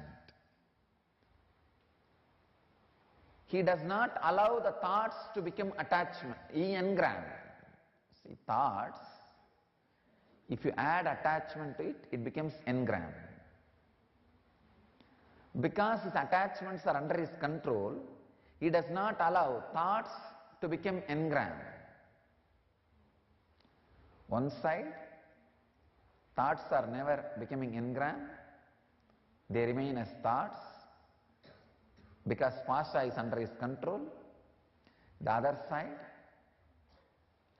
because of angusha, even from the thought, unclutching happens.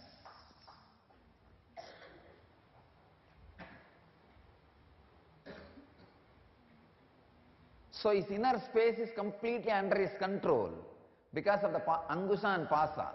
The upper 2 hands represents the completely peaceful, blissful inner space.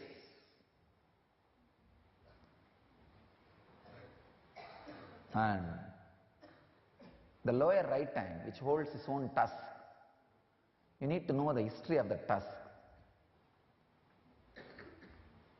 Once Vyasa requested Ganesha to write Mahabharata, largest poem ever written in the planet Earth, even now, still now, is Mahabharata. Longest and largest poem. Vyasa, still unimaginable genius. If somebody can maintain certain record for 10,000 years, what other word we can use for him except the word genius? Still, nobody is able to grasp Vyasa's achievements. Now we have so much of technology, computer, these, that, everything, but still Vyasa stands. And his record is unbroken. Vyasa wants somebody to pen down, because when the flow happens, it's such an extemporaneous, spontaneous flow, he can't pen down. He has to just open it and somebody else has to pen down. He is not able to find anybody for his speed.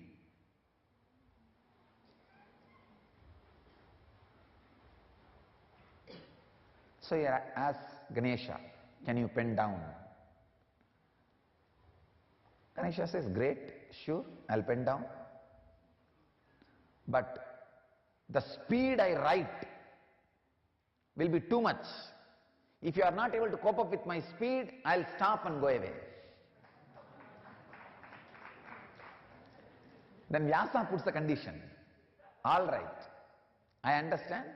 I am also putting a condition. You should write everything only after you understand. So agreement was prepared.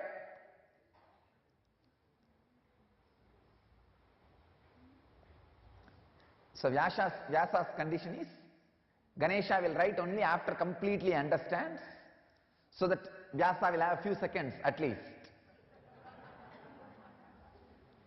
Vyasa can play with words. He's master. Still, I don't know how many times I heard Mahabharata and read. Still, when I read, it is so new, so alive, so fresh.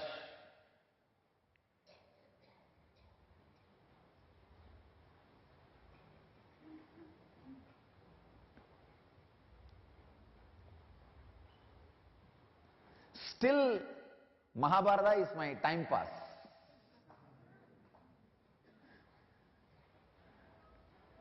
That was the one book I had throughout my present days. That is the only book. Every day I'll spend little time with that book. Still, it has so much to offer.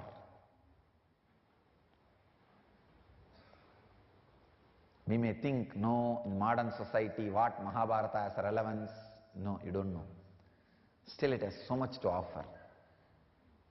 These are eternal truths, eternal values.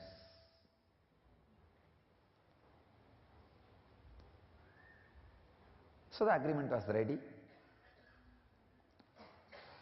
Vyasa is supposed to match with the speed of Ganesha, and Ganesha is supposed to understand and pen down everything Vyasa expresses. Started, went on and on and on and on and on and on. Neither Vyasa stopped for food or water or 1, 2, 3, nor Ganesha got up for anything. Whenever Ganesha was finishing quickly, Vyasa put some very complicated words. So Ganesha has to take few seconds and catch up and pen down.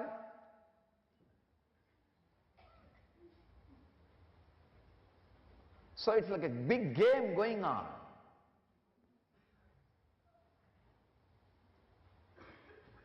Suddenly, the Ganesha's pen broke.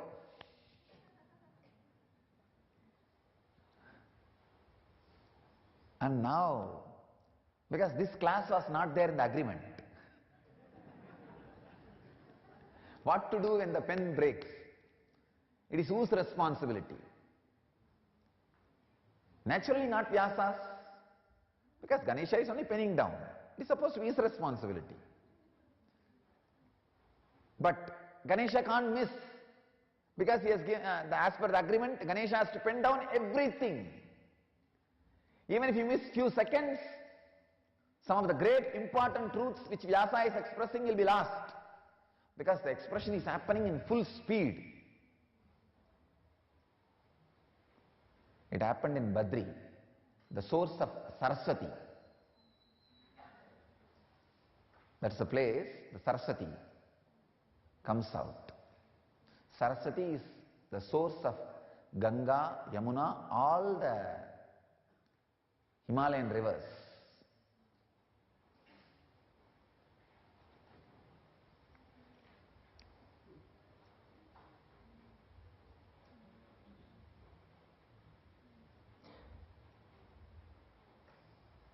Don't think Saraswati means the Brahma's wife. No, not that Saraswati. Saraswati is the feminine energy, feminine consciousness.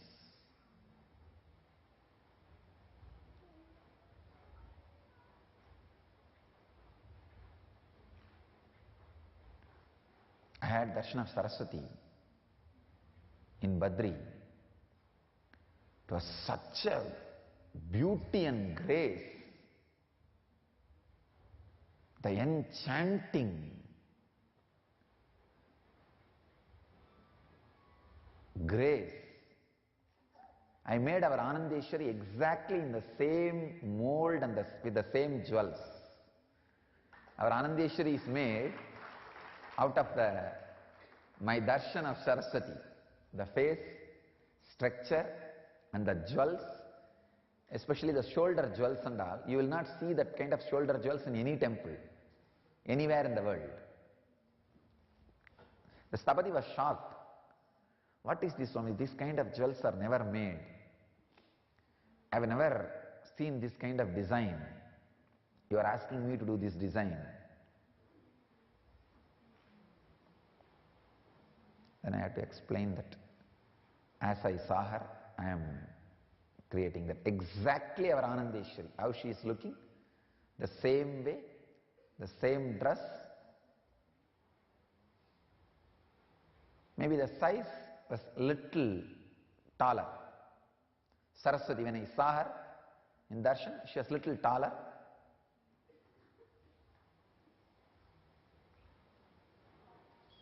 Otherwise, same, exact. The hands, the jewels, everything is done as I saw her.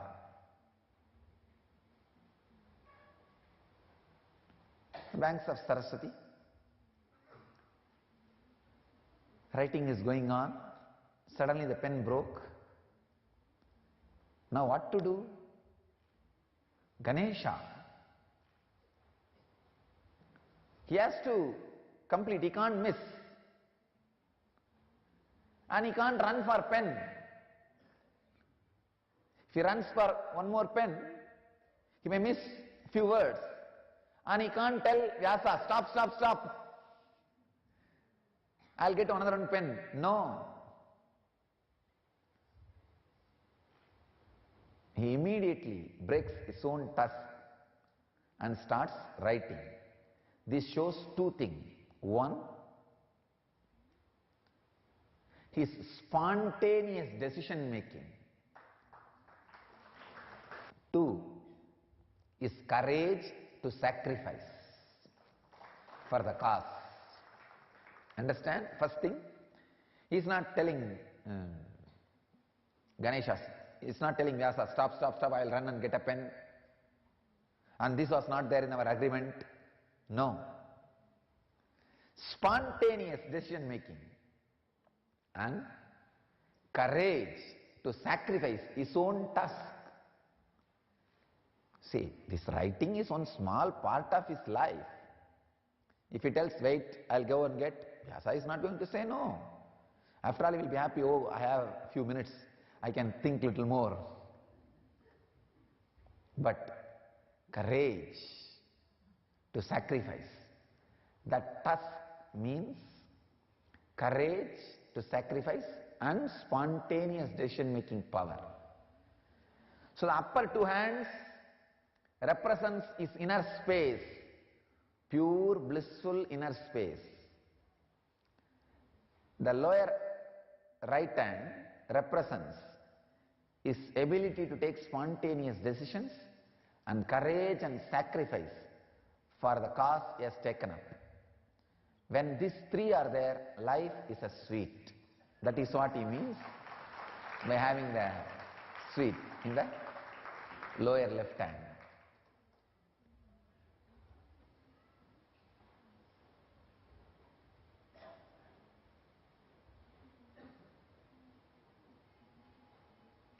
The elephant face represents the extraordinary awareness and sensitivity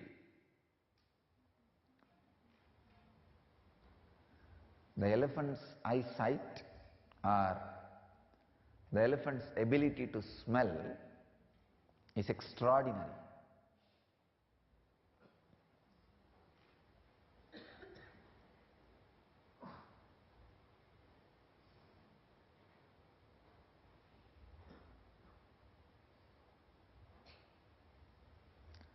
And his big pot belly represents the whole cosmos.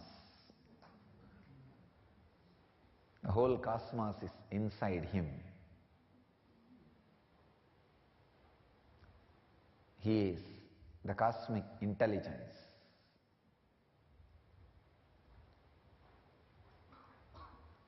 And his mouth represents the playfulness. See, mouse, even though you have little fear, it always creates a kind of a playfulness in you. The playful feeling. Whenever you see it, you start laughing. That is why the Tom and Jerry is so popular. The mouse can create a playful feeling inside your mind all over the world. All over the world in human consciousness, the mouse is always associated with playfulness. He is doing this whole thing so playfully.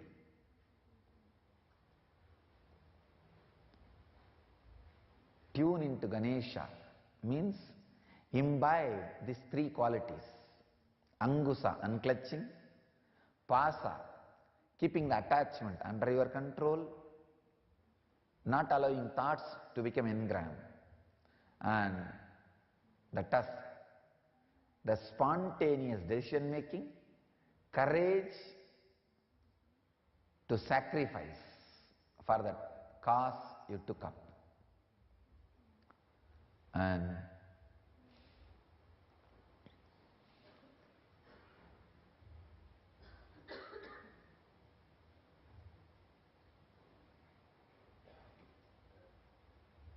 naturally your life will be sweet, like Ganesha's Modaka.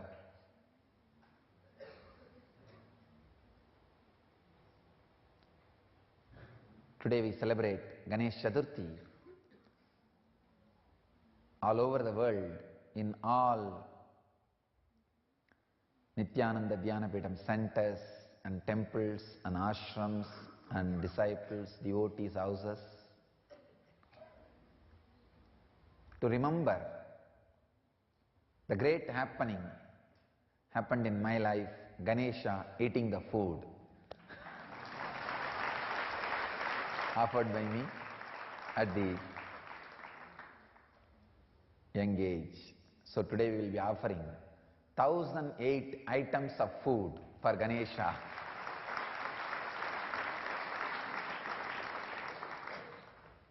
As our humble offering, as our gratitude.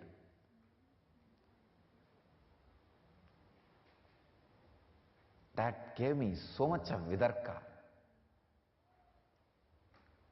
The fools can go on criticize, but I tell you, vidarka is worthy of anything. The fools may criticize, I was hallucinating, or some rat ate and went away when I was unconscious. I know thousands of fools will come who will interpret and reinterpret and reinterpret psychological angle and psychosomatic angle and all angles. How they were interpreting and reinterpreting and commenting on Sri Ramakrishna's life. They will interpret my life also, I know. I am not bothered about those fools. I know the power of Vidarka, the strong trust he created in my inner space.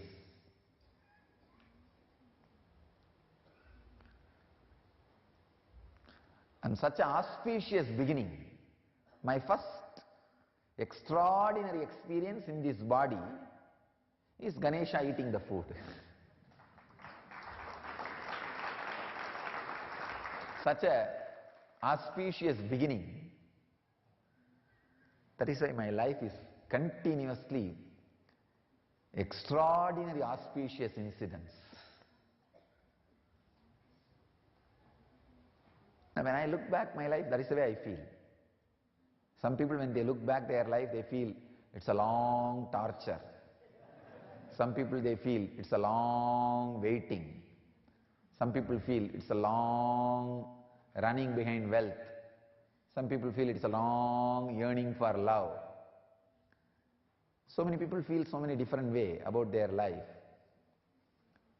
But my feeling about my life is extraordinary auspiciousness exploding. That's the way I perceive myself. That's the way I feel. All the happenings in my inner space and my outer space, I could see very clearly. Whole thing is auspicious. So auspicious. It's extraordinary.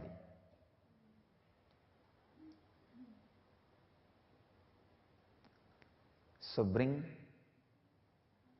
these three in your life. The unclutched, unattached, spontaneous, courage to sacrifice inner space. You will see life in the inner world and the outer world will be sweet, like Ganesha's modaka. And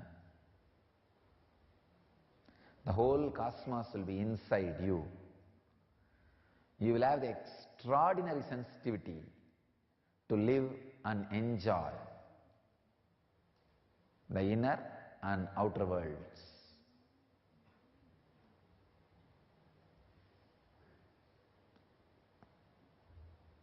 I pray to Ganesha, let us all tune into him. Let him express, explode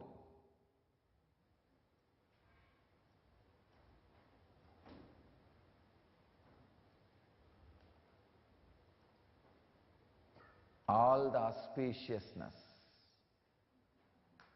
in our lives, in the inner world and the outer world. I know Ganesha is happening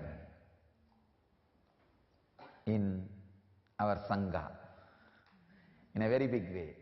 He has removed all the obstacles very strongly.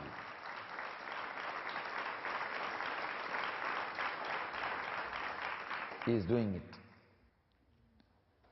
From today, everything is success and auspicious for us.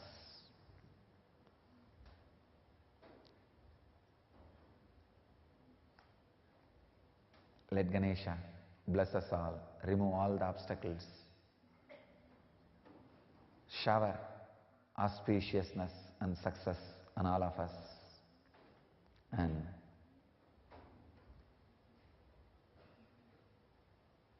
let us all achieve and radiate enlightenment.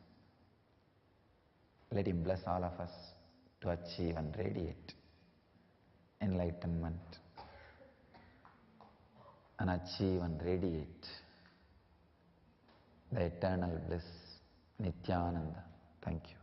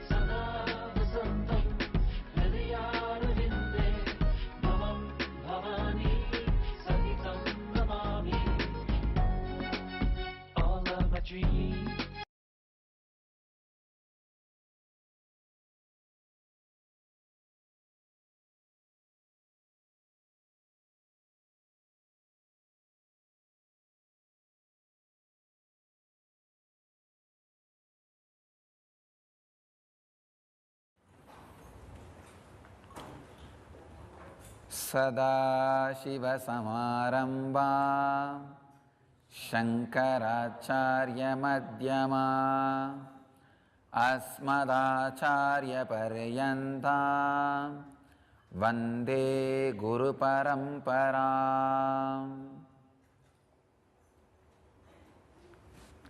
I welcome you all with my love and respects.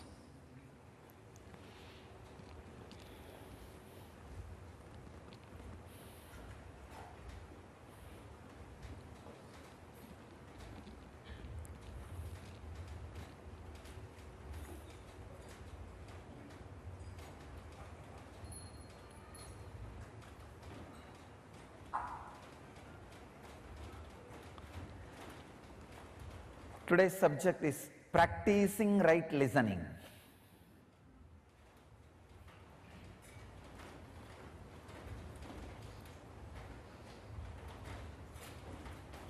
Understand,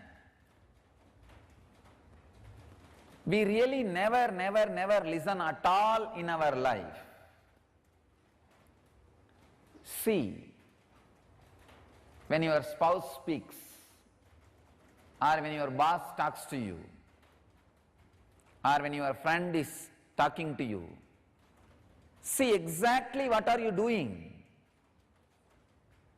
You are not listening, you are preparing your answer for them. Even before they start talking, you start preparing your answer. That is why your answer never matches with their question, because you have not heard the question and prepared the answer. You are ready with your answer. At the most, if you are little intelligent, you do little stitching and tailoring.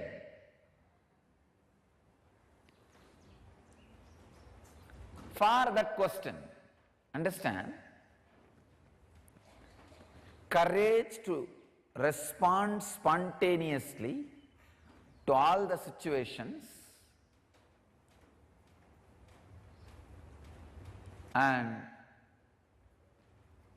patience to listen is what I call practicing right listening.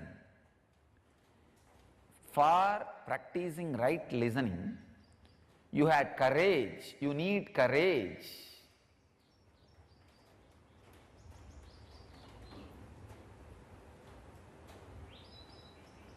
You need to have patience. First thing, you need to have courage that you can respond spontaneously, and you need to have patience, deep patience,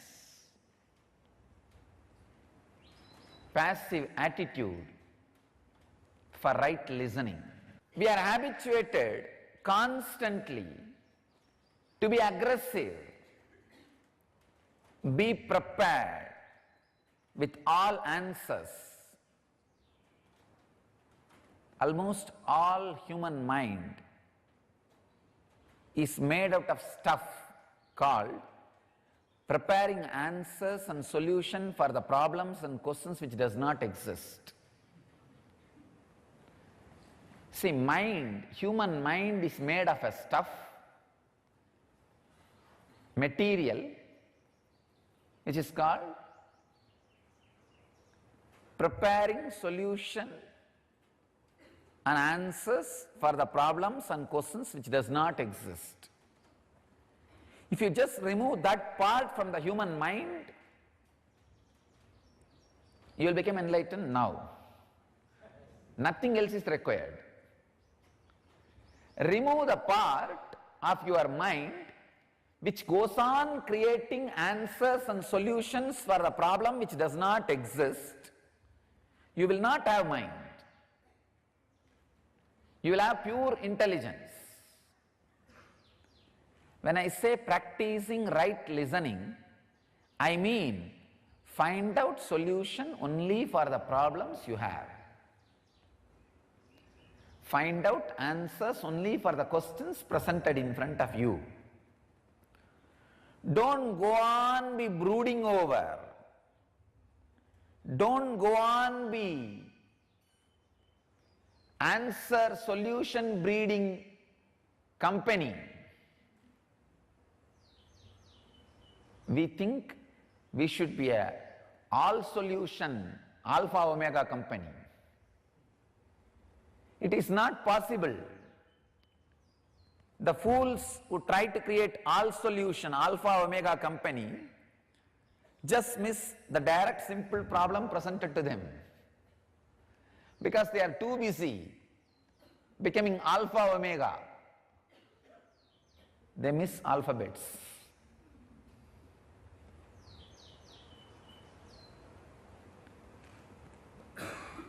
Art of right listening, science of right listening is,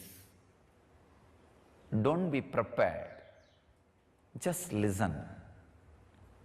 Just listen. If your spouse, especially your wife, is asking you about some problem, if she is talking to you about some problem, don't think she is expecting solution. She just wants your support, your attention. If you think she needs solution and you start giving solution, she will create the problem much bigger. She will stop only when you accept your failure, you can't give solution. All she needs is just little support. Tell her, oh, nothing, nobody can solve this problem like you. You are the only one who can solve the problem. Nobody can do anything. You are the only one. Nobody else. Just share few words, giving attention. Problem will disappear. You need to know when people talk what they mean, because people don't talk what they mean, they don't mean what they talk. As long as you think they mean what they talk or they talk what they mean, you are in mess. You have not learnt the art of listening. Understand? Usually, when two minds talk, when there is two ends, neither the other person means what they talk, nor you listen what they talk. Two confusions. So chaos. In the ordinary meetings, like two minds, two confusion, complete chaos. So at least let your side, the confusion be absent. Let the confusion disappear. Then you will see from your side all the response will be solution. Whatever chaos getting created from the other side, just see it and solve it. Understand?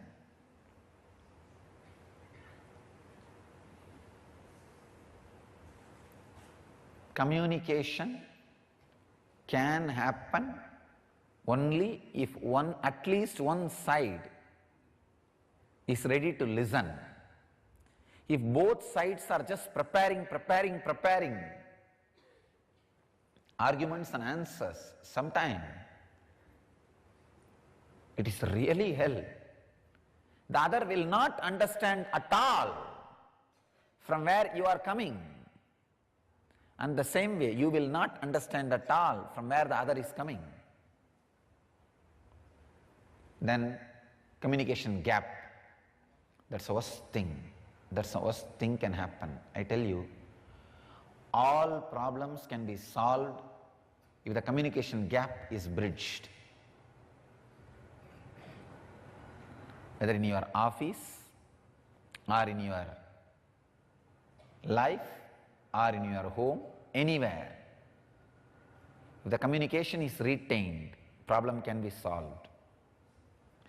If the communication is broken, problem can only become much worse and worse, deeper and deeper. It can never be solved at all. So please be very clear. if you are talking to a person with mind, you just drop your mind, listen with a deep passiveness, without preparing answer before the person ends. Even in the modern day, marketing is no more aggressive, it's more listening. All successful marketing philosophies and ideas are based on listening, not on shouting or aggressive. So understand, whether you want to market yourself or your different qualities or your different products. See, marketing yourself is family relationship. Marketing your qualities is business relationship. Like CEO, you market yourself to your boss. Marketing product is the factory, the consumer and supplier relationship. In any relationship, if you are handling a mind, be passive, listen. The problem may not be exactly what they talk, especially when your boss tells you about some problem. He does not need your attention or solution, he just needs ego satisfaction. Tell him, you are the greatest, you can solve, nothing like it. He needs ego boasting. Just boast his ego, add to his ego, problem will be immediately solved. Even if it is not solved, your salary will be hiked. You will have bonus. Understand, when your wife brings problem, she doesn't need ego boasting, she needs attention. Just sympathize her, cry with her. Nothing can be done. Maybe if something can be done only by you, only a person like you can put up with this kind of problems. Problem will be solved. Because the problem is not coming from fear or greed, it is coming from anahata, attention need. When your boss brings a problem to you, it is not coming from fear or greed or anahata, attention need. It is coming from agnya, ego satisfaction, head. First, have passions to listen. You will know from which center the problem is coming. Then you can address it. You can solve it. Even if you don't solve, keep quiet, knowing from where the problem is coming, it will be dissolved. So, know first from where the problem is raising, from where the solution can go. Yesterday I gave you the method, technique to listen to the no-mind intelligence, listen to the master. Today I am giving you the process to listen to the ordinary minds. When you learn to listen to ordinary minds, communication will happen. When you learn to listen to the no-mind intelligence, communion will happen. Communication will fulfill all your outer world needs. Communion will fulfill all your inner world needs. So, art of listening, art of right listening and practicing right listening, these two is equivalent to Kamadhenu and Kalpavruksha. Kamadhenu is the thing which gives all the outer world needs. Kalpavruksha is the thing which gives all the inner world things. So understand, art of right listening and practicing right listening, these two can lead you to the outer world and inner world fulfillments. Let you all experience and radiate enlightenment. Let you all experience and radiate the Nityananda. Let you all achieve and radiate the eternal bliss, Nityananda. Thank you.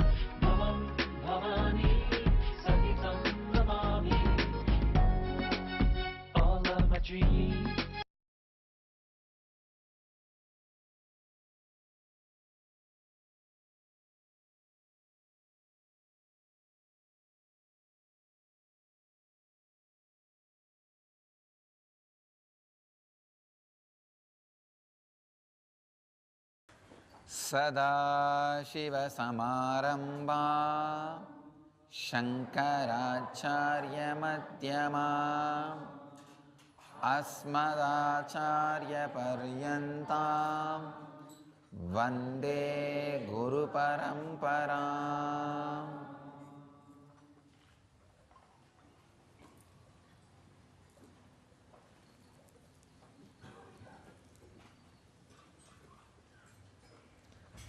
So today's subject, today's sutra is art of right listening.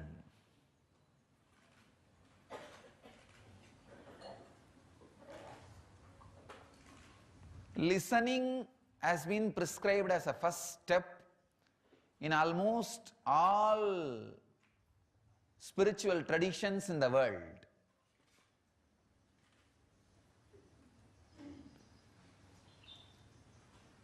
Rishis, the oldest spiritual tradition, Vedic tradition, they start with the spirituality with the word Shravana, listening.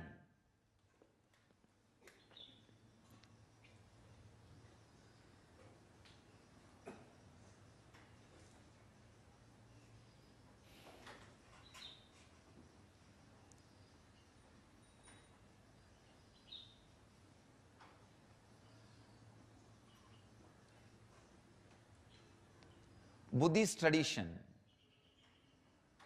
starts the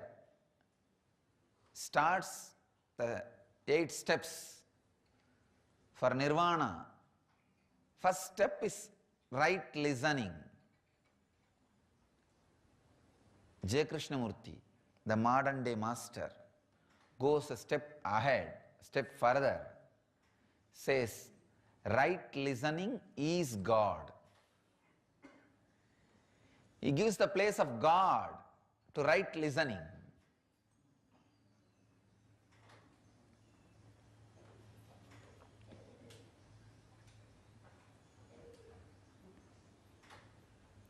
What is exactly right listening?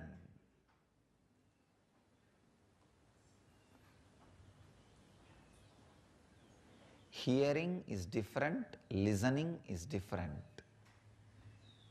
Hearing means sound enters into your ears, gets processed. Either it creates fear or greed or different emotions.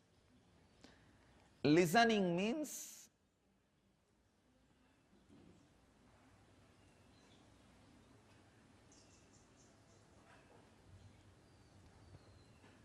sound enters into your system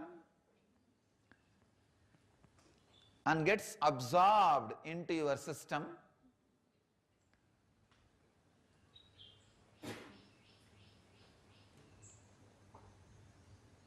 leads your system from sound to silence. Understand? It's like almost if the pond is dirty, if you put little lime powder, the lime powder will take the dust and settle on the ground.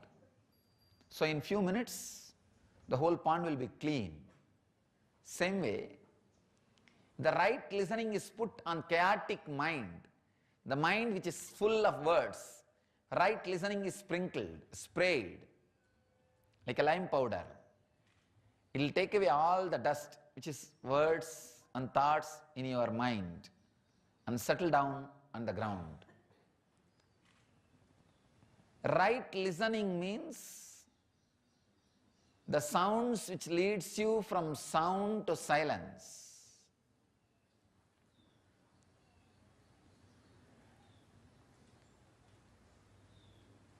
The right listening can happen when you are ready to listen with anything.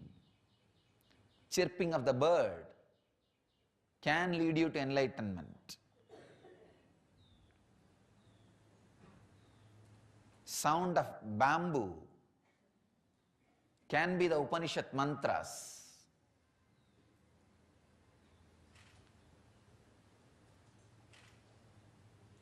The sound of Ganges can be the anahata dvani.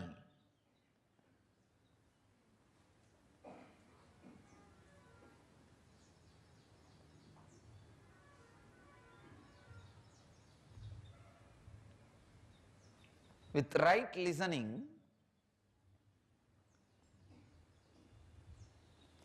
everything that echoes in your system, everything that reverberates in your inner space leads you to silence. Of course, the possibility for right listening, the happening of right listening happens more in the presence of a living master, an incarnation, who himself has experienced the anahata dvani, the sound which is uncreated in his inner space.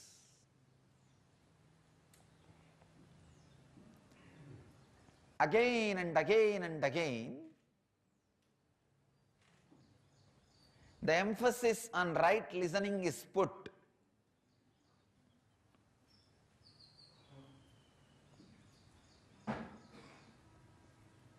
Because the right listening is an independent, intelligent technique which can directly lead you to the higher space and higher reality.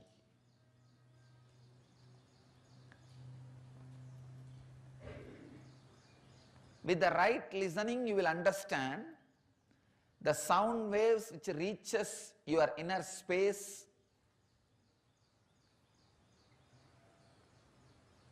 is deeper than the visions which reaches your inner space. When I say this, I mean the sounds which you are hearing now, the words which are entering your inner space are more stronger, more truthful, more higher reality than the scenes you are seeing around you. The wax out of which the scenes are created, which you are seeing around you, is of much lower quality than the words which are reaching your inner space. The sound which I am creating now, which is reaching your inner space, is more stronger base material to create what you want than what you are seeing as a scene. As long as you feel what you are seeing is more stronger reality than what you are hearing, you are in illusion, maya. You are hallucinating. The right listening has not yet happened in you. When you feel what you are listening, the words which are entering your inner space is more powerful than the scene you are seeing. The right listening is happening in you. Sit with deep awareness. How the words are touching your ears and reverberating your inner space. You will see the words which are touching your inner space and reverberating, and the reactions created by them, and the space created by them, consciousness happens in you by them, are more higher reality than the scenes you are seeing around you. This is what I call art of right listening. Better I will use the word science of right listening. The word art is too much loaded and unabused by too many people with too many words. Science of listening.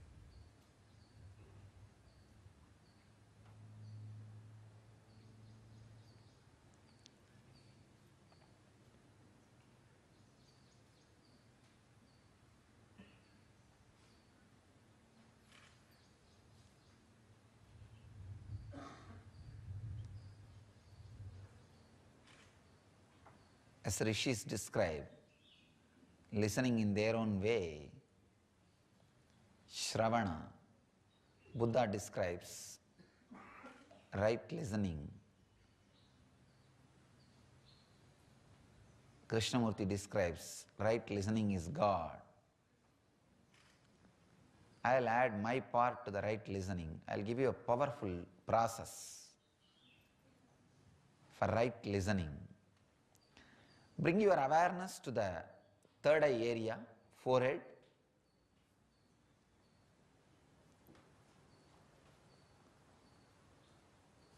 See very clearly the sounds.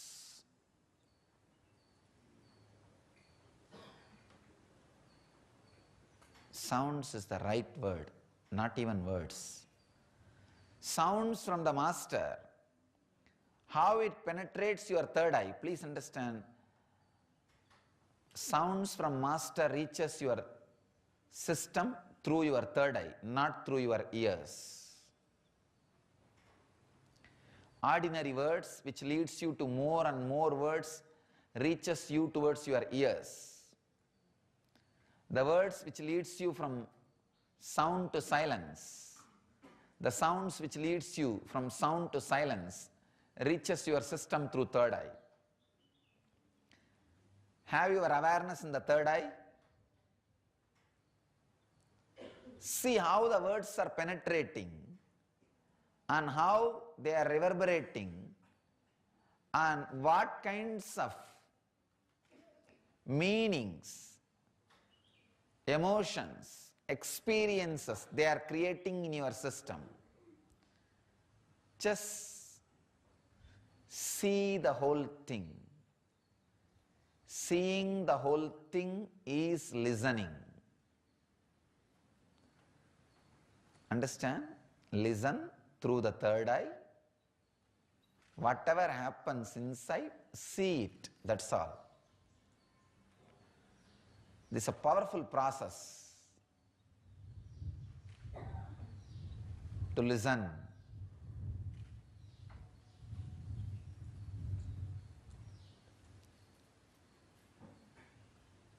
Whenever you find time,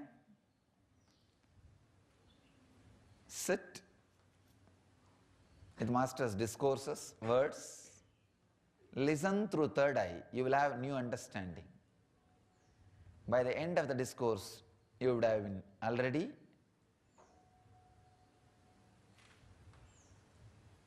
put in deep silence. Never ever listen to a person who creates more thoughts in you. Listen to the words and a person who leads you to the deeper and deeper space of silence and higher space of realities. The master's words come from a frequency where what you are seeing as the world is too small. What you see as the world is illusion in my space. So anything comes from my space and reaches your inner space lead you to the same experience of my space. So any word which comes from this inner space and enters your inner space leads you to the same experience of my inner space. Means this is smaller reality than the sounds created.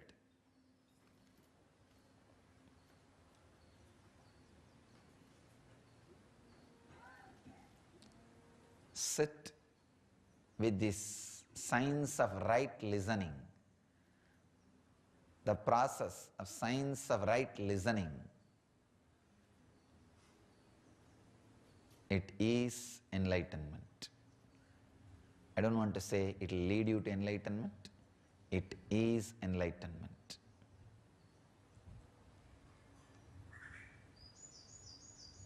What Upanishads calls as Shravana, what Buddha calls as Sammati, what J. Krishnamurti calls as right listening is God.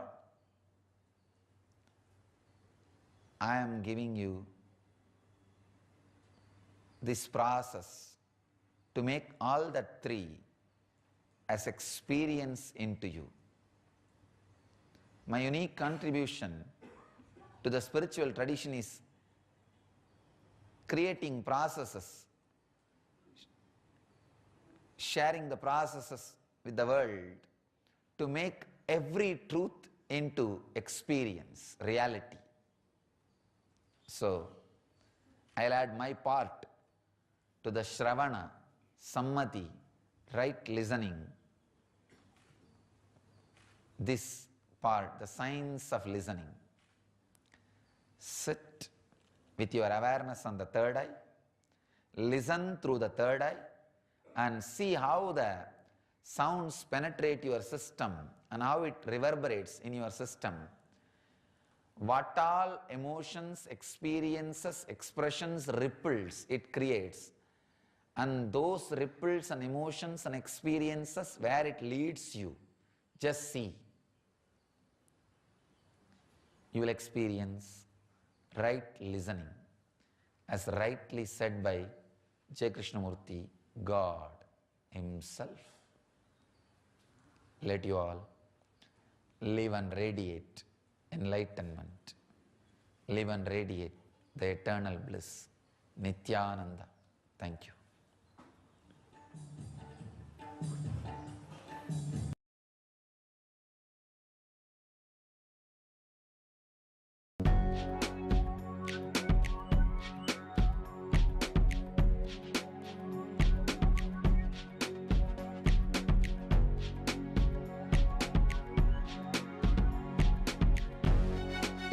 All that I taste, all that I smell, I offer to you, Swami Nityananda.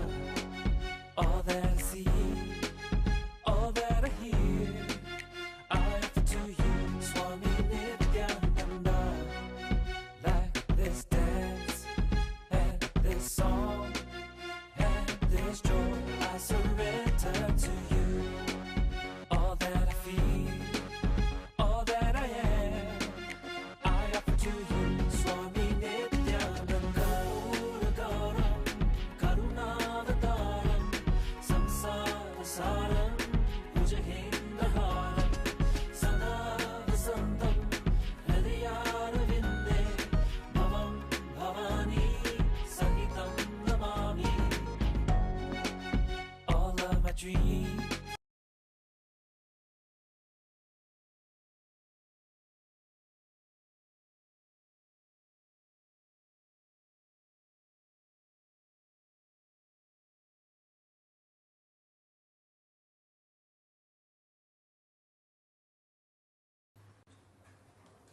Sadashivasamarambham Shankaracharya-madhyamam Asmadacharya-paryantam Vande Guru-paramparam.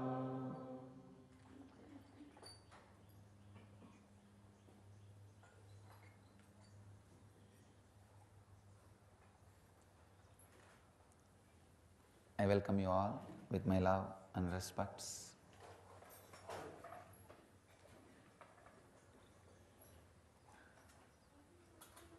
Today's subject is sleep your way to health.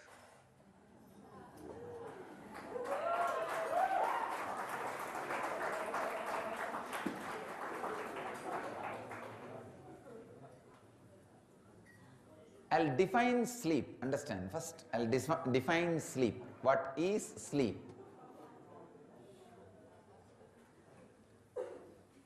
By very nature, by the innate nature, you, the consciousness, reside in pure space, the timeless, formless, nameless space. But because of engraved memories, you see name, form, and go through time. So the inner innate intelligent consciousness wanted to get back to its original state. It just want to retire, go back to its original state, original space. But these engrams, engraved memories, by its very nature, the engraved memories create name, form, time. But by the very nature, the consciousness is timeless, nameless, formless. When the engrams are active, they create this world and dream. But when the consciousness overtakes, it just rewinds everything, gets back to its pure original state, but the engrams do not die. They only get back to that seed level. So, understand, I'll define sleep.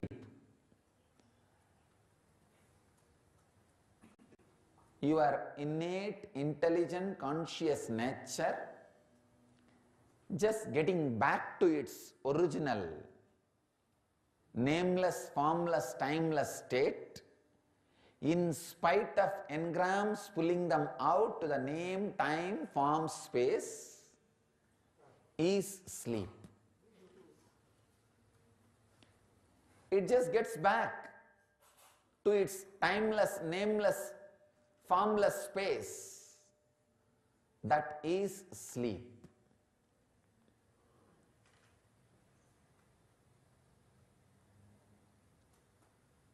Too much of attachment to what is seen or heard, means the engrams, is responsible for insomnia and all sleep disorders. In your body, in your nervous system, when the consciousness flows, it just packs up all engrams, almost like packing your tent into a small size and retires. The effect of consciousness on your nervous system, the effect of engrams on your nervous system, if they are 50-50, you will have the right experience of world, dream and sleep. If the consciousness becomes less, the effect of engram, if it is more, then naturally sleep disorder, unable to sleep, insomnia. If the effect of consciousness becomes more than the effect of engrams on your nervous system, that is what leads you to the meditative state and superconsciousness. It will naturally first lead to awareness during the dream state, then awareness during the deep sleep state, then awareness during all three states: sleep, dream and deep sleep. Awareness during all three states is what I call Turiyaha, fourth state. So understand the whole truth about the sleep. By nature, engrams pulls you out and shows you the time, name, form. By nature, consciousness takes you to the timeless, nameless, formless state. Fight between these two is your life. When the engrams have more power over your nervous system, you see the world and dream. When the consciousness has more power over your system, it rewinds and puts you in rest. But even in the rewinding state, you rewinded your tent, you have not burnt it. So all the engrams gets into the causal state, but not engram free. If the consciousness, the effect of consciousness is too much on your nervous system, then the tent gets burnt. The engrams which are in the causal state, seed state, just gets burnt. It disappears. It's not there anymore. Understand? It's a very important truth.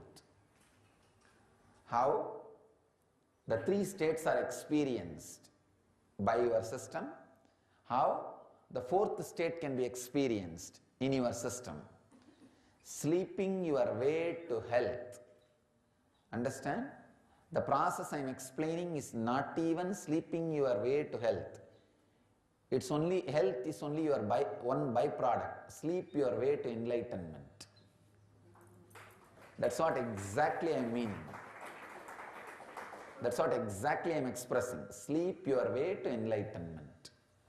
Actually, if the effect of consciousness on your system becomes more and more, the effect of consciousness, even while your engrams are open.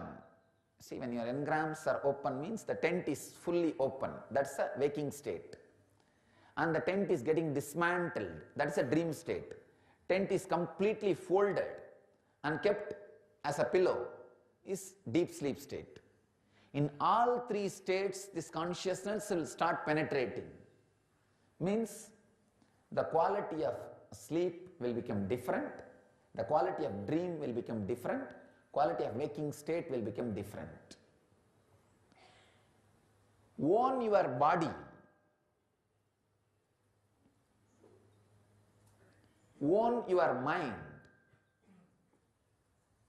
Own your lifestyle. This is the solution. Understand? This is the solution for sleeping your way to enlightenment and sleeping your way to health. Own your body. When I say word, own your body, your own body, own it, build it as you want with yoga. Owning your body means, yes, that is the closest object you have. If you don't own your body, what do you mean? It is just there, like a garbage can. For most of us, it's there. Because it is dumped on you, you just dump everything on it. That's all, like a garbage can. Own your body. That's the first step for enlightenment. Sarira matrang kaladharma sadhanam.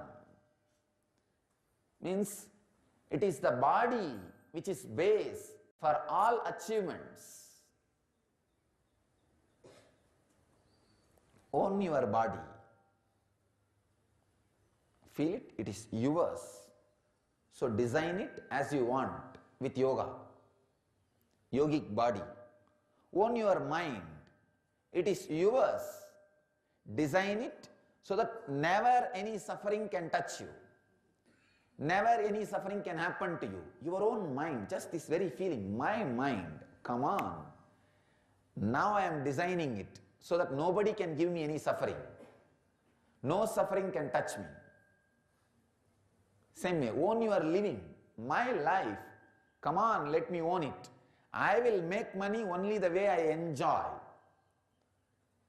I will have the pleasures which I enjoy. I will choose my way of life. I will be conscious in every step, see that I achieve what I want. Own your body, own your mind, own your living, own your lifestyle. That is what I call yogic body, Vedic mind, Zen living. Yogic body, Vedic mind, Zen living. Do not live inside a body which is not flexible or healthy. Come on, I am not interested in keeping the body like this. put energy, time, bend your body, make it yogic. It is your body. Whole day you are living with it. Why are you unaware of it? Whole day let all your movements be such, it continuously become healthy, graceful, as you always wanted it. Own your mind.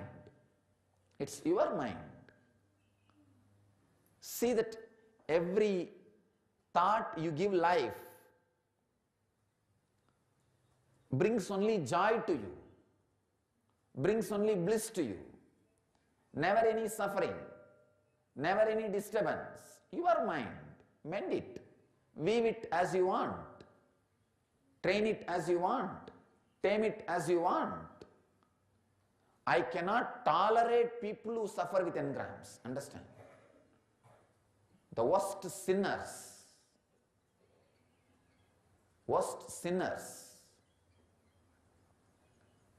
how can these people say, your mind? How can you say, no, I don't know what to do, I know this is wrong, but I am suffering with it? Why don't you just disappear?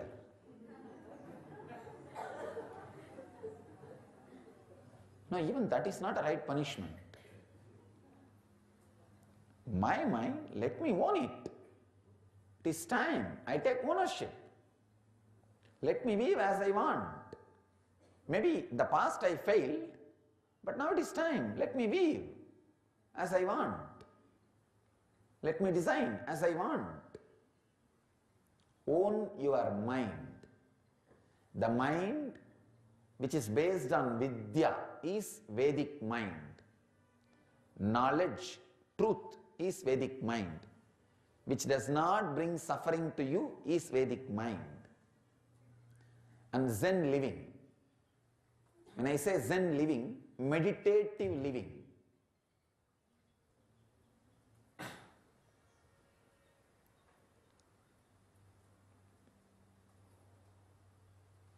Infuse awareness into every action. Walking, talking, sitting, moving, breathing. Infuse awareness into everything.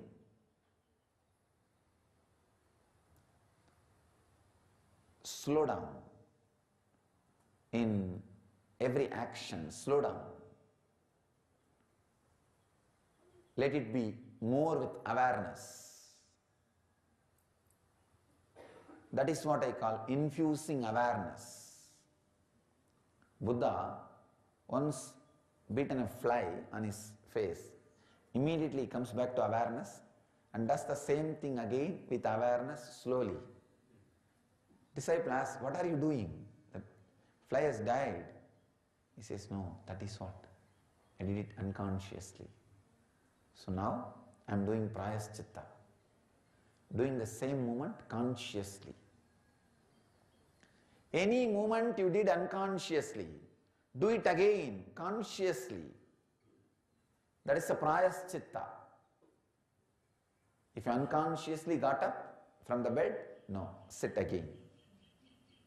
Move consciously. Bring it back. Bring your center back. Any movement done unconsciously, do it again consciously. And see that you are constantly aware and conscious of everything.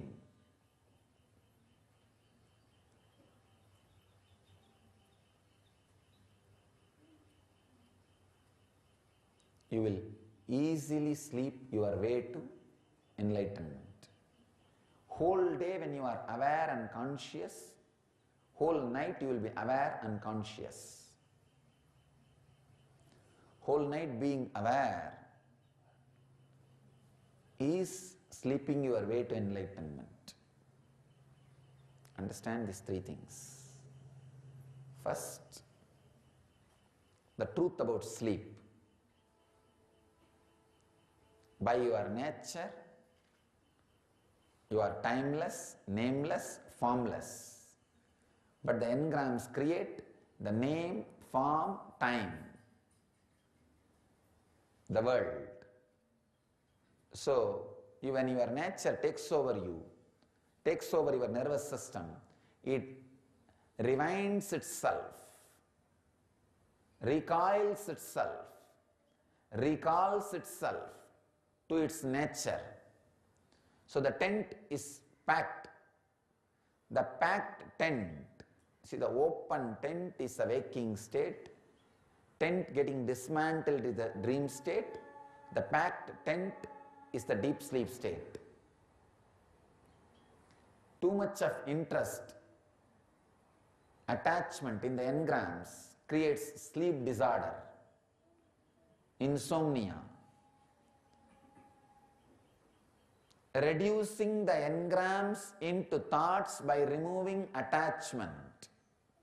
See, the pillars which holds the tent is attachment. The cloth is thought. If the pillar is not there, it can be just winded up and kept under as a pillow. Pillar is attachment. The cloth is thought, and the established pillar with the cloth is engram.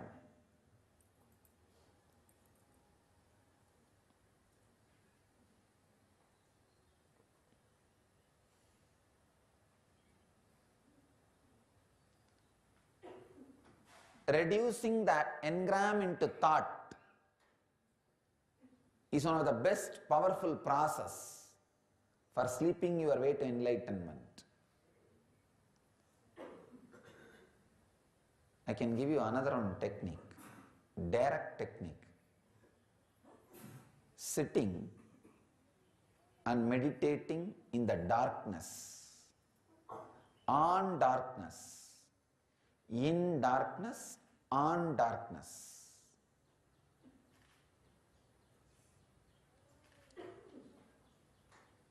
Which is the nature of deep sleep. Meditate on deep sleep consciously. One night meditation is more than enough to get you out of any sleep disorder. One night, if you can sit and meditate on darkness consciously, any sleep disorder will disappear. Insomnia or chronic fatigue, any sleep disorder will disappear.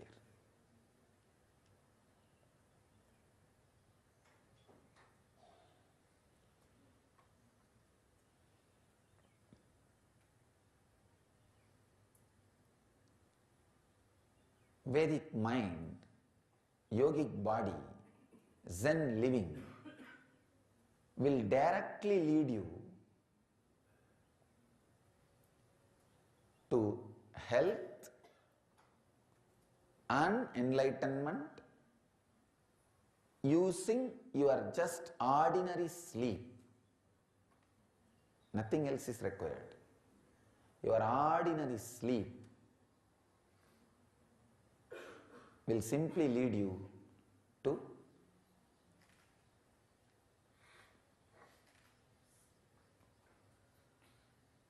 health and enlightenment itself.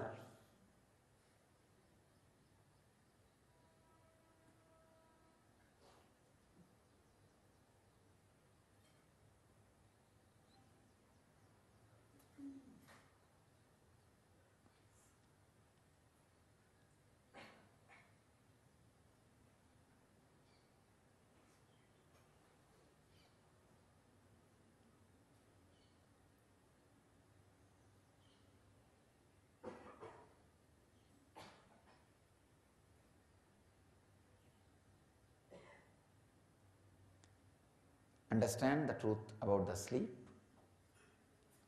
and inspire yourself to live with yogic body, Vedic mind and Zen living. You will sleep your way to health and enlightenment itself. Let you all sleep your way to enlightenment, radiate and achieve enlightenment, live and radiate the eternal bliss Nityananda. Thank you.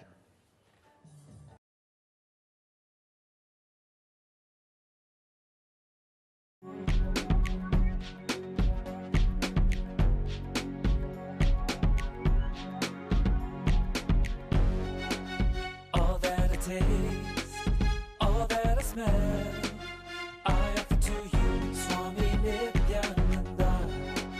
All that I see, all that I hear, I offer to you, Swami Nityananda. Like this dance and this song and this joy, I surrender to you. All that I feel, all that I am, I offer to you, Swami Nityananda. Puragaram, Karunavataram, Samsara Saram, Bhujagendraharam, Sada Vasantam, Hridayara Vinde, Bhavam Bhavani, Sahitam Namami. All of my dreams,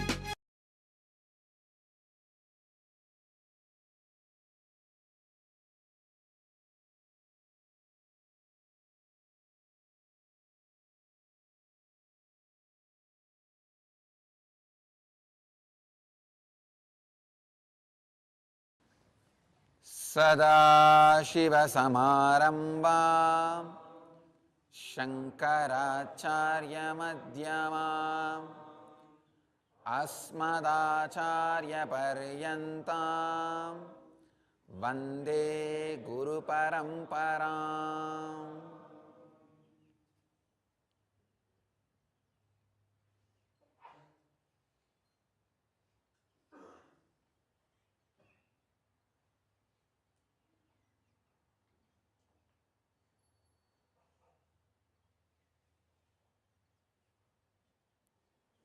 Vedic tradition, the masters of science of holistic living.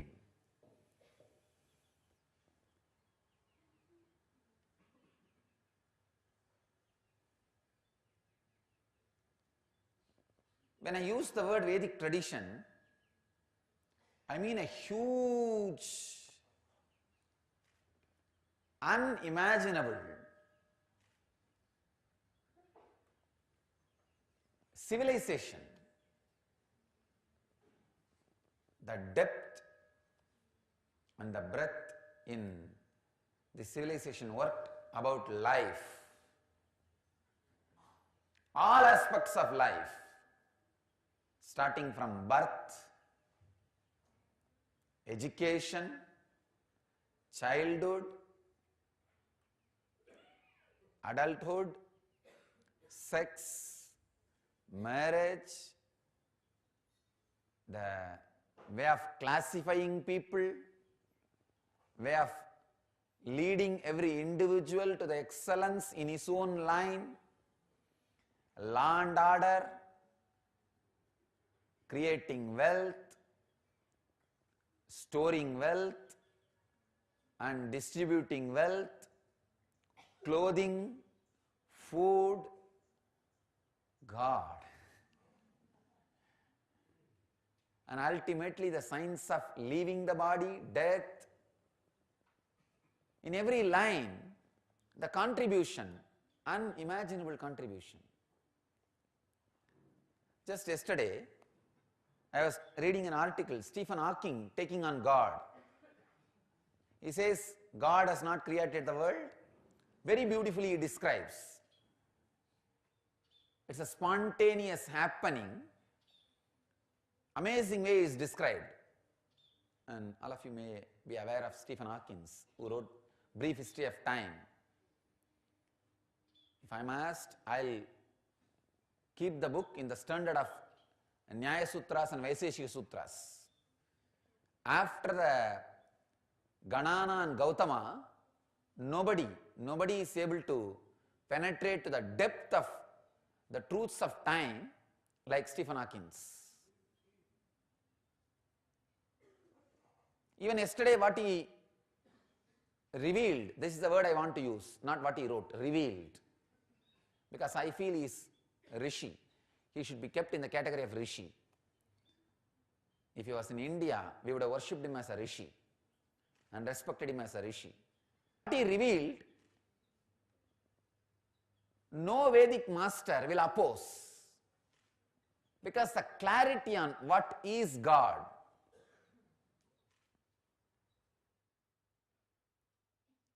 even if he does not agree with our clarity, we will have patience. Can you spend a little more time with us explaining? Can you elaborate to make our logic catch up with you? You will be surprised, in the whole Vedic tradition, we have only something called Prashna Uttara, question and answer.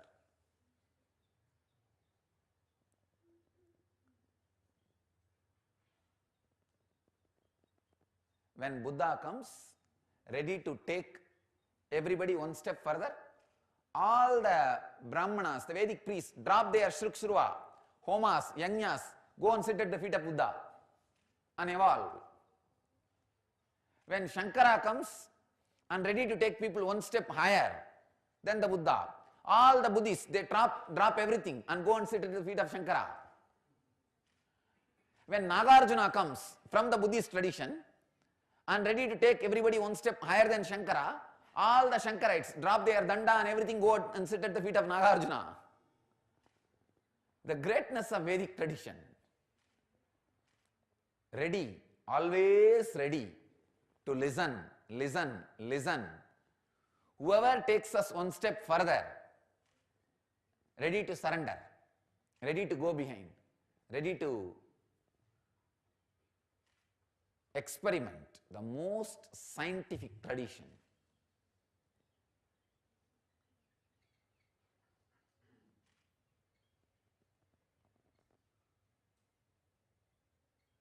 Masters of holistic living. An amazing revelation.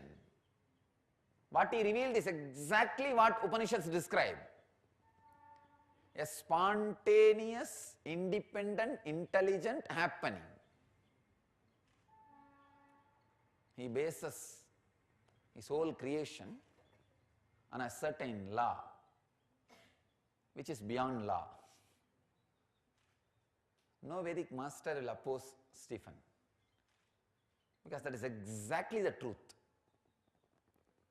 Maybe Stephen needs one last push to experience that inside him.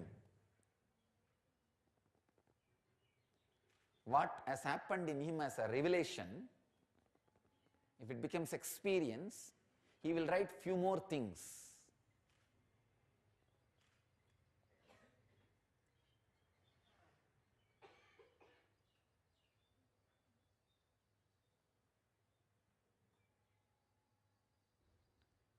He can complete all his revelations. He can make a real last statement like Zen masters.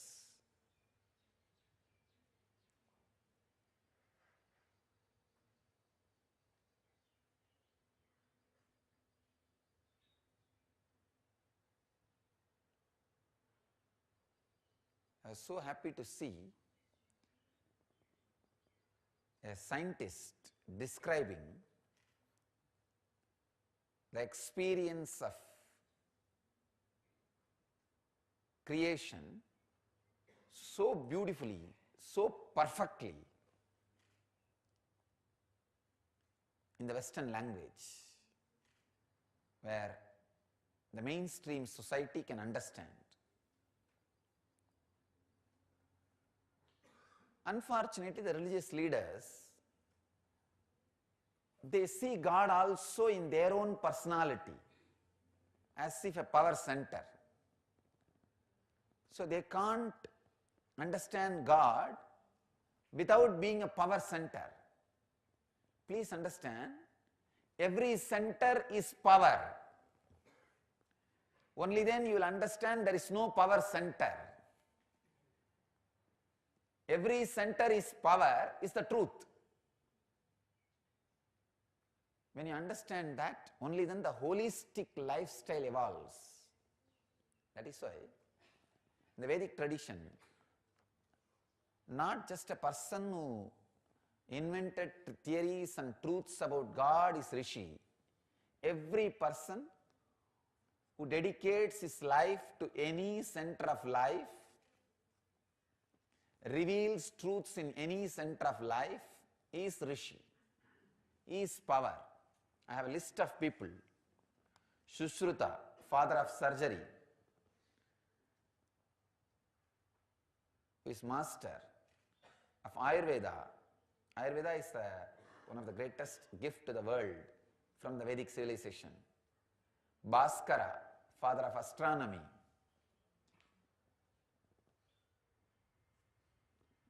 Chanakya, father of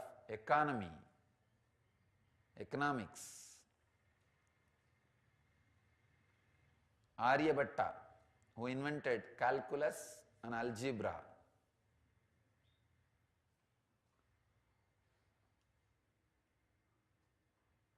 Panini, father of grammar. Agastya, who father of electricity.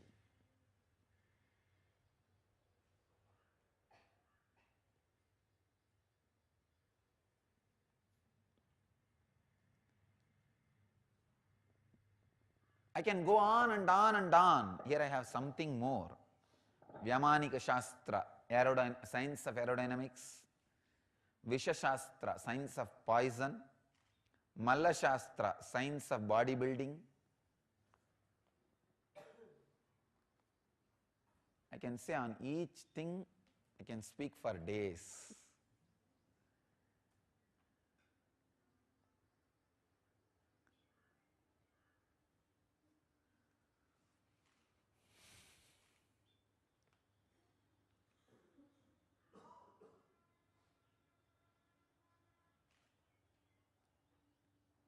I only wanted to tell you one thing today as my message. Two ways of keeping this Vedic tradition alive. One, studying and doing research and development in whatever was revealed already. Second, having patience for any new revelation from any corner of the world. Vedic tradition again and again says, all the great knowledge, let it reach us from all corners of the world. From all corners of the world. When it comes from Stephen Hawking, don't have a shield. Don't think, oh, how can he talk about God? I am here wearing this rope and sitting in this seat for years and studying about God for years in great theological seminaries, discussing, debating. How can he knows more about God than me? No. A rishi from Vedic tradition can never think of that way. He can only have passions. Can you explain with a little more words? Can I have a little more time with you? Is it possible to learn what you talk in my language, in my logic, in my understanding? Have these two. This is my message. One, try to explore whatever is revealed in different lines of Vedic tradition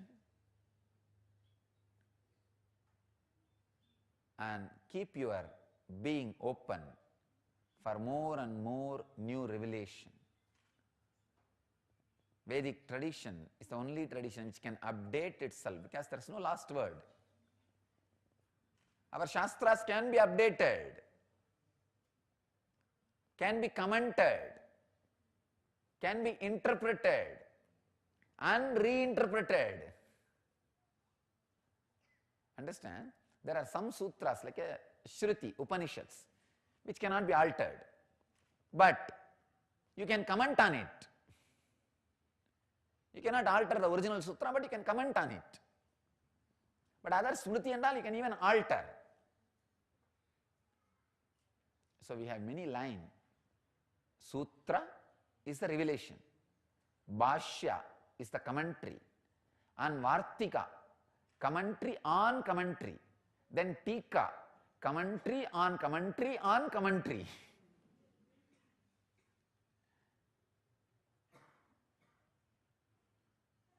So, when a sutrakara, when an incarnation happens and reveals the sutras, his first line disciples who expand that are commentators, bhashyakaras. His next line disciples who write Vartika on the commentary, they are called Vartikakaras. The third line disciples who write Tika on Vartika, they are called Tikakaras. So, the possibility for updation, commentary, expansion is kept alive in the Vedic tradition. People who have so much confidence about their revelation and their contribution to that tradition allow the updation and commentary, who are very clear, very confident about their commentary, their revelation, their contribution can never be destroyed, can never be taken away, cannot be abused.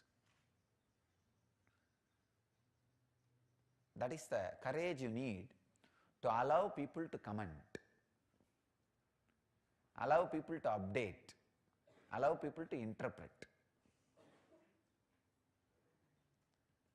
Have these two, explore as much as possible the lifestyle depth of Vedic tradition,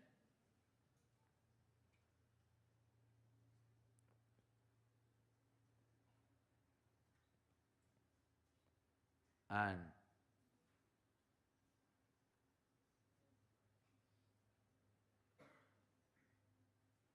add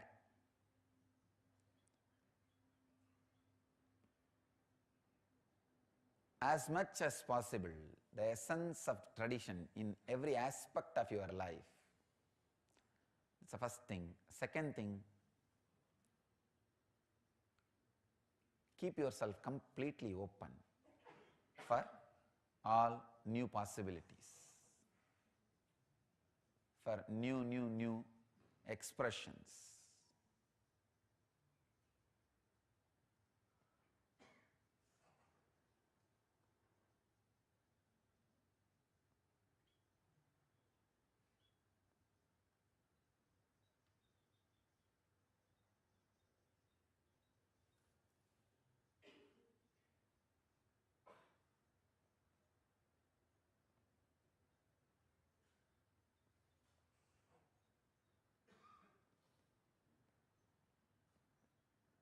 That is the only way to keep the Vedic tradition alive. So live Vedic tradition, live and radiate enlightenment.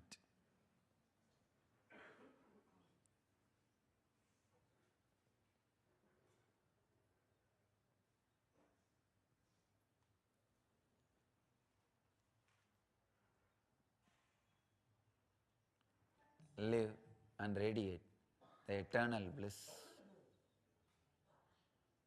Nityananda. Thank you.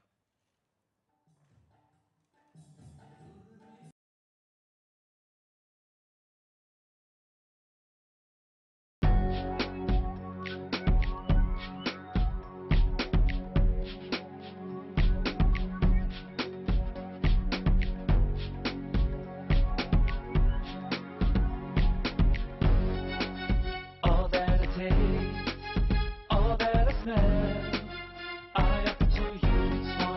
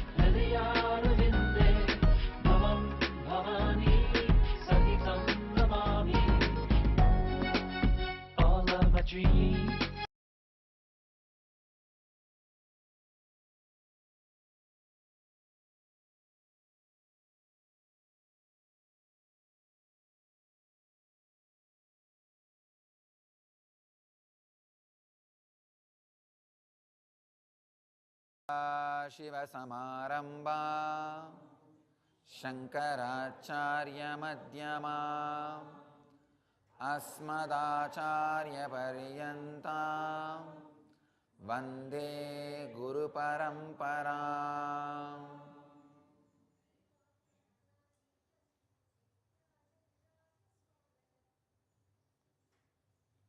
I welcome you all with my love and respects.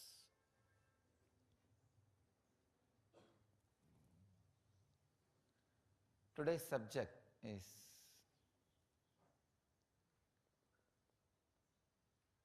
a revival of Vedic tradition. Why is the need of the hour?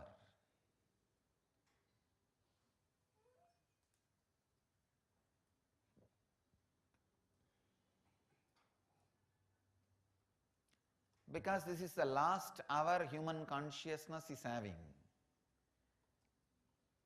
If you don't revive, this is going to be the last hour.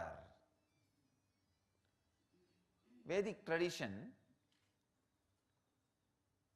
is the only tradition, please understand, one and only tradition which can give spiritual solution for all the problems of the human consciousness. Whether it is the problems of inner world questions and quest like life, death, body, mind, consciousness, or the social problems, peace, unity, love, existing together, coexistence, ahimsa, or the personal relationship level problems, understanding each other, accepting each other, or creating wealth without sucking others' blood, cutthroat lifestyle, consumeristic lifestyle. I tell you, these are the major problems humanity is facing, which really makes us feel. I wanted to add some more really. Makes us feel this may be the last hour of the planet Earth, because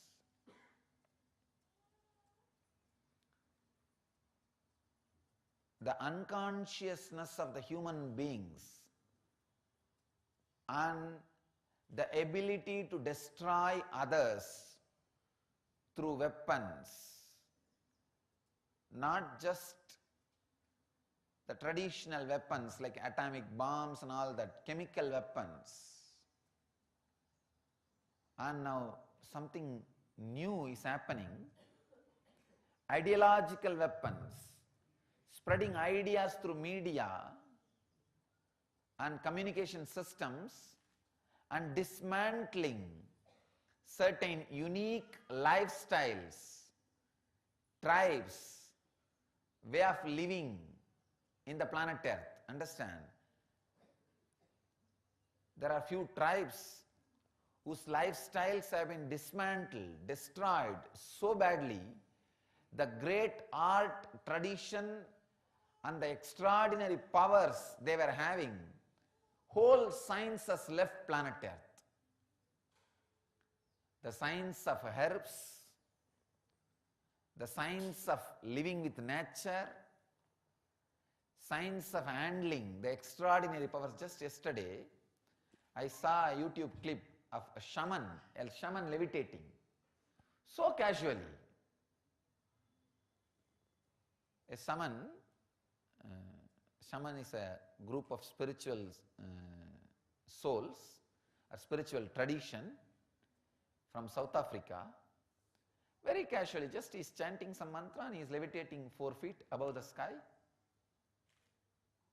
And after a few minutes is relaxing. It was a lifestyle. You don't need to gather around some enlightened master and do all kinds of pranayam, then slowly levitate after 4 days or 3 days.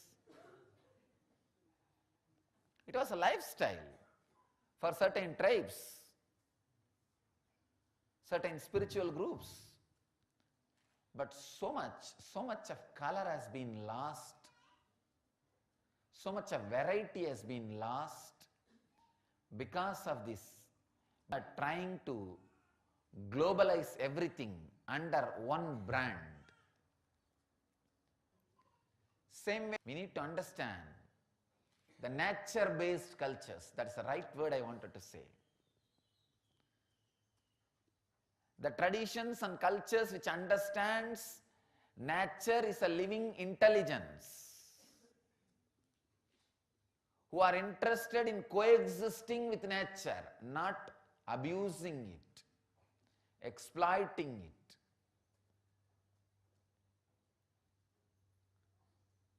Vedic tradition grew up with Ganges and Himalayas.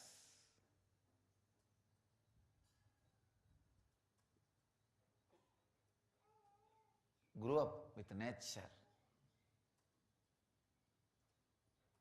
coexistence.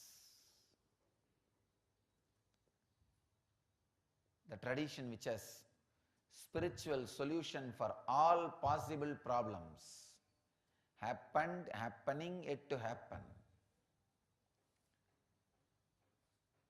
All the major problems planet Earth is facing now, wars, ideological conflicts, and economically depriving one section. You will be surprised. Just a handful of people in the world are having around 60% of the wealth of planet Earth. Just 4 communities, 4 group. Just 4 group. It means the whole world is serving that 4 group.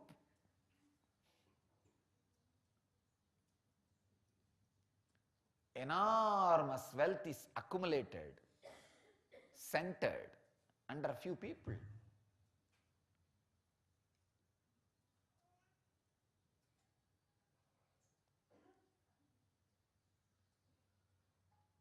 Whoever has 6 feet body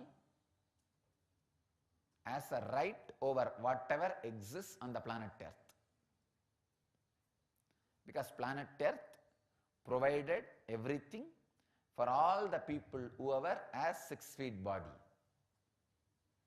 So all 6 feet bodies, when I say 6 feet, I don't mean exactly 6 feet, I mean just the body, the human body.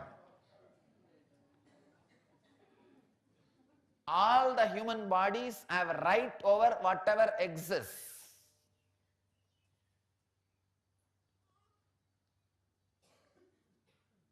Just few people depriving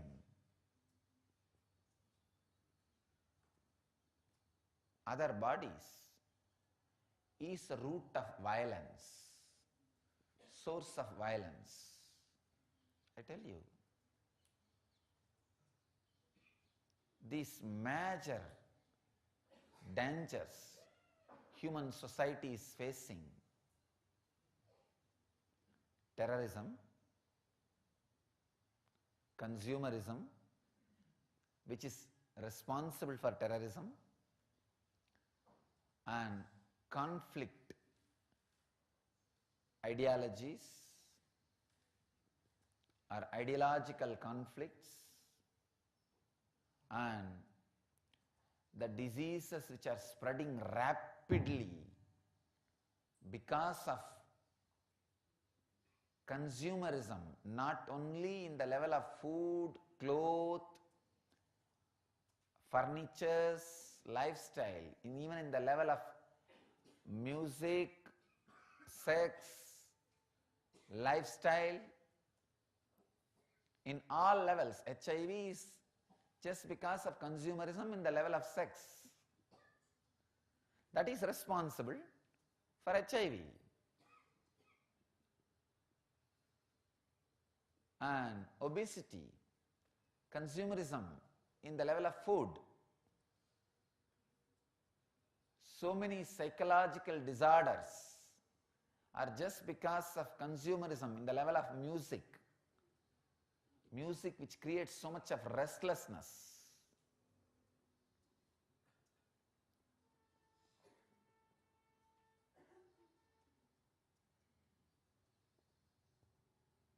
So much of violence because of the visuals which are creating restlessness. So in every way, we are heading towards the last hour of planet Earth. If we take responsibility and revive this great Vedic tradition, the other day I was reading an article, the future religion has to be accepting many gods or all gods. Only the religion which accepts many gods or all gods can give peace, permanent solution for all religious terrorism on the planet Earth. If you want a permanent solution for the religious terrorism on the planet Earth, the Vedic tradition, the Hindu tradition is the only solution which accepts many gods or all gods. We don't have problem. Any number of gods, Rama, Krishna, Shiva, Buddha, Jesus, Muhammad, all of us can coexist in one puja room. Happily. We don't have problem.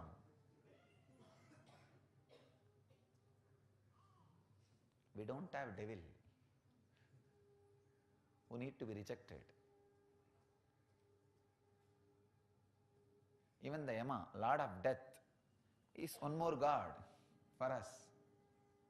The Lord of Destruction and Rejuvenation, Mahadeva, Shiva, is God for us. So we don't have devil, we don't have demon. Even destruction is taken care by God under the controlled condition, in deep compassion, for rejuvenation.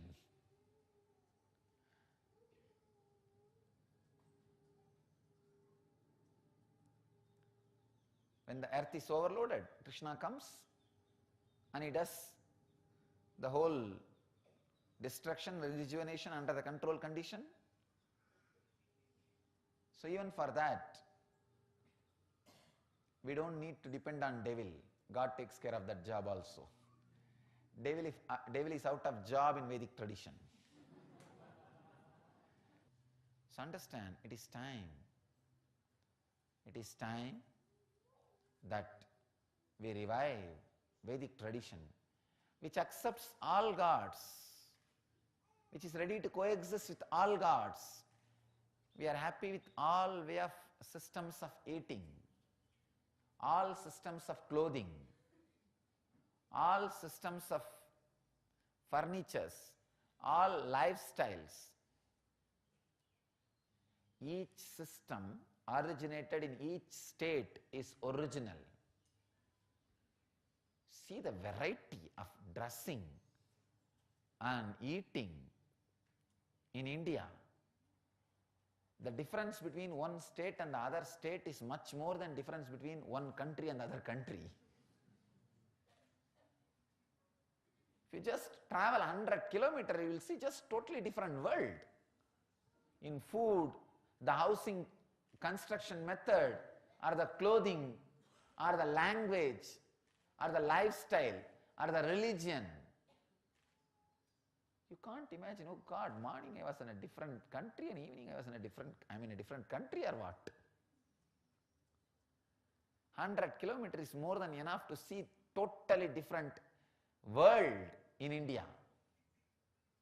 And peacefully coexisting. That's the most funny part. We do not want companies, missionaries, machineries, which makes all of us like one mold, which takes away our unique way of lifestyle, our unique way of existing.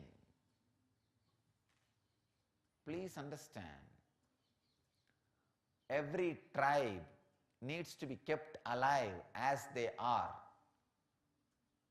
Every tradition need to be kept alive as they are. Every lifestyle, every food tradition, every clothing tradition, every housing method, every way of furnitures should be kept alive as it is.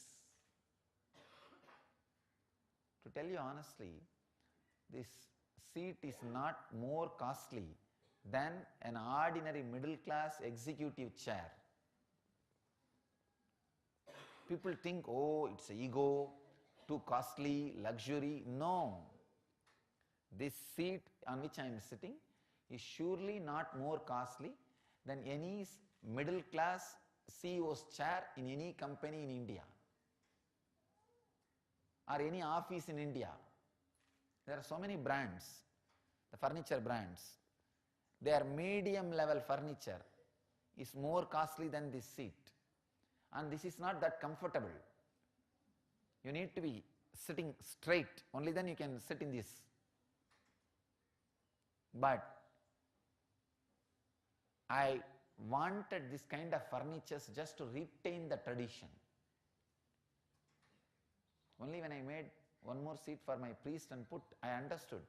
Even if you put the golden throne, he doesn't want to sit there. Because it is not that comfortable, you don't know. Only if you sit, you will understand. You need to sit straight. Only then you can sit in that. Rarely when I am in samadhi, I just put the body, rest on it. But you can't sit in this posture in which I am sitting now for a long time in this seat. You have to be a yogi, only then you can sit in this throne. The design of the very throne will let only yogis to sit on it. Others can't sit on it. Others can't use it. It's a independent intelligence by its own design. Understand? The Vedic tradition has unique thing in everything, in every level. Whether it is food, cloth, housing, furniture, dance, or medicine, in anything. Let us revive it, because this is the only tradition which can allow varieties, means which has a breadth and broadness for coexistence, which can coexist, which is based on ahimsa, non-violence, which does not claim the monopoly in any line. So I sincerely request all of you to stand strong, live and radiate Vedic tradition in every step, so that this may not be the last hour of planet Earth. As predicted, and not only as predicted by the many of the ancient Western civilizations, as getting executed by the modern Western civilization. Let's not allow it. More than the word Western civilization, I think this word, the materialism-based civilization, because it's not that India is just moving, keeping itself away.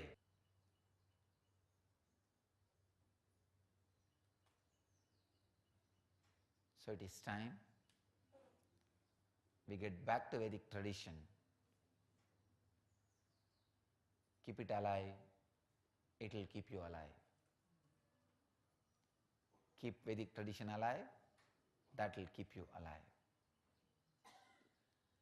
Let's all live and radiate the Vedic tradition, live and radiate the eternal bliss, Nityananda. Thank you.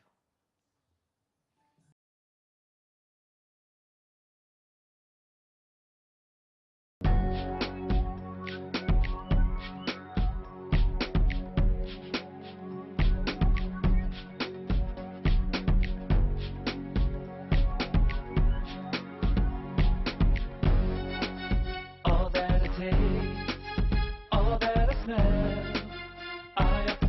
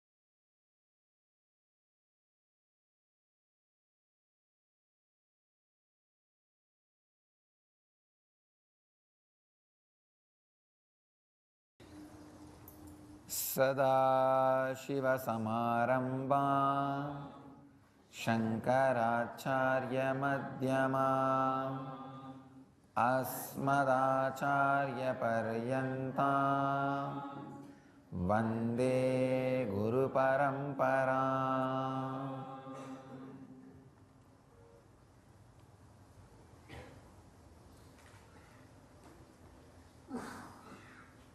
I welcome you all with my love and respects.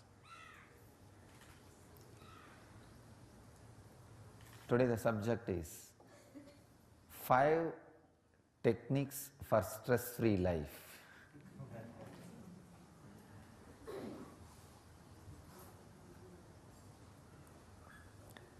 I tell you, stressing anything, including technique, will make your life stress.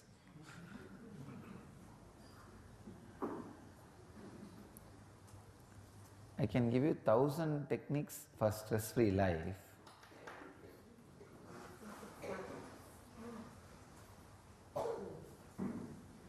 But if you start stressing the necessity of those techniques, you have stress. Without stress, you simply moving your right hand or left hand or head or body itself is a technique for stress-free life. Any simple movement in choicelessness is technique for stress-free life. So from morning till night, whatever you do, make it with understanding and choicelessness. That is an important thing. Do it out of free will. Anything you do, whether cooking or walking, talking, sitting and watching TV, or going to your job, eating, anything you do, add technical information about that into your system. Even breathing, add technical information about that in your system. Thinking, add technical information about that in your system.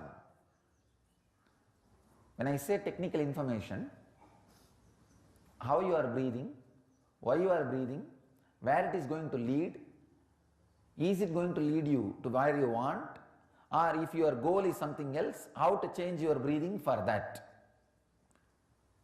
Same way for thinking.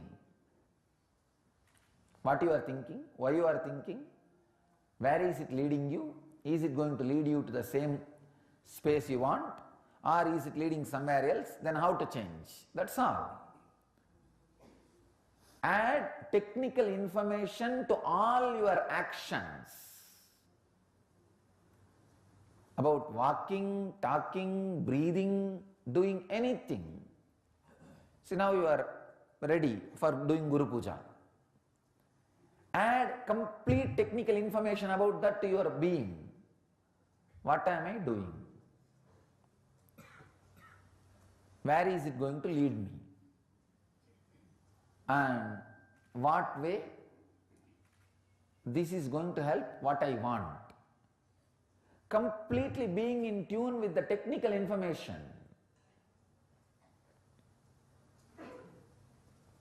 When you are not in tune with the technical information, that is where the conflict and the stress starts. The problem is sometimes you want 2-3 different things which are self-contradicting. Now even that, if you bring right technical information about everything, then you will know very clearly which one to choose. And you are intelligent enough to know that you need to choose sometime only one, because only one can have place in your heart, your inner space. Only one can be done by your body. Only one can be experienced by your mind. Only one can be happening in you. So bringing that technical information clarifies the whole being. So I tell you, If the technical information is brought, everything you do is a technique for stress-free life. If the technical information is not added, even technique will add more stress in you. I know thousands of people stressed about not being meditating, are very stressed to meditate. Oh, today I have not done my kriya, today I have not done my meditation. Highly stressed. What for you want to do meditation? To be stress free.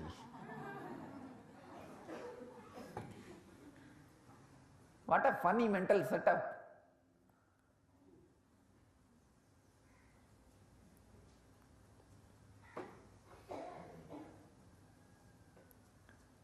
The action or technique is not directly going to help you to be stress free. The technical information is what going to make you stress free.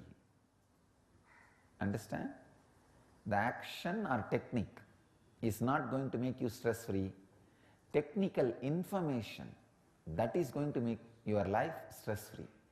Maybe I can give you some few techniques, kind of anesthesia for instant pain relief. For half an hour you will be stress free because you are diverted to some other direction. But if you want stress free life, you need technical information. If you want stress free 1 hour, I can give you 5 techniques. Each technique will put you out of stress for 1 hour, 2 hours.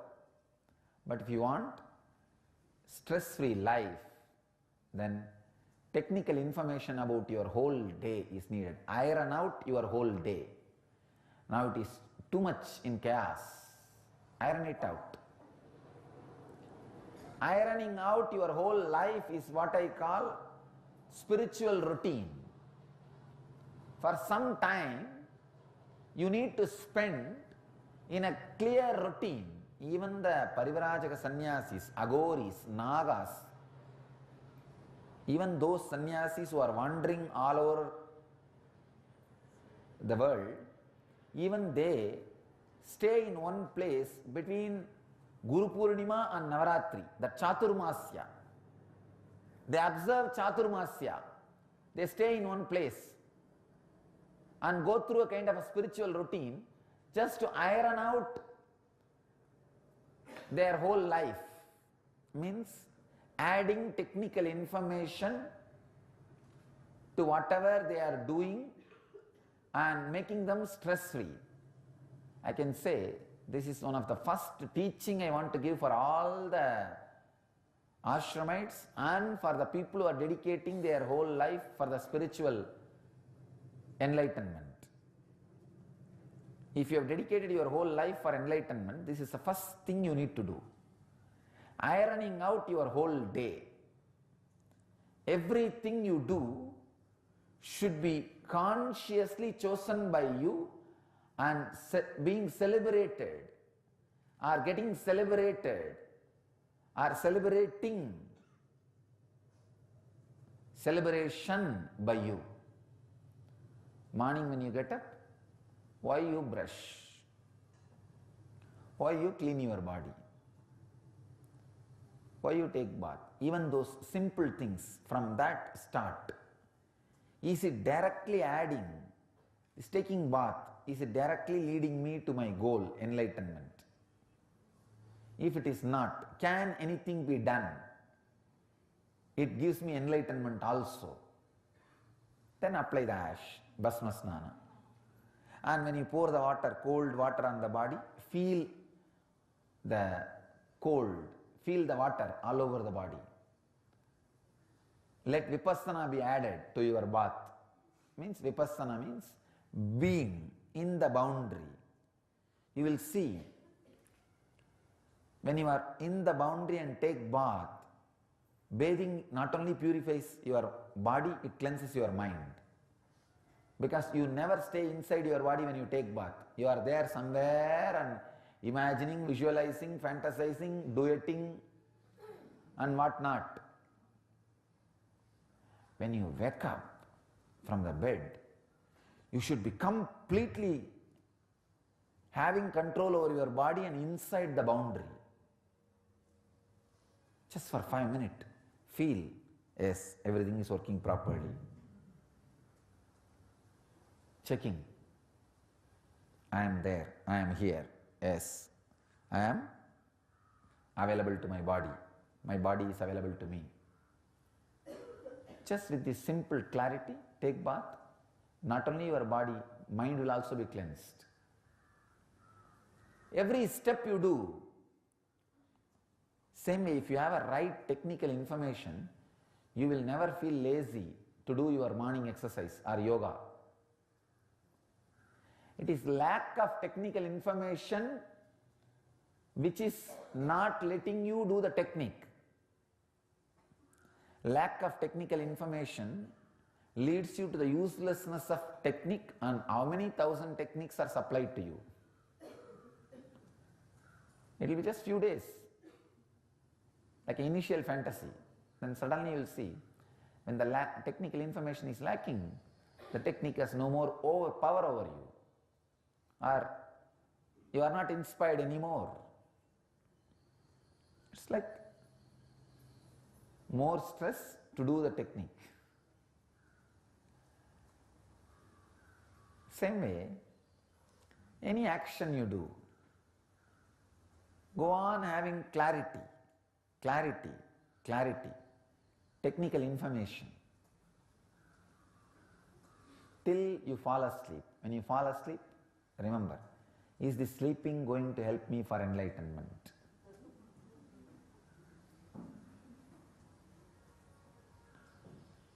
What way I can use this sleeping for enlightenment? If you just consciously fall asleep, the whole few hours you are in bed is samadhi.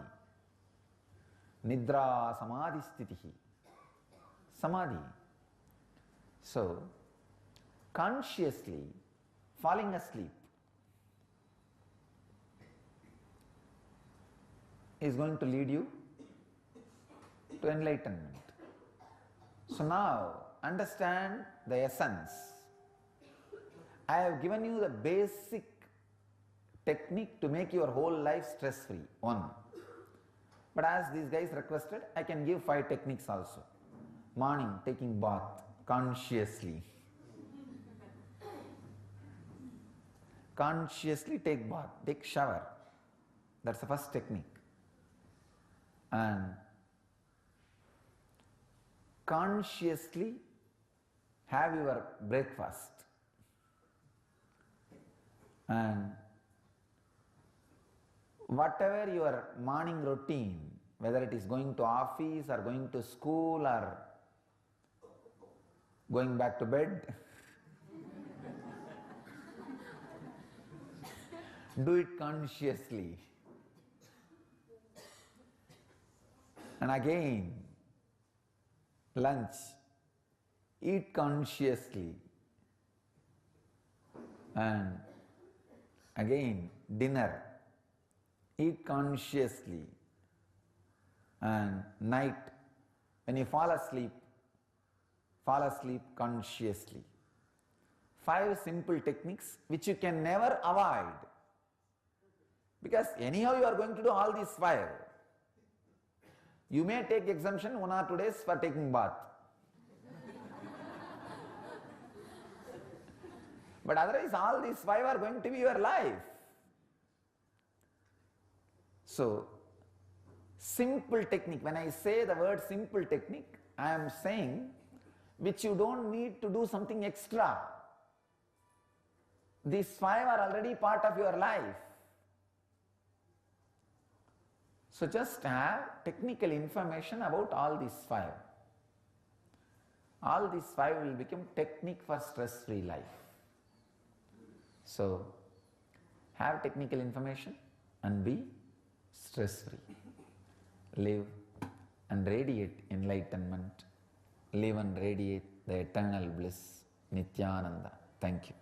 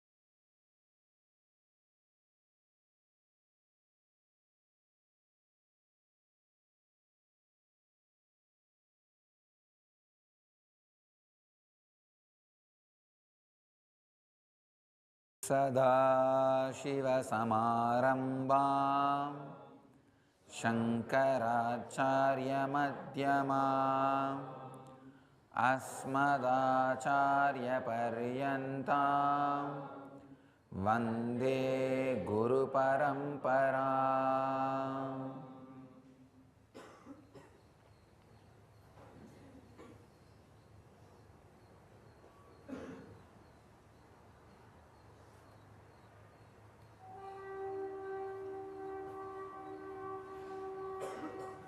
I welcome you all with my love and respects.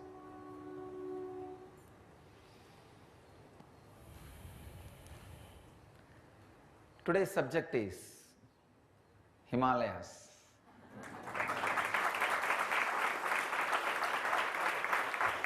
The heaven and the earth. Only one word I need to alter in the title they gave. The heaven on heaven. It is never on the earth. It's never on the earth. We may be able to reach from earth. That does not mean it is on the earth. There is nothing earthly in Himalayas. Even the earth in the Himalayas is not earthly. I don't know what all I can describe about Himalayas. Maybe I will describe the greatness of the physical existence of Himalayas. That's the most happening place in the consciousness. Just like New York, Tokyo, cities, most happening cities in the outer world. Same way, most happening place in the consciousness is Himalayas. All the biggest happenings happening in Himalayas as far as the consciousness concerned. Whether it is the greatest masters landing in the body or greatest masters taking over the bodies. See, great masters take over the prepared bodies to do their mission. That's what I call enlightenment. Enlightenment can be described even in this way. Great masters just vacate the ordinary will and make that will wither away and take over the body and start doing what they want. Whether great masters landing with a new body or landing on the existing bodies or relaxing from the physical body, all the great happenings go on happen in the Himalayas. Even physically, Himalayas is never same. Fastest growing mountain range is Himalayas. 5 millimeter per year. 5 millimeter is not a small joke. The other day I was seeing that BBC's, that Ganges documentary. It was just an ecstasy. How they describe Himalayas and Ganga. Only one thing I can say, that if you have not seen Himalayas, it's almost like you are missing one great dimension of your senses. See, it's like a born blind guy. You can't make him understand what he is missing by being blind from birth. You can't make him understand. Just undescribable. Same way, if you have not visited Himalayas, you can't even understand what you are missing in the level of senses. Same way, if you have not lived in Himalayas, you can never understand what you are missing in the level of mind. Because living in Himalayas teaches something completely different to the mind. Completely different. The other day I was talking that if somebody is not able to settle in my community, for some reason, if they ask for other option, I said that bowl lifestyle will be the lifestyle I will prescribe. Same way, if somebody is not able to, is not happy with this place and wanted the second option, any place, I will prescribe Himalayas. If the second option community they ask, I will prescribe bowls. And second option place if they ask, I will prescribe Himalayas. And bowl in Himalayas. Because it does something totally different. One winter you should spend in Himalayas. So much can happen in you. You have to become Hatha Yogi, nothing can be done. You'll just become Hatha Yogi.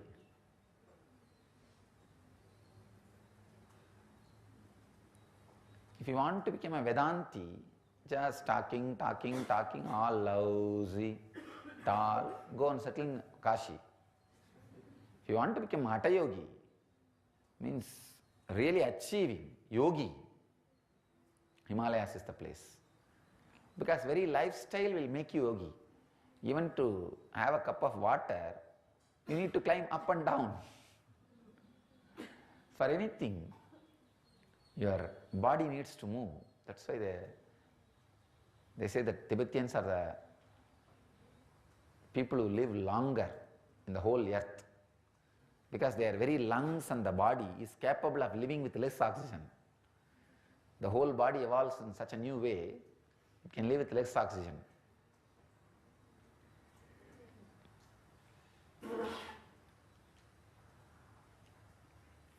Life in Himalayas itself is tapas, yoga.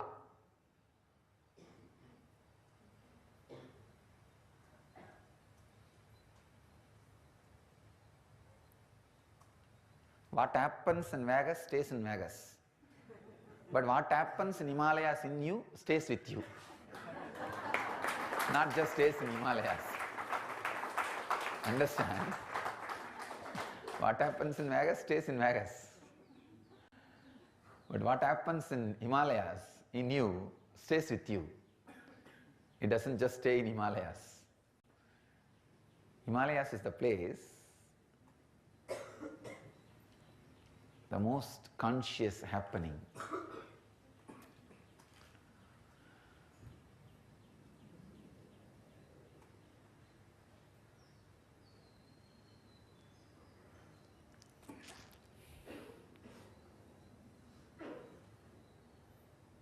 It's again such a experience.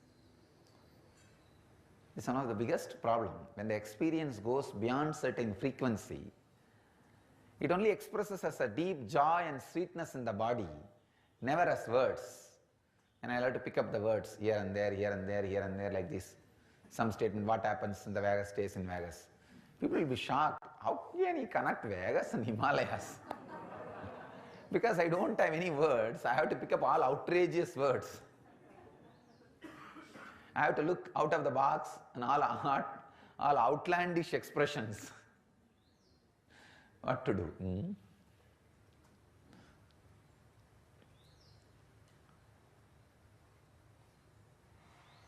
All the best things available in the planet Earth are gift of Himalayas to the civilization. Whether it is a great spiritual enlightenment philosophy or the amazing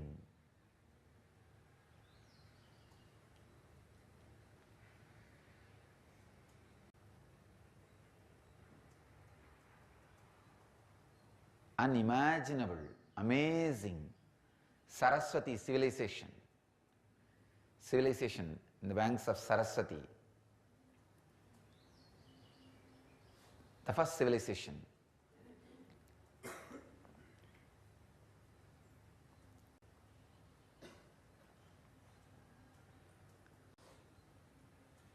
The extraordinary metaphysical discoveries of rishis.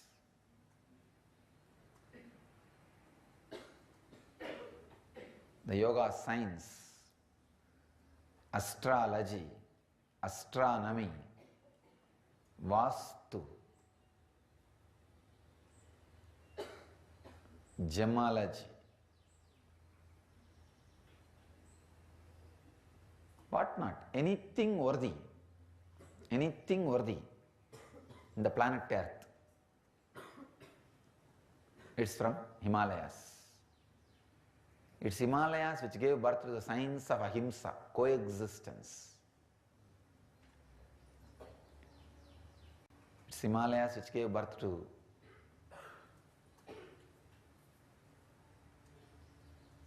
all great sciences available to the human beings today. Ganga, which still feeds 1/10 of the world population. 10% of the world population lives in the lap of Ganga. Please understand. It's from BBC's Ganges documentary. Even now, 10% of the world population lives just on one river's lap, Ganga. And Himalayas is responsible, Ganges is responsible for the rishis to have so much of free time and to contemplate and come up with the great metaphysical discoveries. All their basic needs are fulfilled just like that.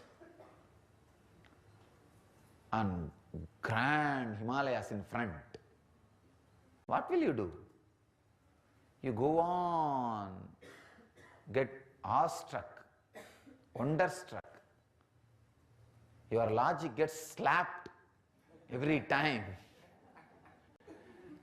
by the unimaginable expression of the cosmos. So naturally you start diving into the mysteries of cosmos. I tell you, the geographical place where a religion originates plays a major role in the depth and purity of religion.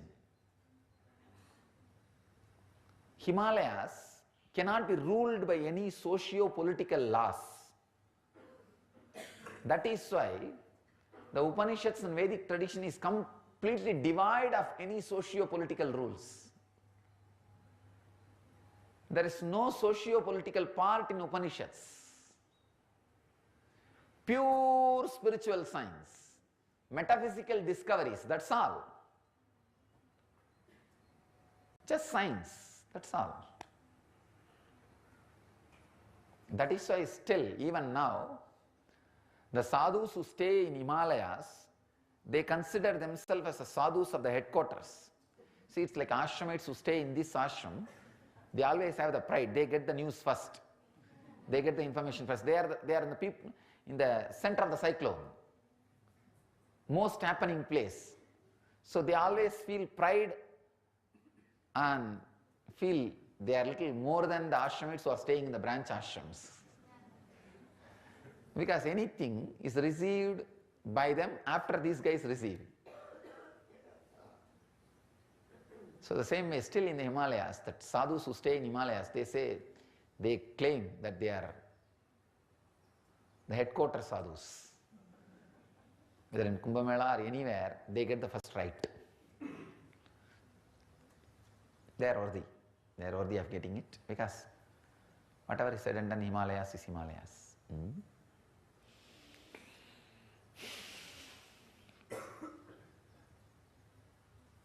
I tell you, spending little time in Himalayas really shakes completely your idea of that whole life is secured. See, it's staying in cities where you know thoroughly how you are going to get into the car and what turn and everything, and how you are going to come back and lie down in your bed safely. And by living the same thing for 2-3 years, you forget that your life can have some turn, and you feel almost like everything is under your control. That is why a small ticket, speeding ticket, shakes your whole being. People shiver. I have seen, if they get $100 speeding ticket, they have to pay $200 to a psychiatric doctor. No, really, I have seen people,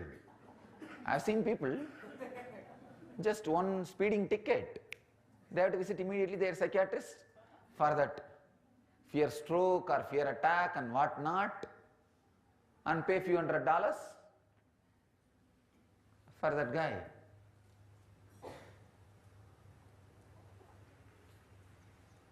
Or even that anger and vengeance they cannot tolerate.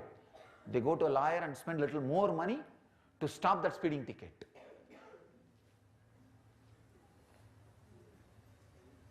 Because unable to handle even a small change. Too secured. I tell you, spend little time in Himalayas. Either visit or spend little time in Himalayas. It will teach you life. Because every moment it is different. When you go, the road will be open. After 1 hour when you want to come back, the road won't be open. Not only open, road will not be there. No, really. Just it will not be there, that's all. And you do not know how many more days it will take for the new road to be created.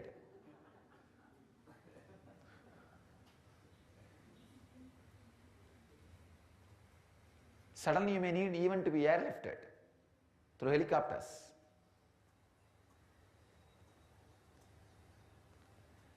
Those helicopters are bought before the Indian independence. They are brought specially to give independence and freedom to people.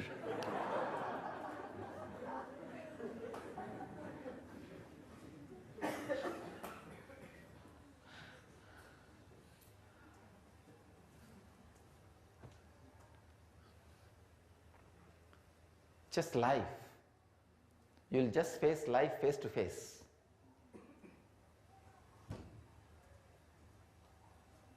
We do arrange so much, take care.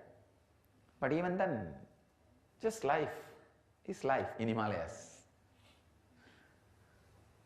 You will have a taste of adrenaline in your very tongue. Not just in your body.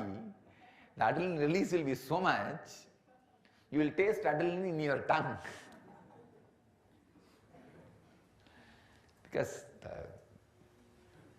roads, you just see this side, and the speed with which Ganga is gushing, you will directly reach Calcutta. Before any 911 you call. In India there is no 911. Now they are trying to do 108. In some states they are successful. Like very efficient states like Gujarat and all, they are successful. But even then in Himalayas, nothing. No 108, no 911. Maybe you can chant 108 times Shiva, Shiva, Shiva, Shiva, that's fine. That can give you much better help than any other 108.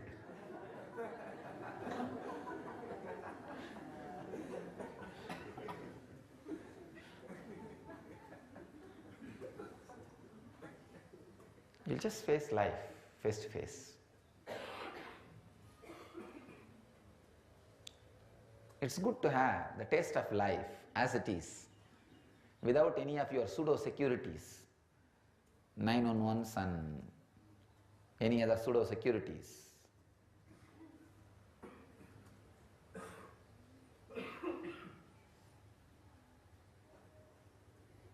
Even if your vehicles hit some other vehicle, I have not seen in Himalayas anybody fighting for these accidents. They will hit, they will say, it's okay, Baba, bye. They will not even get down to talk to each other, bye. And they will go, this guy will go, that's all. Because they know that's the way roads are, nothing can be done. And not like the secure cities where the ambulance chasing lawyers make more money than the people who got injured. Really. This contingency, ambulance chasing lawyers, they make more money than the persons who are injured.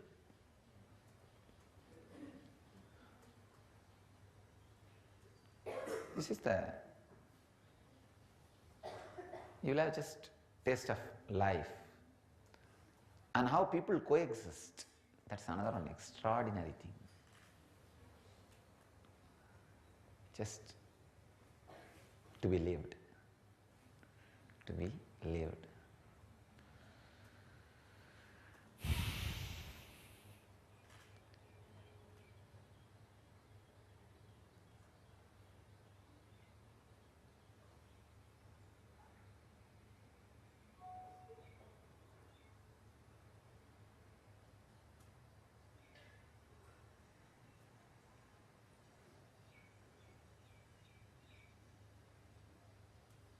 Just to be lived. The extraordinary silence which you would have never ever experienced in any city, even if you are staying in a suburb in one corner of any developed country. Unimaginable silence. You can just touch and feel the silence, the heaviness of silence.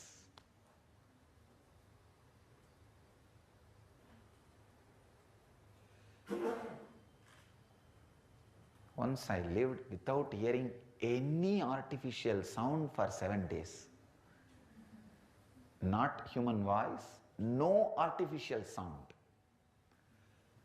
Means no sound which happens by human existence. Not even my own sound. 7 days I lived. I just wanted to catch this anahata dhvani.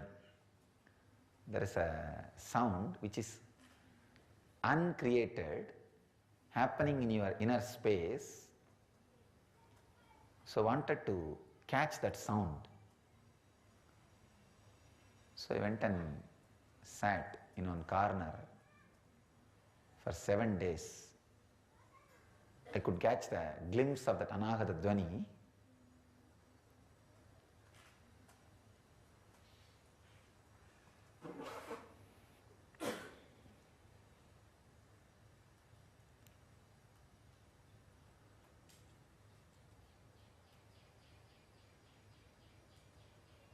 I'll really recommend everybody to have at least one visit to Himalayas. You see, understand, I am not promoting our trip. Of course, this guy wanted me to talk about Himalayas for the mainly just to introduce these Himalayas to the world. If you can come with me, that is okay. Otherwise also at least make one trip. Don't miss Himalayas in your life. Then you will really feel that you missed something really which need to be seen. Himalayas is the Las Vegas created by rishis. I can tell you, it's an extraordinary experience.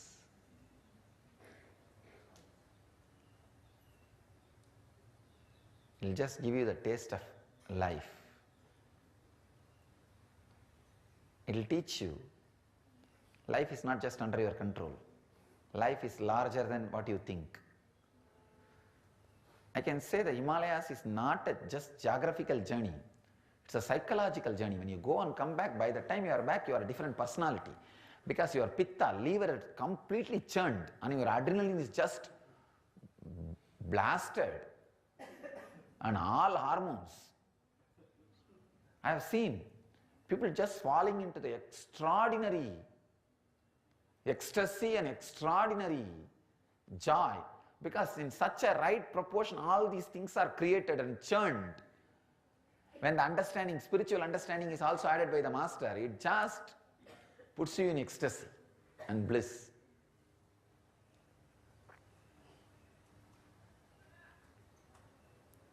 Especially this trip, the theme is truth is.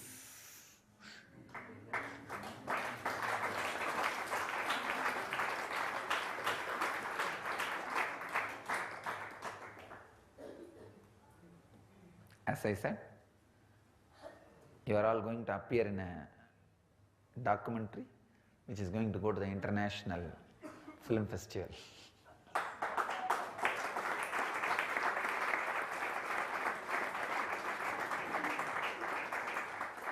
So, leave Himalayas. That's all. Let you all experience and radiate the eternal bliss. Nityananda. Thank you.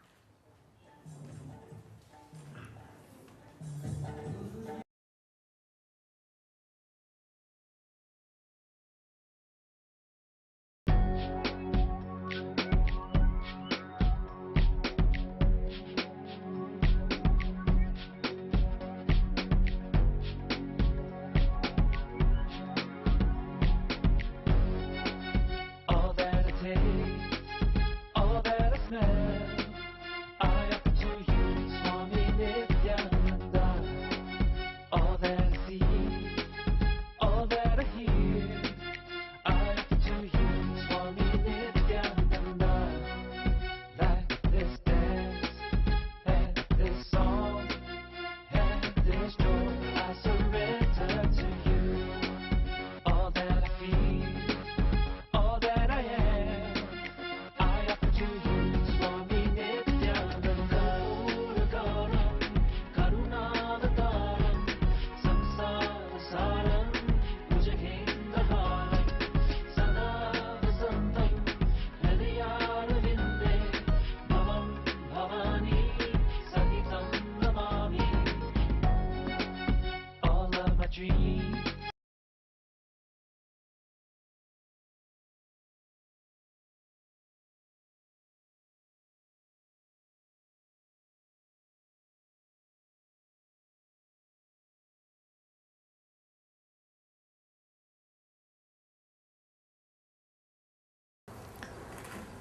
Sada Shiva Samarambha Shankaracharya Madhyama Asmadacharya Paryanta Vande Guru Parampara.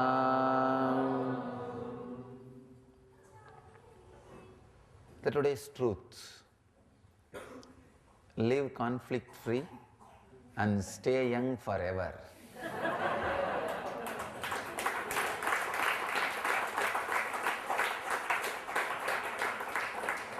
You may think how living conflict free can make you live young forever. Understand the concept of time in the Vedic tradition.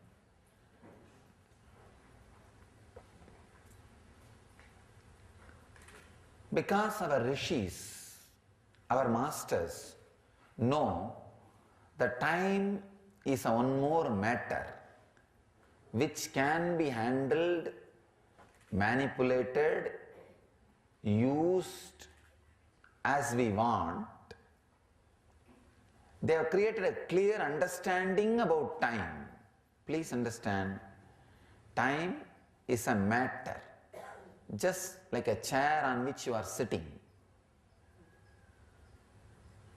The chair on which you are sitting, you can move wherever you want. You can either sit on it or you can sit on the ground. You can use as you want. Same way, just like that, time is a matter. What is aging after all? Look deeply into this idea of time and idea of aging. See, your body is made out of bio-memories. Means lot of thoughts and engraved memories, engrams, which inspires you, pushes you into actions. Thoughts, engraved memories which pushes you into actions. These two are the base material for your body. Thoughts are like a random, vague, as I said, that random fishes jumping. Engraved memories, the thoughts which you picked up again and again to work, those became engraved memory. These two are the base material. Please understand, I am revealing one of the important truth. The gap between one thought and the other thought is kshana, 1 unit of time in Vedic tradition. If you pick up more and more thoughts to make it into action, more and more engrams. Please understand, step by step. First, your body is made out of random thoughts and regularized engrams. Regularized engram means the thoughts which you again and again picked up to work, to make into reality. What for you are working. You are maybe even thinking is working. If you are thinking far in that particular direction again and again and again, it can be called as working. So, random thoughts like a fish is jumping in the lake, and specific thoughts which you again and again picked up, try to make into reality, try to infuse reality. So engrams, these two are the base material for your body. This is one truth. The other truth, the gap between one thought and the other thought is a kshana, means time. As long as there are only thoughts, there is no aging. Only when the engrams hit the thoughts or thoughts hit the engrams, the aging starts happening in your body. Please understand. When you pick up more and more thoughts and try to make them into reality, the conflict starts. 10 seconds before you picked up the thought of being in silence and trying to make it reality. 10 minutes after you are picking up the thought of going to the office and working wildly and making money, you want this thought to become reality. Then starts conflict. Aging starts happening when there is a fight between the engram and thoughts. If there is only thoughts, there is no aging. There is no aging. Only the fight between the engrams and thoughts in your muscles is responsible for aging. If you look little deeply, the time, which is a one more matter, itself has no power to destroy your consciousness. Then what is it that is adding so much of fear, insecurity and sense of aging on us?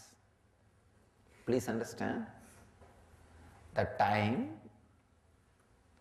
itself has no power over your consciousness, but your inner space, in which consciousness is also a part, struggles constantly with fear and insecurity of aging and getting destroyed or being lost.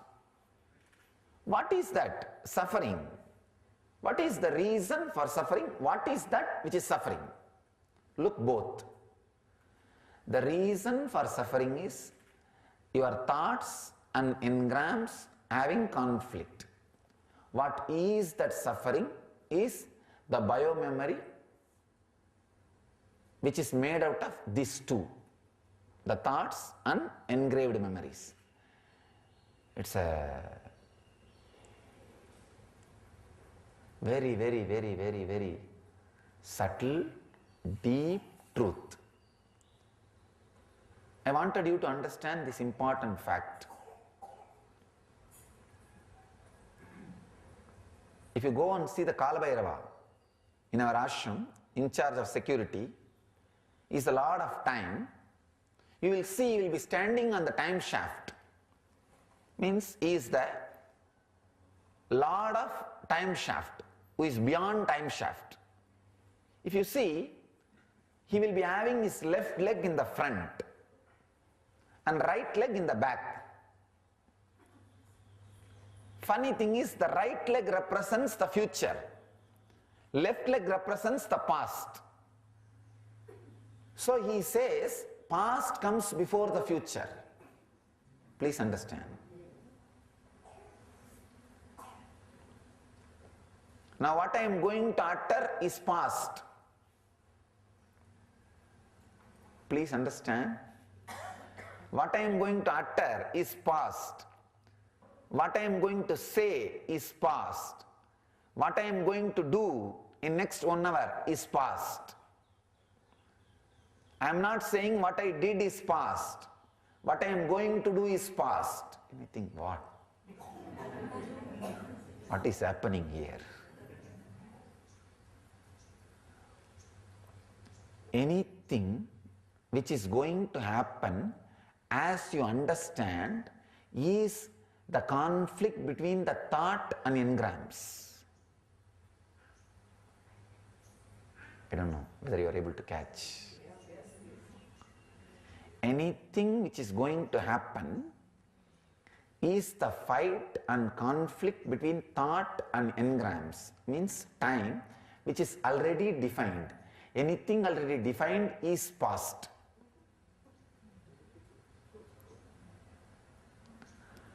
So the layer of your thought and engram which is projected further, even if it has not yet happened, it is past. It is past. You understand? It is standing. It is standing, but it is past because already it is projected. And the moments you spent in the past without the fight between thought and engrams is future, even though it is already lived. Listen. The moments you are going to spend in conflict between the thoughts and biomemory, thoughts and engrams, even it is not lived, because it is already projected, it is past. The moments you spent without having fight between the thoughts and engrams, even if it is already spent, it is future. Emptiness.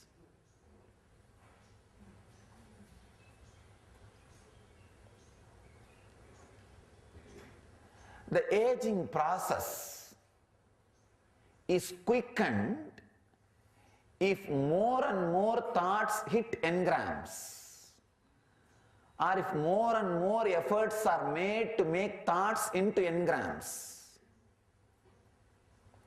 Now, stopping the conversion process of thoughts into engrams is unclutching. The process of converting thoughts into engrams is an automatic process when you are clutched. Stopping that conversion is unclutching. That is what I call conflict-free life. Either just go on fulfilling engrams, then they will become thoughts, they will get diluted and become thoughts. Or go on having thoughts, don't create engrams. Just sitting and something is going on, like a breeze. It's like a dreams passing by. Both will not let aging happen in you. When thoughts are getting converted into engrams, that is where the conflict starts happening, the aging starts happening, your muscles get tired, the aging process is working on you, time is creating its impact on you.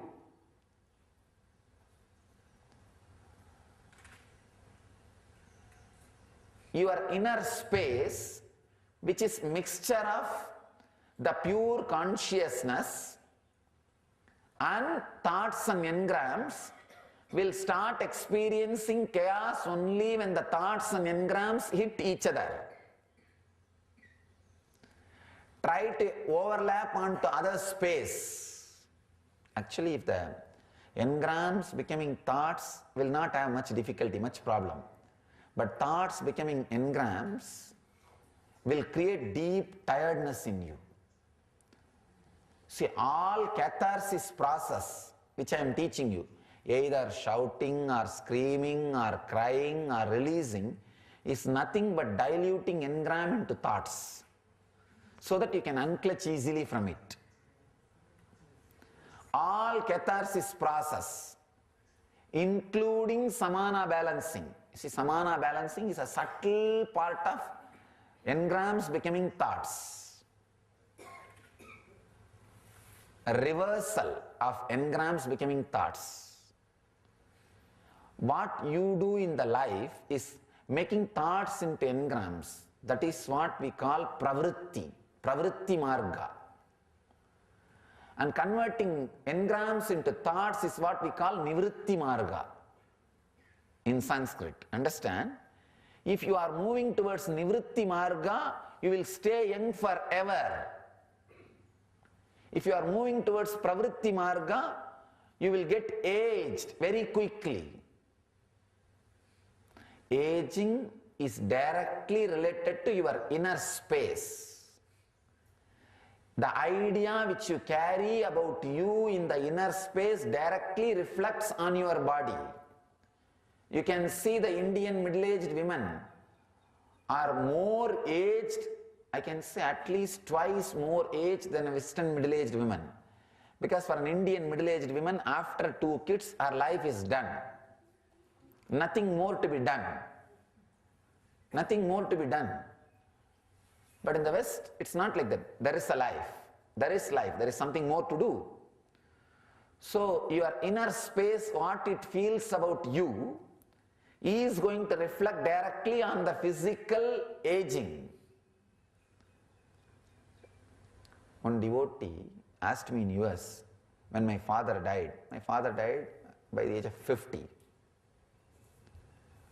And he asked very innocently, will your mother not remarry? She can't imagine my mother is going to live without getting one more marriage. In India, you can't imagine after 40 a woman getting remarried. See the complete contra. She cannot imagine my mother is going to live without getting remarried. In India, you cannot imagine. Forget about planning or failing and all that. Even a thought will not cross in the mind of one more marriage. Because if you have 2 kids, your life is over. That is why quick aging means done, what next? But when there is, in the West, the idea is different. There is so much to be done. Means, understand. It may feel like so much to be done idea and converting thought into engrams are conflicting. Please understand, so much to be done means you are expecting the moments happened in your past which are future. As I said, there are moments happened in your past where there is no conflict between the thought and engram. That's what I call the space of excitement, happiness. When you wait for that, which is up, even though it has happened in the future, which is past, you are waiting for that past in the future. So there is a constant excitement, the aging does not happen. Understand, I am just completely breaking your idea of past, future and present.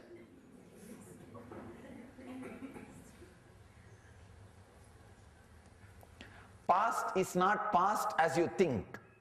Future is not future as you think. What you think you are going to do today is already past. Whatever few moments yesterday you had without conflict between the thought and the engrams is future.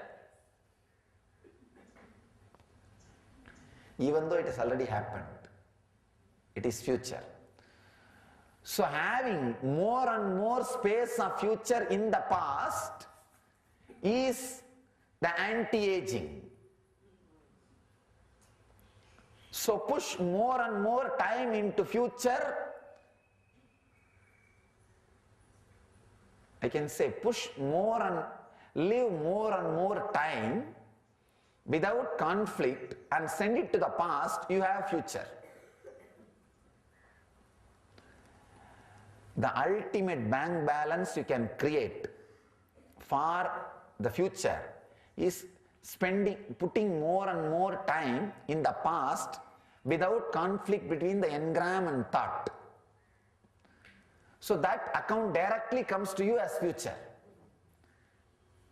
If you want to save money for your future, the only long-lasting wealth is the time you spend in the past without the conflict between the thought and engram. Because that is going to come back to you. It will be reimbursed. They say money back offer. Whatever you spend in our shop, 10% money back. Same way, whatever time you spend in Jnanapeetham, 100% time back.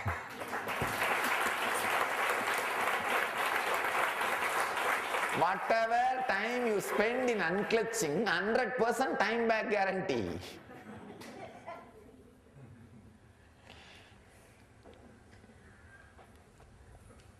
Just be unclutched. Do not allow your thoughts and engrams to fight. As much as you can, you will see the bio-memories will become so soft, no fight. Every moment you go on spending is future, not past. Even if you have not lived, the moments already you planned with the conflict between the thought and engram is past, over, done, you are aged. That is what happens to the middle-aged Indian women. They are done. Whatever they think is going to happen is already planned. What is their life? Going to get up and fight with the daughter-in-law and have some gossip with others and over, okay. It's already lived, done. So aging. When it is done, they have finished living their future with their engram and thoughts. Means whatever they have is not future, it is past. That is why body also acts as if already it is past. Your body is intelligent enough to respond to your inner space. It's already past, over. So then body says, hey, what am I going to do? Come on, let's fast forward. Quick, pack up. I tell you, push more and more time into your chronological past without fight between the engram and thoughts. That is your bank balance future. That will straight away come as future. Will never let aging happen in you. I tell you, for the planet Earth, today I have given one of the greatest gift. Not as pride. I have opened the huge Vedic Pandora box. Just like unclutching, when it is applied with anything, creates a new philosophy. I am telling you this one truth today which I revealed. Apply with everything, with lust, with anger, with fear, with greed. Use this key to solve all the problems of life. It will become a new religion. This is the philosophy of Kala Bhairava. The truth of Kala Bhairava. The past, the chronological past, which is represented by the left leg, is in the front. The chronological future, which is represented by the right leg, is in the back. Understand the theory of Kala. If you have projected with the fight between the thought and the engram, even if it has not yet happened, it is past. If you have not projected, if there was a gap between the thought and engram, the fight between the thought and engram was not there, those moments, even though chronologically happened, it is your future. Same thing with your lust, fantasy. Please understand, if there is no fight between your thought and engram, if the act has happened, it is tantra. If there is a fight between your thought and engram, even if the act has happened, it is just masturbation with another body, which is not going to let you rest in peace, which is only going to add more and more and more load. In every step, I tell you, in every step, the same idea. If all your sex is a past, you are already old. If all your sex was future, embedded in the past, you have a great future. I can say, just analyze this truth and understand 1,000 questions about the sexology will be answered. Same way, wealth, money. The time you spent with wealth, if there was no conflict between your thought and engram, means the fulfillment, contentment, aparigraha, you have future. If it was spent with the fight between the thought and the engrams, whatever wealth you might have had or you are going to have, it is going to be poverty. The bioenergy, health, fear, everything can be solved with this one truth. The truth about past, present and future, Kala. Now, sit and go on digging your each problem with this one truth. Churn your each problem with this one truth. Grind your each problem with this one truth. Whether it is money or relationship or sex or aging, I tell you, you will straight away hit the solution. You will straight away hit the solution. When you hit the solution, the past which you created, in future, please understand, the past which you projected, in future is ghost. When you kill that, that is the skull which Kalbhairava is having in his hand. The unlived life. See, the skull which Kalbhairava is having in his hand, anything you put it in that skull, it will swallow. It will swallow. That is why so many people gave Bhiksha, but the skull itself swallows. Kalbhairava is hungry. Shiva never got anything. Then comes Devi, Annapurani. Please understand, Shiva goes and stands, Bhiksham jnana vairagya siddhyartham bhiksham dehi cha Parvati. Oh Devi, give me the food for jnana and vairagya. Means not to project my past into the future and destroy my life by quickly aging. And Devi gives the grain of the great truth, knowledge of not projecting your past into the future. Means I can say your fight between the engram and the thought into the future and bringing yourself to the present, to this understanding. I can say you don't even have to practice anything, just this understanding. When the grains are offered into that skull, see, the greatness about the time is just the understanding is enough, nothing much needs to be practiced. With this understanding, scan all your problems, that skull will just disappear. That ghost will just disappear. The ghost will just disappear. That is what is meant by when Devi put the food. She put little in the skull. The skull was enjoying So she purposely dropped a little bit outside the skull on the ground. The skull felt the taste of the food so much, it just jumped to eat that food, and Shiva was freed of the skull and he was liberated. Understand? Just this understanding. Look, oh God. This is what is the problem in my sex. This is what is the problem in my money. This is what is the problem in my relationships.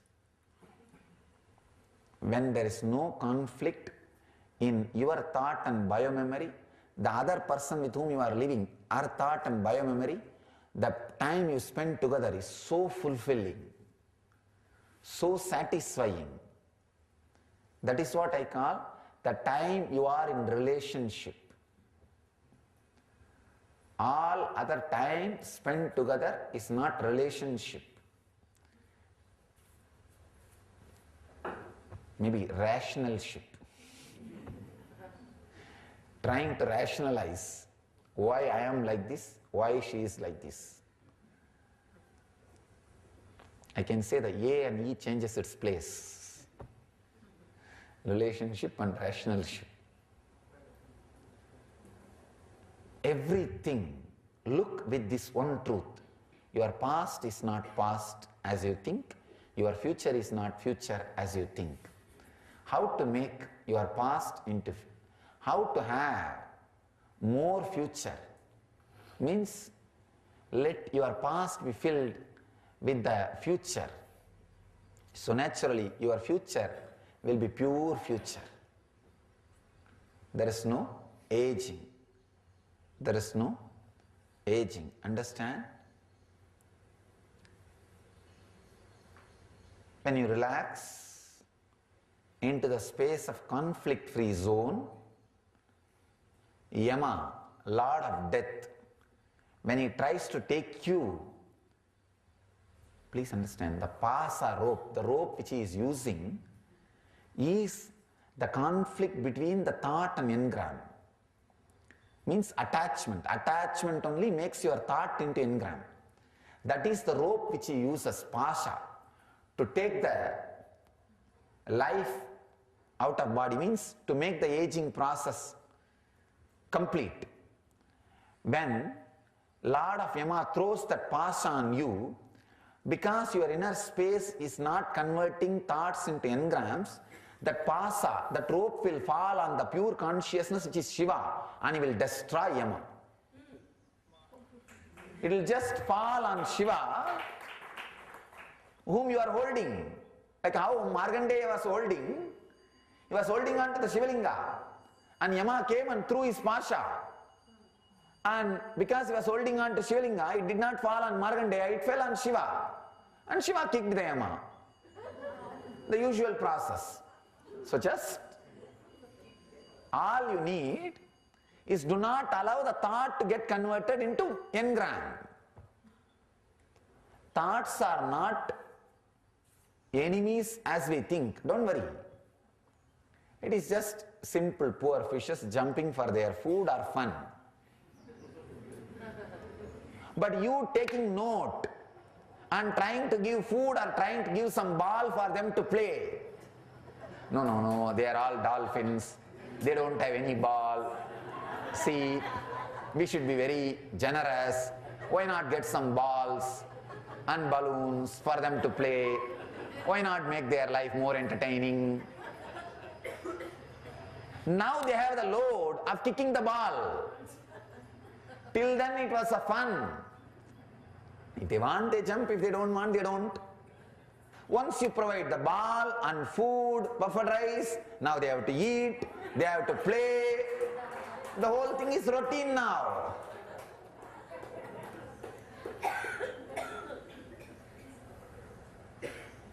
That is where the play and fun becomes game. Let play and fun not become game in your life. Game means the winning and losing and prize. Play means just. Fun means just. So any thought which just happens is play and fun. But when it becomes engram, it's a game. Game is the most dangerous thing. Fun is the most funny thing. Understand, do not allow the kala spasha, the emas, noose in your inner space to convert thought into engram. You will see the noose will fall on Shiva and Shiva will kick Yama. And Yama, because already he got one kick, he will never come near you. When he sees you are there holding Shiva. That's all is the whole science of aging. I have not only given the science of aging, the solution for anti-aging, not just mentally, it will directly work physically. Understand, apply this now in your breathing. When your breathing happens, just see what kind of thoughts are raising. And just see what kind of thoughts are raising. When you are exhaling, what kind of thoughts are raising. What kind of thoughts are getting intertwined with your inhaling and exhaling. Just sit with it. You will suddenly see you are not abusing your future by projecting past, by living it, by creating a hanging bridge on it. Same way, you are adding more and more empty space into your past, which is your bank balance, which is going to be reimbursed. Let your past be reimbursable future. Let your future be free from the load of the past. You have no aging. Simple science of anti-aging. And I tell you, this truth is so doable, so practical, just practical. If you sit with this truth, the understanding will happen in so many levels. With this understanding, scan your death fear engrams, scan your desire engrams, scan your guilt engrams, scan your suffering engrams, pain engrams. We can do one more NSP. Actually, let me do today. Today I'll make you guys go through the 7 layers with this one understanding. This one understanding. I tell you, I am not just assuring, I am promising in front of the camera. I know around the world people are watching. I am promising. I'll make you guys have the body like Mahavatar Baba. You can simply see, the science of the body which Mahavatar Baba carries is, this is what is the science. What body Mahavatar Baba is carrying, this is the science. Just scan and have the honesty of killing that ghost, the Trishul. Trishul is the honesty. The Trishul which Kalbhairava carries is the honesty of killing that ghost, that Kapala, Brahma Kapala. Understand? When Brahma created this whole world, it was a fun, play. For a moment, he made it as a game. That moment is the 5th head. And Shiva cut that. Hey, play should be play. Why are you making it as a game? It's like I tell the temple priest, come on, sit in the golden throne. And it's a play. And suddenly if the fellow thinks, I think I am also equal to Swamiji. When somebody touches his feet, I think I am great. How the gold throne looks, let us feel and see. Then comes the 5th head, and what to do? The play has become game. So now, let us convert the game into play. Let us come back game into play and play the whole fun of life. Life is not worthy at all to be played as game. Even death can be gamed as play. Understand? Life should not be played as game. Even death should be gamed as play. That's all. That's all is the essence of whole thing. Essence of whole thing, nothing else. And it's direct prasada from Shiva, Kala Bhairava. Understand? I am honestly telling you. Only when I walked into the hall, the title was given to me. Only when I walked into the hall, Brahmaswarupa brought the title and gave. And today we did not have Pada Puja for me to download.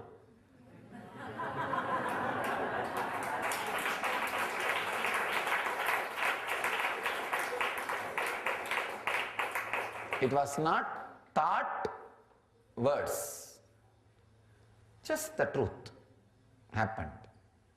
How many seconds it would have taken from there to walk and sit and say Sadashiva Samarambham? Maybe 30 seconds or maybe 60 seconds.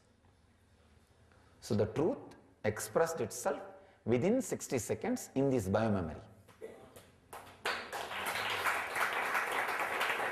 So understand, in any biomemory, if something this profound can express within 60 seconds, it is straight word from Shiva or that biomemory is Shiva.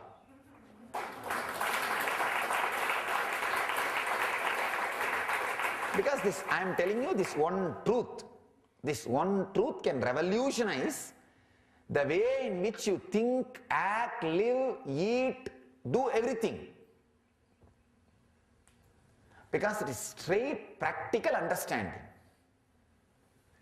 Anyhow, I know for sure it is a prasada from Shiva, Shiva prasada.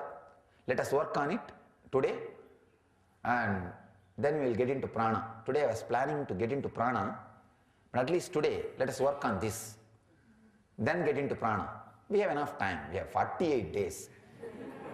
8 days are, not even 8 days are over. 24th we started. Today is only 30th, 31st. 31st. 24, 25, 26, 27, 28, 29, 30, 31. Today is 8th day. 8th day only. So first 7 days we spent on prana. Sorry, samana we spent. I thought today we will get into the prana, but let us get into prana tomorrow. Maybe by tomorrow evening, let us work on this great truth, this great revelation. And not only that, see, whenever you work on these great revelations, you respect the space in which it is delivered. You respect him. We receive it, we honor you. We humbly receive it, we honor you. We request you to be delivering this more and more and more. We submit our humble devotion to him for delivering these great truths. So let us honor Shiva, Kala Bhairava, by working on this truth today so that we can expect more and more from him. More and more from him. See, this is the plan for miracles. When one miracle happens, even if it is small, very small, honor the space from which it was delivered to you. Respect the space from which it was delivered to you. Don't take it for granted. Surrender it. Devotionally say, I honor the space from which it has been delivered to me. I submit myself in a humble way to the space from which it has happened on me. That is the plan for more and more miracles to happen. The other day I received a letter. One devotee was saying, someone ex-devotee who had a Satori experience. She was claiming that I had Satori because of my efficiency, my intensity, not by him. I said, great, I am no way contesting. Let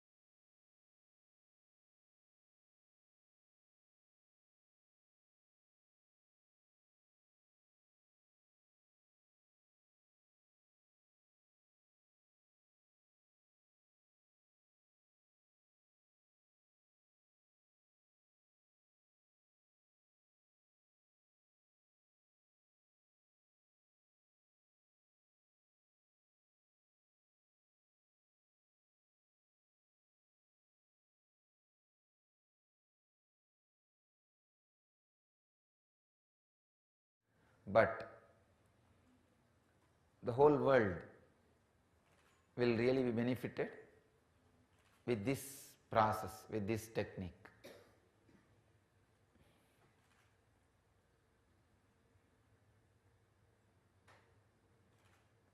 Conflict is as long as you think there is something other than you.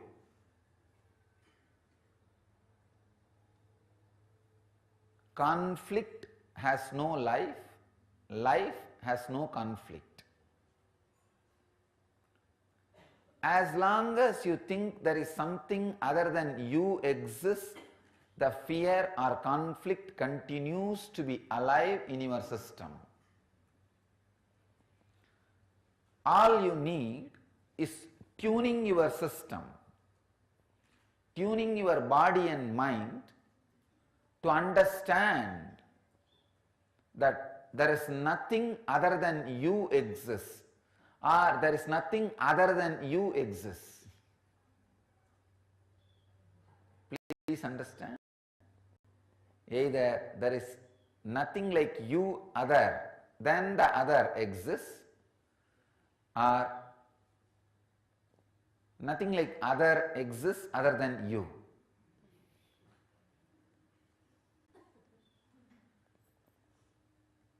Very powerful process in Hatha Yoga called Achapa Japa, means chanting beyond chanting. Even the chanting word is not exact translation of japa. Japa means more like a flowing. Flowing without flowing. Chanting without chanting. Ajapa japa.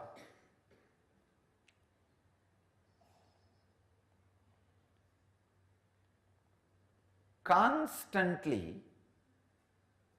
knowingly or unknowingly, consciously or unconsciously, your being goes on chanting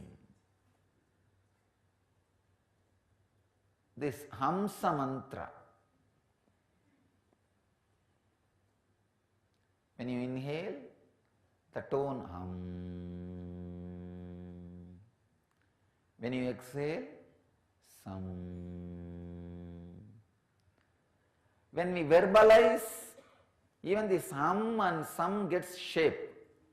But if you don't verbalize and just observe, the subtle version of hum and sum will be happening. It will not be complete defined hum or defined sum.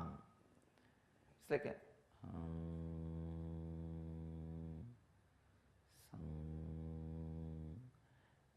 See, physically when you see, you have a defined body. When you close your eyes and try to visualize you will have an undefined version of you. It will not be a defined version. An undefined kind of a line drawing, caricature, cartoon, line sketch.